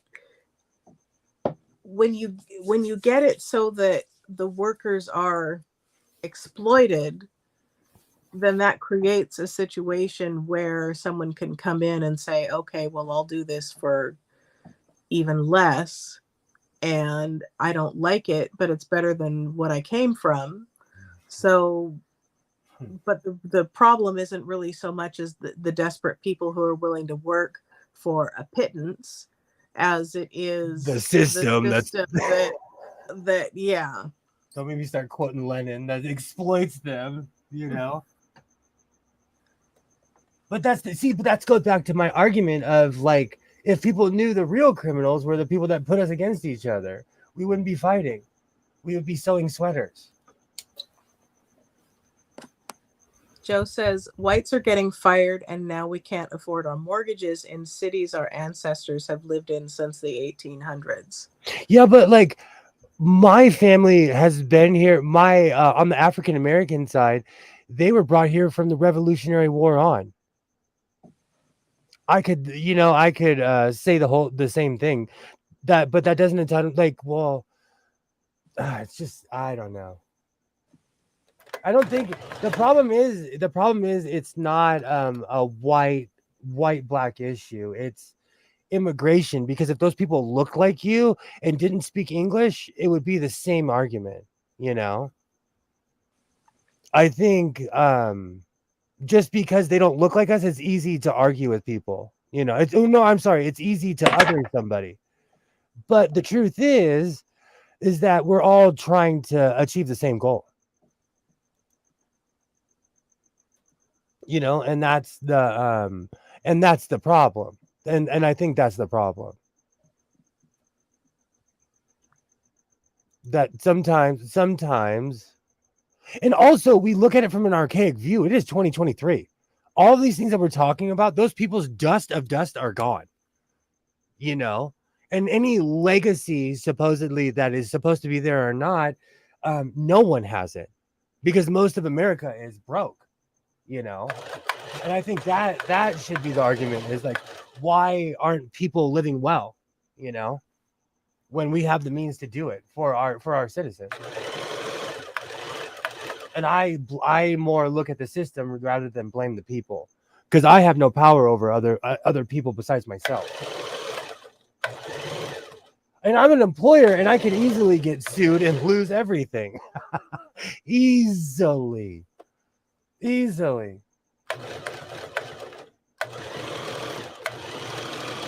I want to dox myself one day and give away the name of the person who earned the PhD, explaining how my family got here.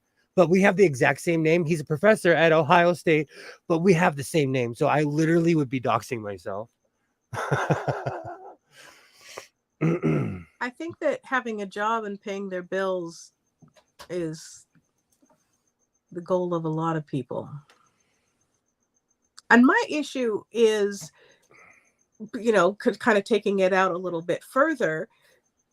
You know, I've had just, they were Mexicans just by happenstance, but they talk about, you know, oh, my country is so beautiful and I have property there and my family's there and it's great and everything. And yet their situation was so desperate, they had to come here for work because they couldn't afford to keep themselves and their families in their own country. And, you know, I'm not saying that people shouldn't be free to travel or move other places, but I think that we need to look at why it's okay for one country to have citizens that are so unable to sustain themselves that they have to go someplace else when they would really prefer to stay home. Well, that's a 10-hour conversation, because that goes back to the bigger issue of colonialism, and because of what the bigger countries have done to the smaller countries over the years, they're crumbling, and now they have nothing. Yeah. And so it's part of a bigger issue, you know. And I think that's what we have these localized issues, not realizing it's part of the global conglomerate of bad decisions. Yeah. You know, one bad decision snowballs to another, and then everybody's mad about Haiti. Well, Haiti was the first slave colony that overthrew, that was like, get out of my country, and they've been punished ever since. Yeah, they literally have nothing. Yeah, come here to take our jobs, so we can't afford our mortgages now. But it's more than that, though. It's because our government was giving away more money than they had. Thank George W. Bush for the housing crisis. Exactly. That's what I was talking about earlier, Trees. In the 2000s, that was Bush, and he was giving checks to people. He was doing all kinds of crazy things. Like, I got like 2 or 3 checks when Bush was around. And then years later, he literally bankrupted our country. All right, I gotta Hey, see. Ooh. hands. All right, we're gonna have to start that over completely. Did that not catch anywhere? Wow. The Oh bobbin, no. the bobbin. I thought I was done, and I have to start over. Oh, that's fine. Was there thread on your bobbin? It got caught and stopped catching. Oh. Sometimes I might put it in upside down and I don't even realize it. Or just Interesting. some goofy. It's always some goofy movie move. But I have it better. Me and Max are gonna make it to the concert. Please tell me that you have seen the Goofy movie. I haven't. It's because we're of and I get it, but because I was of a certain generation, I actually saw it on VHS. Mhm. It's first off, it's classic animation, and second, it's just Goofy is just a trooper, dude. Makes me want to cry just thinking about it.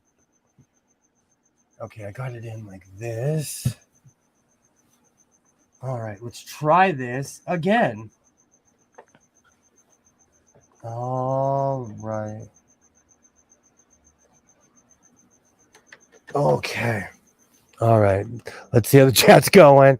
I married an immigrant. She came here illegally. Yeah. Trees. Oh, I love you, trees. I love my bad condition in Mexico. Oh, bad condition in Mexico shouldn't cause me problems in Missouri. But see, here's the problem. We're all part of the same system. See, that's what I'm trying to get to. And so because of decisions that other countries have made, we have bankrupted these countries. And so did you lose your job to an immigrant? And so because of that, as human beings, we think of moments. We're not temporal. We don't think like unfortunately the Chinese are like this. They think 400 years ahead. They'll think 200 years ahead. We do not in the Western world. And so we have these problems because we do not think years ahead. And so we literally are adopting issues from the time passed by. I highly recommend this book. I have not finished it, but I've read part of it, and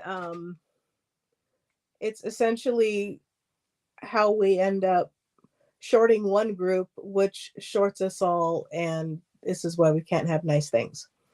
It talks about some serious issues, but it is not a rant. She's not like in her writing, and it really exposes some of the problems, such as the mortgage crisis from the early 2000s or late 2000s. The 2000 zeros. I would like to thank Pam for reminding me to not be lazy and to line my hood. Now that I'm done, I am so ecstatic that I finished this thing. That I'm so glad, because I would have cried if I hadn't lined it after all the work I just did.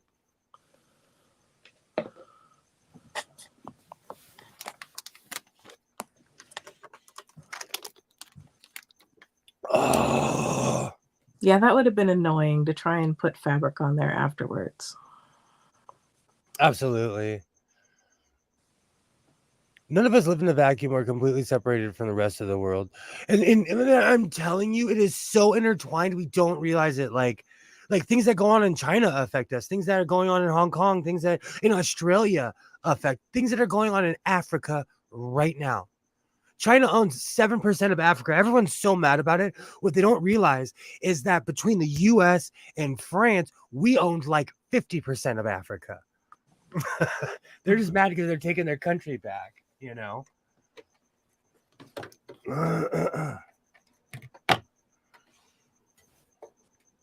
Yes, I lost my job to an immigrant. A lot of people in my city have lost their jobs to immigrants. The end result is that white unemployment is up. We can't afford to live where we always have. Now there's too many people, less money getting to the local economy. Do you think that people in bigger cities are less affected, Waterne, because we have deeper pools to pull from as far as money goes? That sounds reasonable. Oh, I mean, I haven't necessarily seen any statistics that say that, but This is literally just my guesstimation. mm-hmm. I'm not saying that I'm a professor in politics or economics. I almost didn't line a hood. What do I know? I love these new scissors. These things are so surgically sharp. Holy cow. Where have you been? Nice. What are those? These are the Westcott that I got from Walmart. Oh, you got the fancy Walmart ones? Yeah, they were on sale. At least that's the lie I tell myself.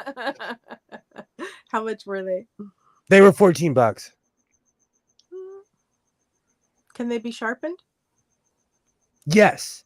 But Well, they're then like there you go. yeah.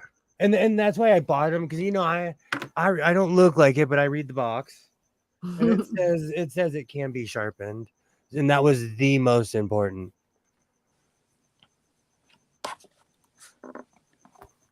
Yeah, you're getting buff, dude. We're gonna start calling you Hans Gaines. It's gonna be your Swedish name.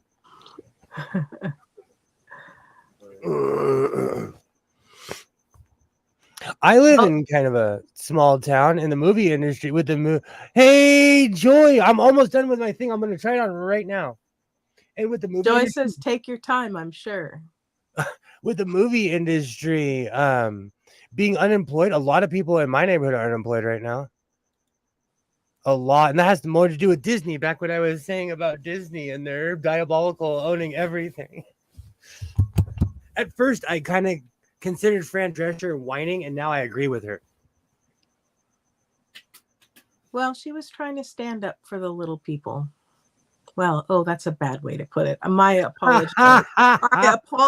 My apology. So wow. California. It's an expression, but it was condescending in that moment, and I am sorry. She was trying to stand up for the not huge superstars, the everyday workers who were really being on a bad side financially from the exploitations of the studios.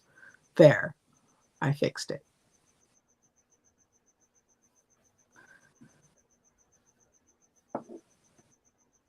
But I think that that's kind of this similar situation, you know, when you've got a big company and they're taking advantage of people desperate to work, then you end up with exploitation, and the only people who profit are the honchos at the top of the company. Joy says that they have been here all along. They've been lurking. It's okay. I lurk in a ton of chats. I encourage lurking. That's okay. All right. Oh, I am in love with my laundry soap, and this just reeks of my laundry soap. I am in love with my laundry soap. What did you say you're using? A blend of Fabuloso and what? It's Fabuloso and Sueño softener with dryer sheets. And what scents? That's a good question. I'm looking at it right now. What I think they're all floral. I have a weird flower obsession as far as smells go. A friend of mine likes the rose Fabuloso. Oh, this is full druid with a hood. You could put a pink tassel on the end of your hood. Why are you trying to pink things up? It was a nice accent color. I know. I'm wearing a bunch of pink, worried about pink. Yay, Joy. I'm glad you've been here. Good. I think you launched your job to an immigrant. Now you're butthurt and blaming all the other countries' problems on immigrants and immigration. Not that simple. Oh, Joy, I'm glad you're still here. Television killed movies and radio, and now the internet is the process of killing television, and what skeleton of the movies is left. I think the idea of a place like Hollywood is done. Well, from one aspect, I'm kind of glad with that because I grew up around a lot of extremely arrogant people who got beyond rich from that system. Beyond. And why would you fight about anything when you could make a beautiful hoodie like this? Look, Santee Alley special with my long LA socks on. I got my black socks. I don't wear too much white because I get everything dirty. But this is beautiful. And honestly, I want to thank Pam. Pam, if you rewatch this, if you're not watching and you rewatch this, thank you so much for reminding me to not be a lazy guy, get off my duff and finish what I started. So I thank you because I'm so impressed with my hood right now. You could put a little bit of Scotch Guard on it, and then you could have something to wear like when you're out doing active things in inclement weather. It's funny that you would say that because I I stockpile Scotch Guard. If you saw what I did to my drapes, you would laugh. And I was speaking with a crew member in Hollywood, and he says that he says there are plans and works for moves to Nevada. Do you know? I'm obsessed with sci-fi. Okay, the entire the entire sci-fi genre moved to Vancouver, Canada. In the 90s, they moved to Vancouver, Canada. I think it's less an issue of Hollywood, the place, as it is, Hollywood as a blanket name for the industry and That the bothers industry me. that doesn't want to pay people. I agree. That bothers me too, because Hollywood is a town of really hardworking people. The surrounding town, like if you go to Hollywood, it's a town like anywhere else with houses. I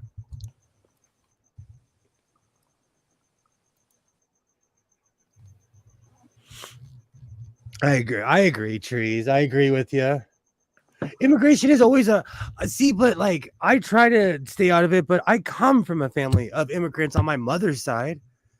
My grandmother and grandfather were both born in Mexico in two completely different situations because my grandfather was rich and they literally just moved over the border, and my grandma illegally crossed over the Rio Grande like in the 1930s or something crazy. Or 40s. I don't know. She was born in 1919, so it was probably the 30s. Had to have been because she met my grandfather when she was young. So it was probably even before that.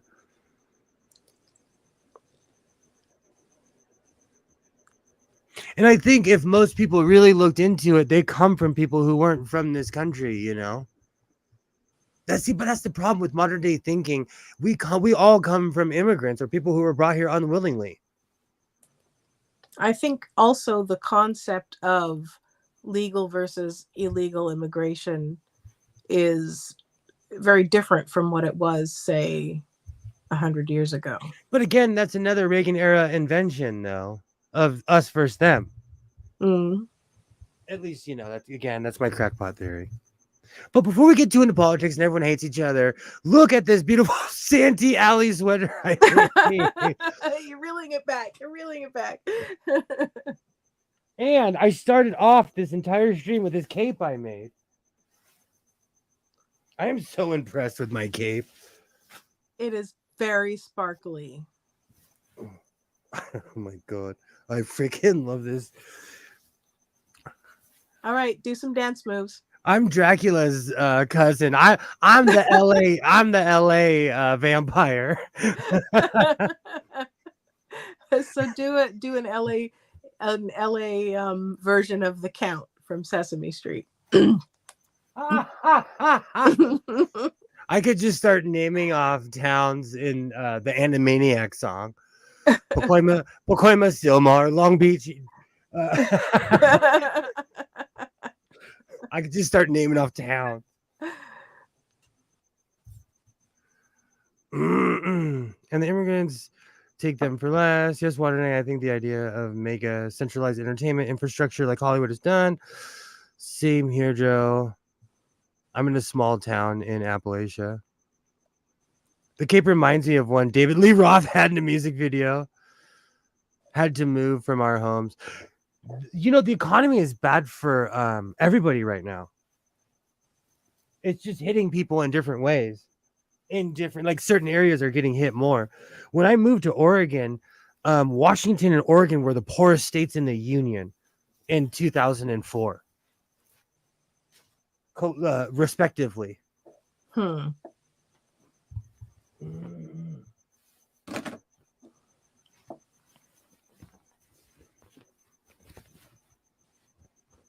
It kind of goes. Is this make me a Santee Alley druid? Yes, it does. Makes me a Santee Alley mess in here that I made making this. Say again. What's that? I didn't hear what you said. Oh, I said I made a Santee Alley mess in here making this thing. I'm a bit of a clean freak, so I clean as I go. Yeah. Let me get my other phone so I can see the chat.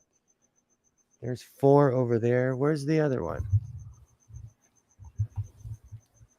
Oh, whatever. I'll find it. It's not like it got up and walked away. And it might have. You never know. Made itself some little legs. We've hit the moment of the singularity. Santee Alley Mess. I have so many band names now. And they can all wear outfits made out of that fabric you've got. I love this fake suede. I'm not even a sensory guy. I'm not even a feel this. Oh, I need some more fake suede in my life. You should elevate to real suede. See, but I can afford to make mistakes on this. Well, you're not going to make a mistake with the Mimi G pattern. You can make that one in your sleep. Oh, this one I literally can make. Do you know I really don't even have to use the pattern anymore because I know the math. Uh-huh. Like, See? literally in my head, like, this corner is this is this. Like, That could be your next project. You could get yourself some nice suede and make a Mimi G in suede. Like actual suede. That could be nice. I was thinking about that. I almost bought a roll of corduroy. But I already have a giant. I call it my Brokeback Mountain jacket. It's a brown. It's a brown corduroy jacket. It's Like an a old duffel coat kind of thing. Walmart High Sierra, but a bootleg version. Okay. If there is a bootleg of a High Sierra, so it's basically a bootleg of a bootleg.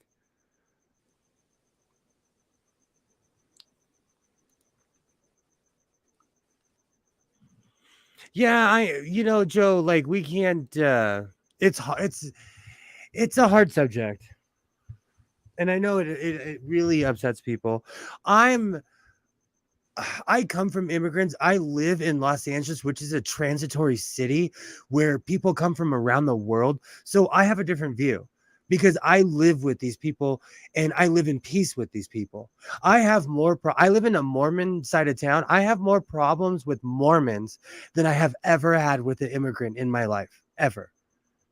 I live in an extremely Mormon controlled area, and their kids are the ones that are smoking meth and causing problems, and they're in denial. In denial, while my kid's sitting at home on his Oculus minding his business.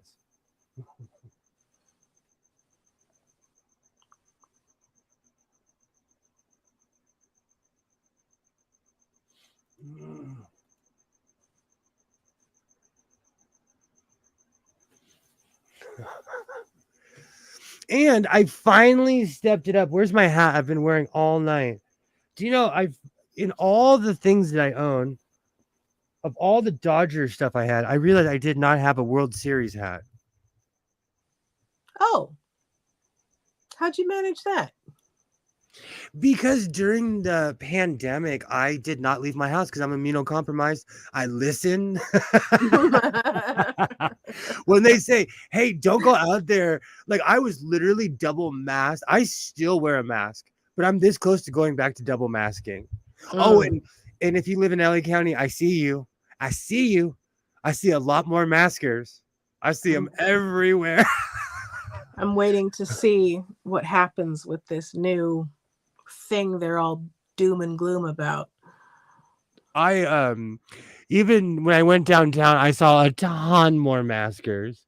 A ton of people wearing masks. It's good. It brings my faith back in humanity. Like people like, hey, there's something wrong. We should do something about this. Mm. All right, let me put this back on the mannequin really quickly. I still think it would look good if you made some shorts in that fabric. Oh, I have miles of this. I could make everyone shorts. And I'm still gonna do your board shorts and top idea, the wetsuit top. I Oh. really like that idea. Now though that I hear that it's ultra suede, is that going to get too waterlogged? I'm a sweaty guy anyways. I'm ambitious. I'm over ambitious, Waternay. I'm I a just rebel, don't want you Dottie. to drown because your shorts are too heavy. I'm a rebel, Dottie. I'm a rebel.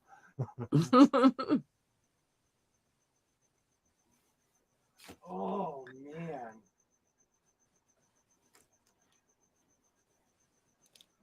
So what is the next project for you? I need to finish my video because I've made like 10 items. Okay. And I need to get off my duff and do a pre-record, but like YouTube's been attacking. No, it's not just me. And when I say this, YouTube isn't just attacking my channel. They're going after everybody.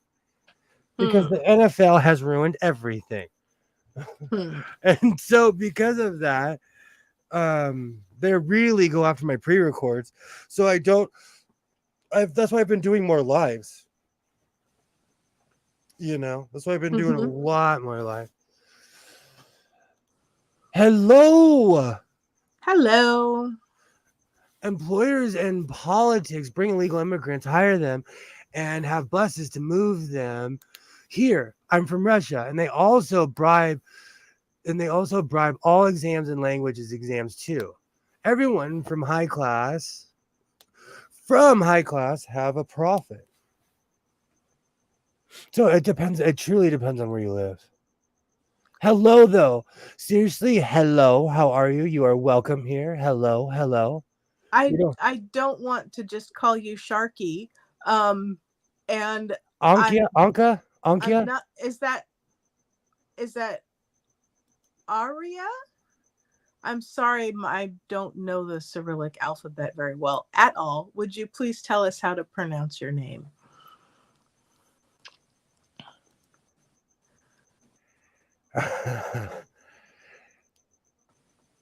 Akula. I'm trying to. Akula. Do you know with my West Coast American twang, can barely pronounce anything anyway. Hello. You are very welcome here. I just finished what did I do? I just finished that beautiful sweater in the back, and I have this shiny cape here.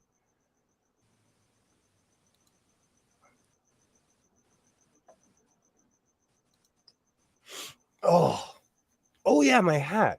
I recently purchased this beautiful 441. Okay.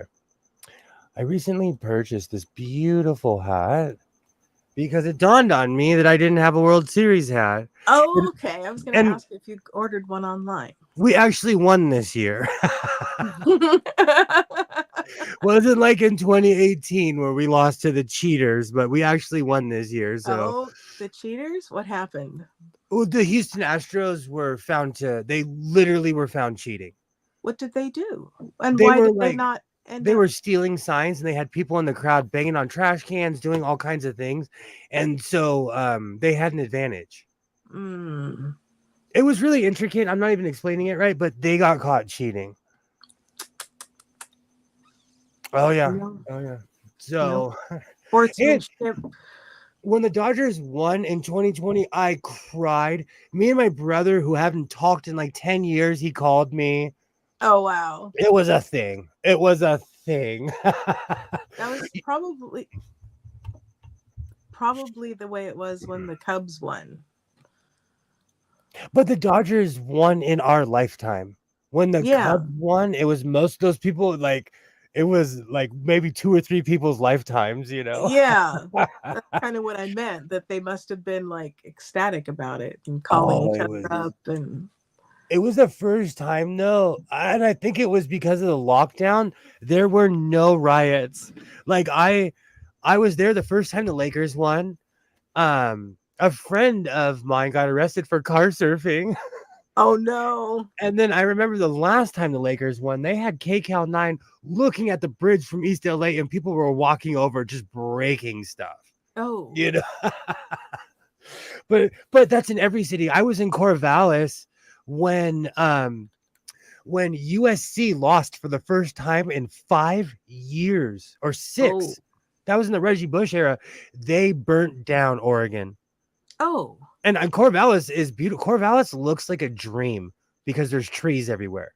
It literally looks like you're dreaming or you're like on shrooms or something, you know? See, that's really frustrating. Corvallis, Oregon is beautiful, but it reminds me of Vermont. Mm-hmm. And like Cal Berkeley also has a stadium that's incorporated into the forest. And so it's just beautiful. But I was there when they burnt down half of Corvallis. I mean, channel your emotions somewhere that doesn't involve looting, pillaging, and burning. But like in the UK, people hide in their house when soccer hooligans are running around. Yeah. Did you see that movie with, oh my word, sorry, I'm having the actor's name just escaped me. The name of the movie escaped me. I'll come back to it. Oh, it's okay. I do that all the time. That is like my profession, is forgetting exactly what I was just about to talk about. It's like the one about the soccer hooligans in the UK. Oh, with Frodo. I don't remember him being in that one.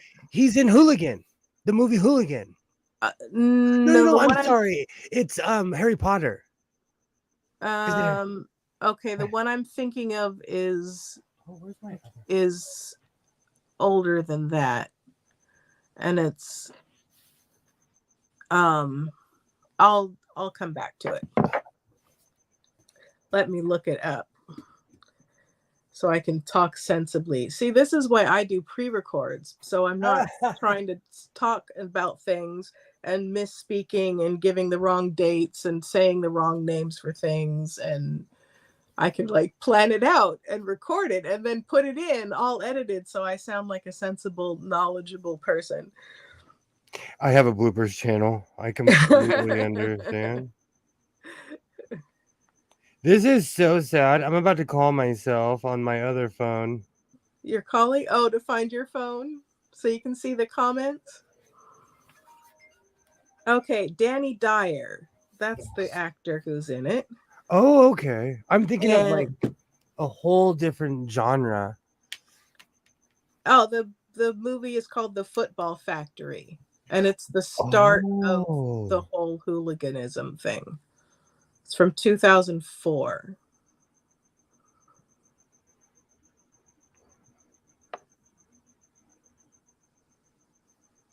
Oh, sorry. Man, they're really trying to get... I got a text of someone's trying to access something that I have nothing to do with. Good for them. Huh. They're like, oh, recover this and this and this. No, you're trying to steal my information. There's a movie called Hooligan that I think oh,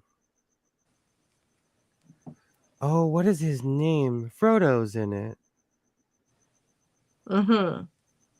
It's actually a really good movie. What is it? Green Street. Okay, he's in a movie called Green Street, but that's not what I'm talking about. Maybe I saw Green Street thinking it was Hooligan. Green Street Hooligans. That's what I'm talking about. Funny. So no matter where you live, people act like crazy. When it comes to sports, people just lose their... They go bonkers. Mm. Which, I mean, like, there's a good side to the community of sports, and it's entertaining and something to root for, and like, it's supposed to be fun. But when they start fighting each other and beating people up because they're in the wrong jersey and burning down trees and Have you heard about about Dodger Stadium? no.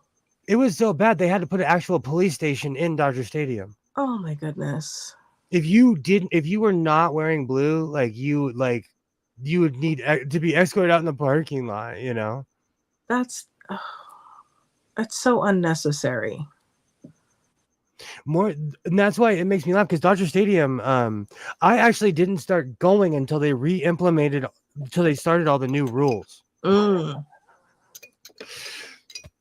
They even stopped. I have a cousin who has a tattoo on his face. They wouldn't let him walk in the stadium. Wow. Yeah, they're not playing at all anymore because they had so much trouble with people fighting. Mm. And if you sit in the pavilion at Dodger Stadium, you can't walk in the rest of the stadium. Oh.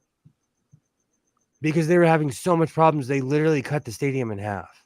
Wow. So if you're sitting in, the famous pavilion, it has its own section now because it's completely cut off from the park because they've had such drama. I went to Magic Mountain back in the day, and they had a sign, no bandanas. And I had a friend, and he had, like a bandana on his head, but this was like white with green geckos and pink flowers or something. I don't know. It could not be further from gang related if it tried, right? And they made him take it off. They're like, no bandanas, because they were having problems. That's crazy. It's really funny. I may or may not know a lot about that place, and they had a lot of gang activity in the 90s. Yeah. That's why they had that blanket policy. Yeah. That's another place where they now have a police station at Magic Mountain. Oh my goodness. Yeah. There's no longer security. It is now the sheriffs. Have you heard? Oh, sorry. Go ahead. Have you heard about the gangs of Disneyland? I did a whole I did a whole thing about it one time. Let's look it up since we're going Elvis this evening. Yay, Kilroy, you're still here. I didn't think you were here. Yay, Kilroy. They'll lead a poor man marks from the Society for the Prevention of Cruelty. It's true. I did a whole thing one time because Skits didn't know about it. And Gangs of Disney are hardcore. See, it pops right up on my search engine. Yeah, it's a whole they bang hard. They're like motorcycle clubs, but for Disney, and they have like jackets and like the Pink Ladies or something. They have some really awesome ones. We went through it one time. Here I'm gonna do it again. You would literally get someone would fight you if they saw you wearing that and you weren't from there, Yeah. Let me I was shocked. They have some good ones though. We went through like these guys are not playing. They are not playing.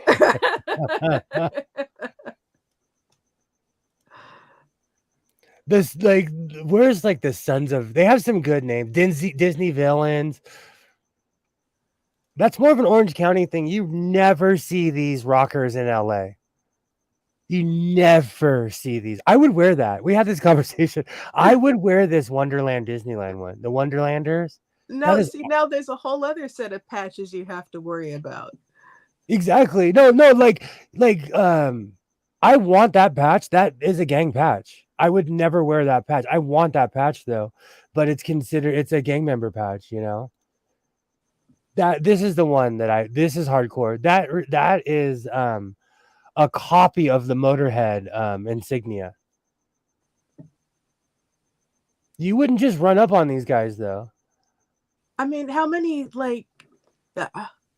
I'm just wondering what they're doing to earn their patches.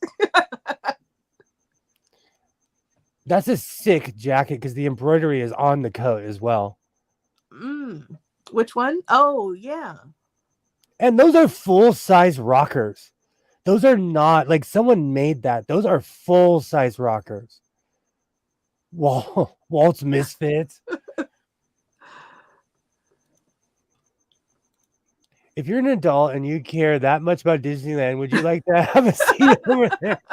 Oh, Gilroy, it's a thing. It's a thing. It's more of an OC thing. Like you really wouldn't see that around here. But honestly, I bet a bunch of people around here have these hidden in their closet. Sons of Anakin always make me laugh. Always that always makes me laugh. But someone would fight you over that. But Sons of Anakin, this is such a sick patch.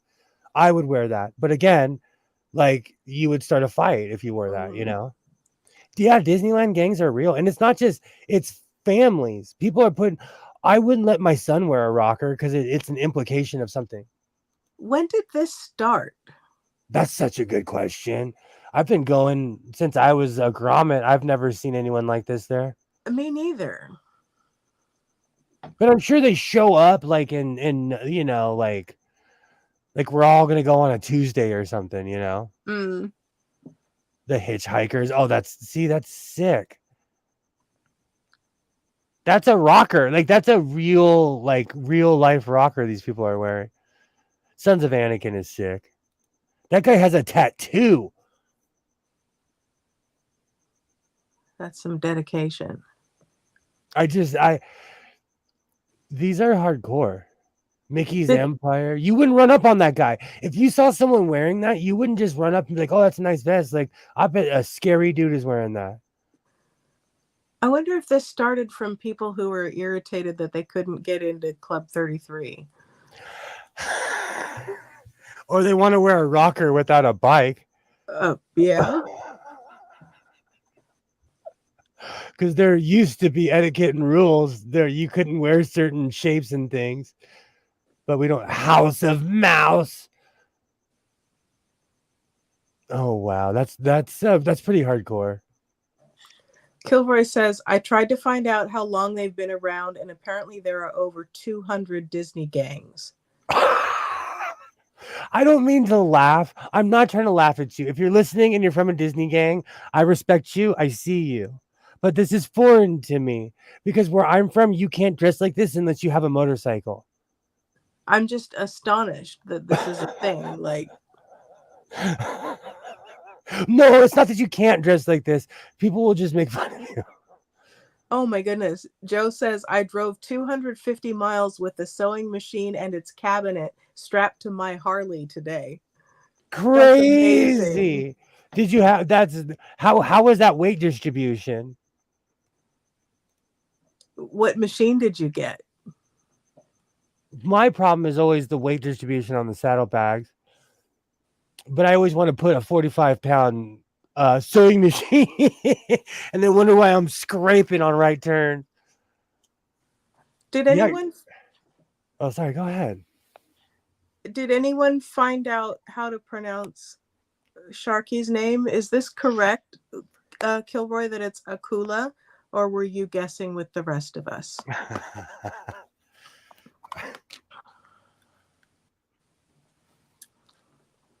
I have a friend who'd had a Russian minor in university, but I did Spanish and French and Latin and things. Awesome. Oh, Sharky says, I recently finished remastering the Singer 115 digital manual. I'll be remastering the parts list soon. If someone needs it, ask me. Oh, I wish Alibaba was here. Yeah.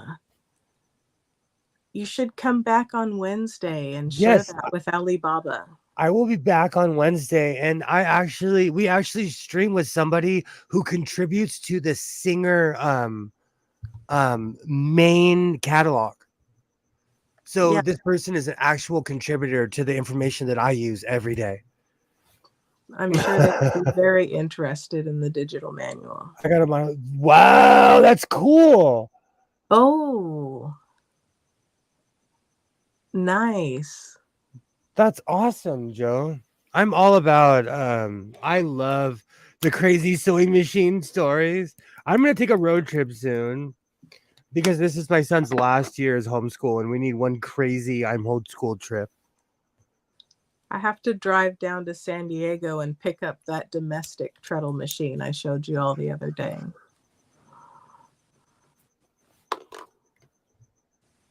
Kilroy says, "Oh shit.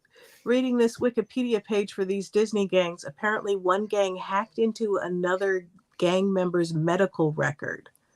That's Why crazy. would you care so much? Yeah, what was the point? Not even bikers care that much. Disney, that's the thing. Like LA is no joke. Anaheim is no joke. Those Disney gangs are real.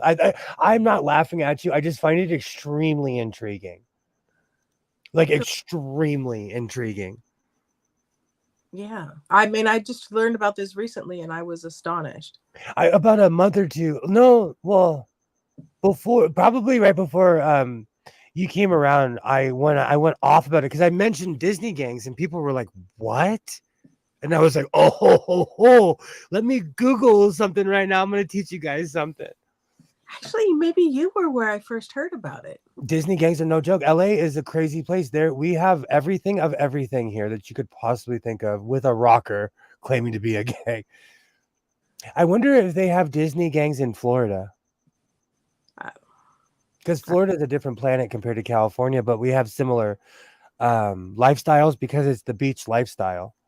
Yeah. Whether they want to, there's a famous joke in, what is it, Get Shorty, where there's one gangster, like he's from Florida, and this one guy, he gets in a cab, and the cabbie's like, "Oh, we can go to the beach." He's like, "I'm from Florida. I don't need a tan, and I don't need the beach." My mom was so excited when her parents were visiting. And now understand, they had come from Canada and it was wintertime. And my mom was so excited to show them. She's like, "Yeah, look, we can go up to the mountains and see the snow." Her dad was like, not impressed. He's like, "We left the snow. What are you doing?" That's why I always ask somebody where they're from before I take them on the LA tour. If you're from a cold weather city, I'm not going to take you to Fraser Park. I mean, my mom, she was from Canada herself, but it was just, snow had become a novelty because she'd been in California for so long. I told you I had an ex-girlfriend who was from Hoover Street. She had never seen the snow before. I looked like Merlin when I took her up to Fraser Park. And I guarantee you, let's see how it looks backwards. Let's see if I can go real 1995. I guarantee my goodness. I guarantee you she takes people up there now. I guarantee she's like, "Oh, I'm gonna show you the snow," but it's literally like a 45-minute drive from LA. Like literally, I told you I had a friend that lived in Compton and had never been to the beach. You can literally smell the sea air from Compton. Yeah. But you don't notice it, though. It is true because that's flatland and it's endless over there. It looks endless because it's endless city. But I think that there's kind of there's a distance that where, like, if you're right up on the coast, then you're like, "Oh, I smell the ocean all the time." But if you're a little bit inland, you don't really notice it unless you've been away. That's true. That's like when I lived on Playa del Rey. I could smell the ocean air when it comes over here. I'm like, "Oh, I miss you. I miss you." One of the reasons of living in oh, sorry, go ahead. No, go ahead. It was pointlessness. Oh, I was just going to read Kilroy's comment, which would never be pointless. Kilroy says, "The first of this current wave of Disneyland social clubs was the Black Death Crew, which began on March 29, 2012. I wonder if they were inspired by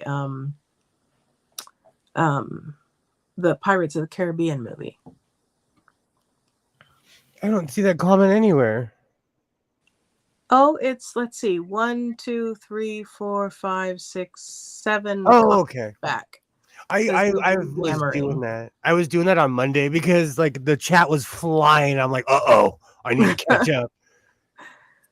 And then Kilroy says, for the person who the Disney gang member who was doxxed, the other person did it to try to make them look like a drug addict by publishing the medications they were prescribed.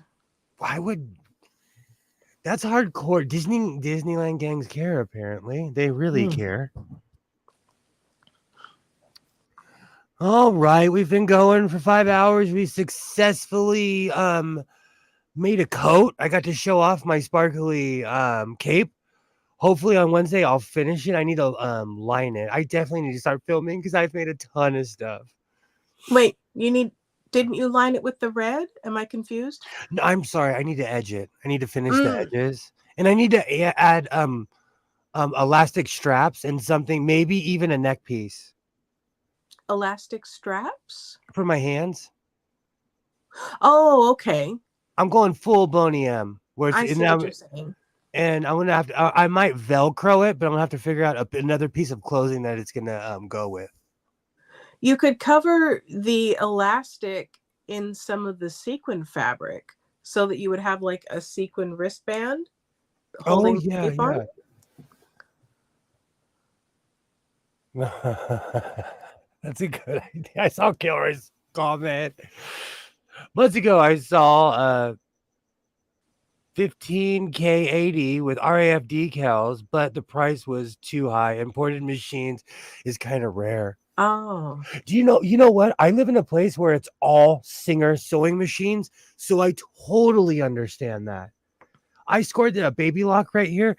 It is amazing that I found this machine. Like absolutely amazing. And it's the end of the day. I'm gonna smoke my face off. It is literally, and I'm drinking espresso. That's part of the problem. Usually, I am not this lit right now, so I'm gonna be. Waternay is about to see Cheech and Chong in a minute. your espresso and your smoke are conflicting. Big time, big time. I'm gonna be. You know what? All of this probably will be finished by Wednesday because I have all this time now. Because I'm gonna Wow. be up all night. Joe stole that sewing machine. I paid $40 for an RF. That's crazy. You know what though? I've paid prices like that where I'm like, "Are you sure?" And I'm like laughing as I'm walking away. You know, like, "Are you sure?"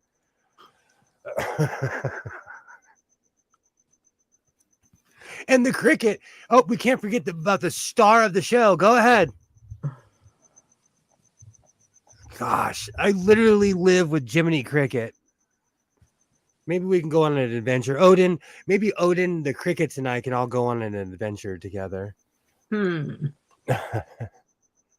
Well, you could encourage Odin to come into the garage and go cricket hunting. Odin is a wild animal, and I respect her life choices. Everybody's trying to get me to bring her inside, but I open the door. I leave the door open, and she doesn't want to come inside. I respect her. I'm not going to force her to do anything, you know? Right. And the second she does, I'm going to get a flea collar on her and dip her in the back. Then she'll never come back in. Exactly. Like, forget that. The water? Really, buddy? All right. So, do you have anything you'd like to shill? Nothing at the moment. If you haven't watched my video 20 times and the short 50 times, please be sure to do so. Absolutely.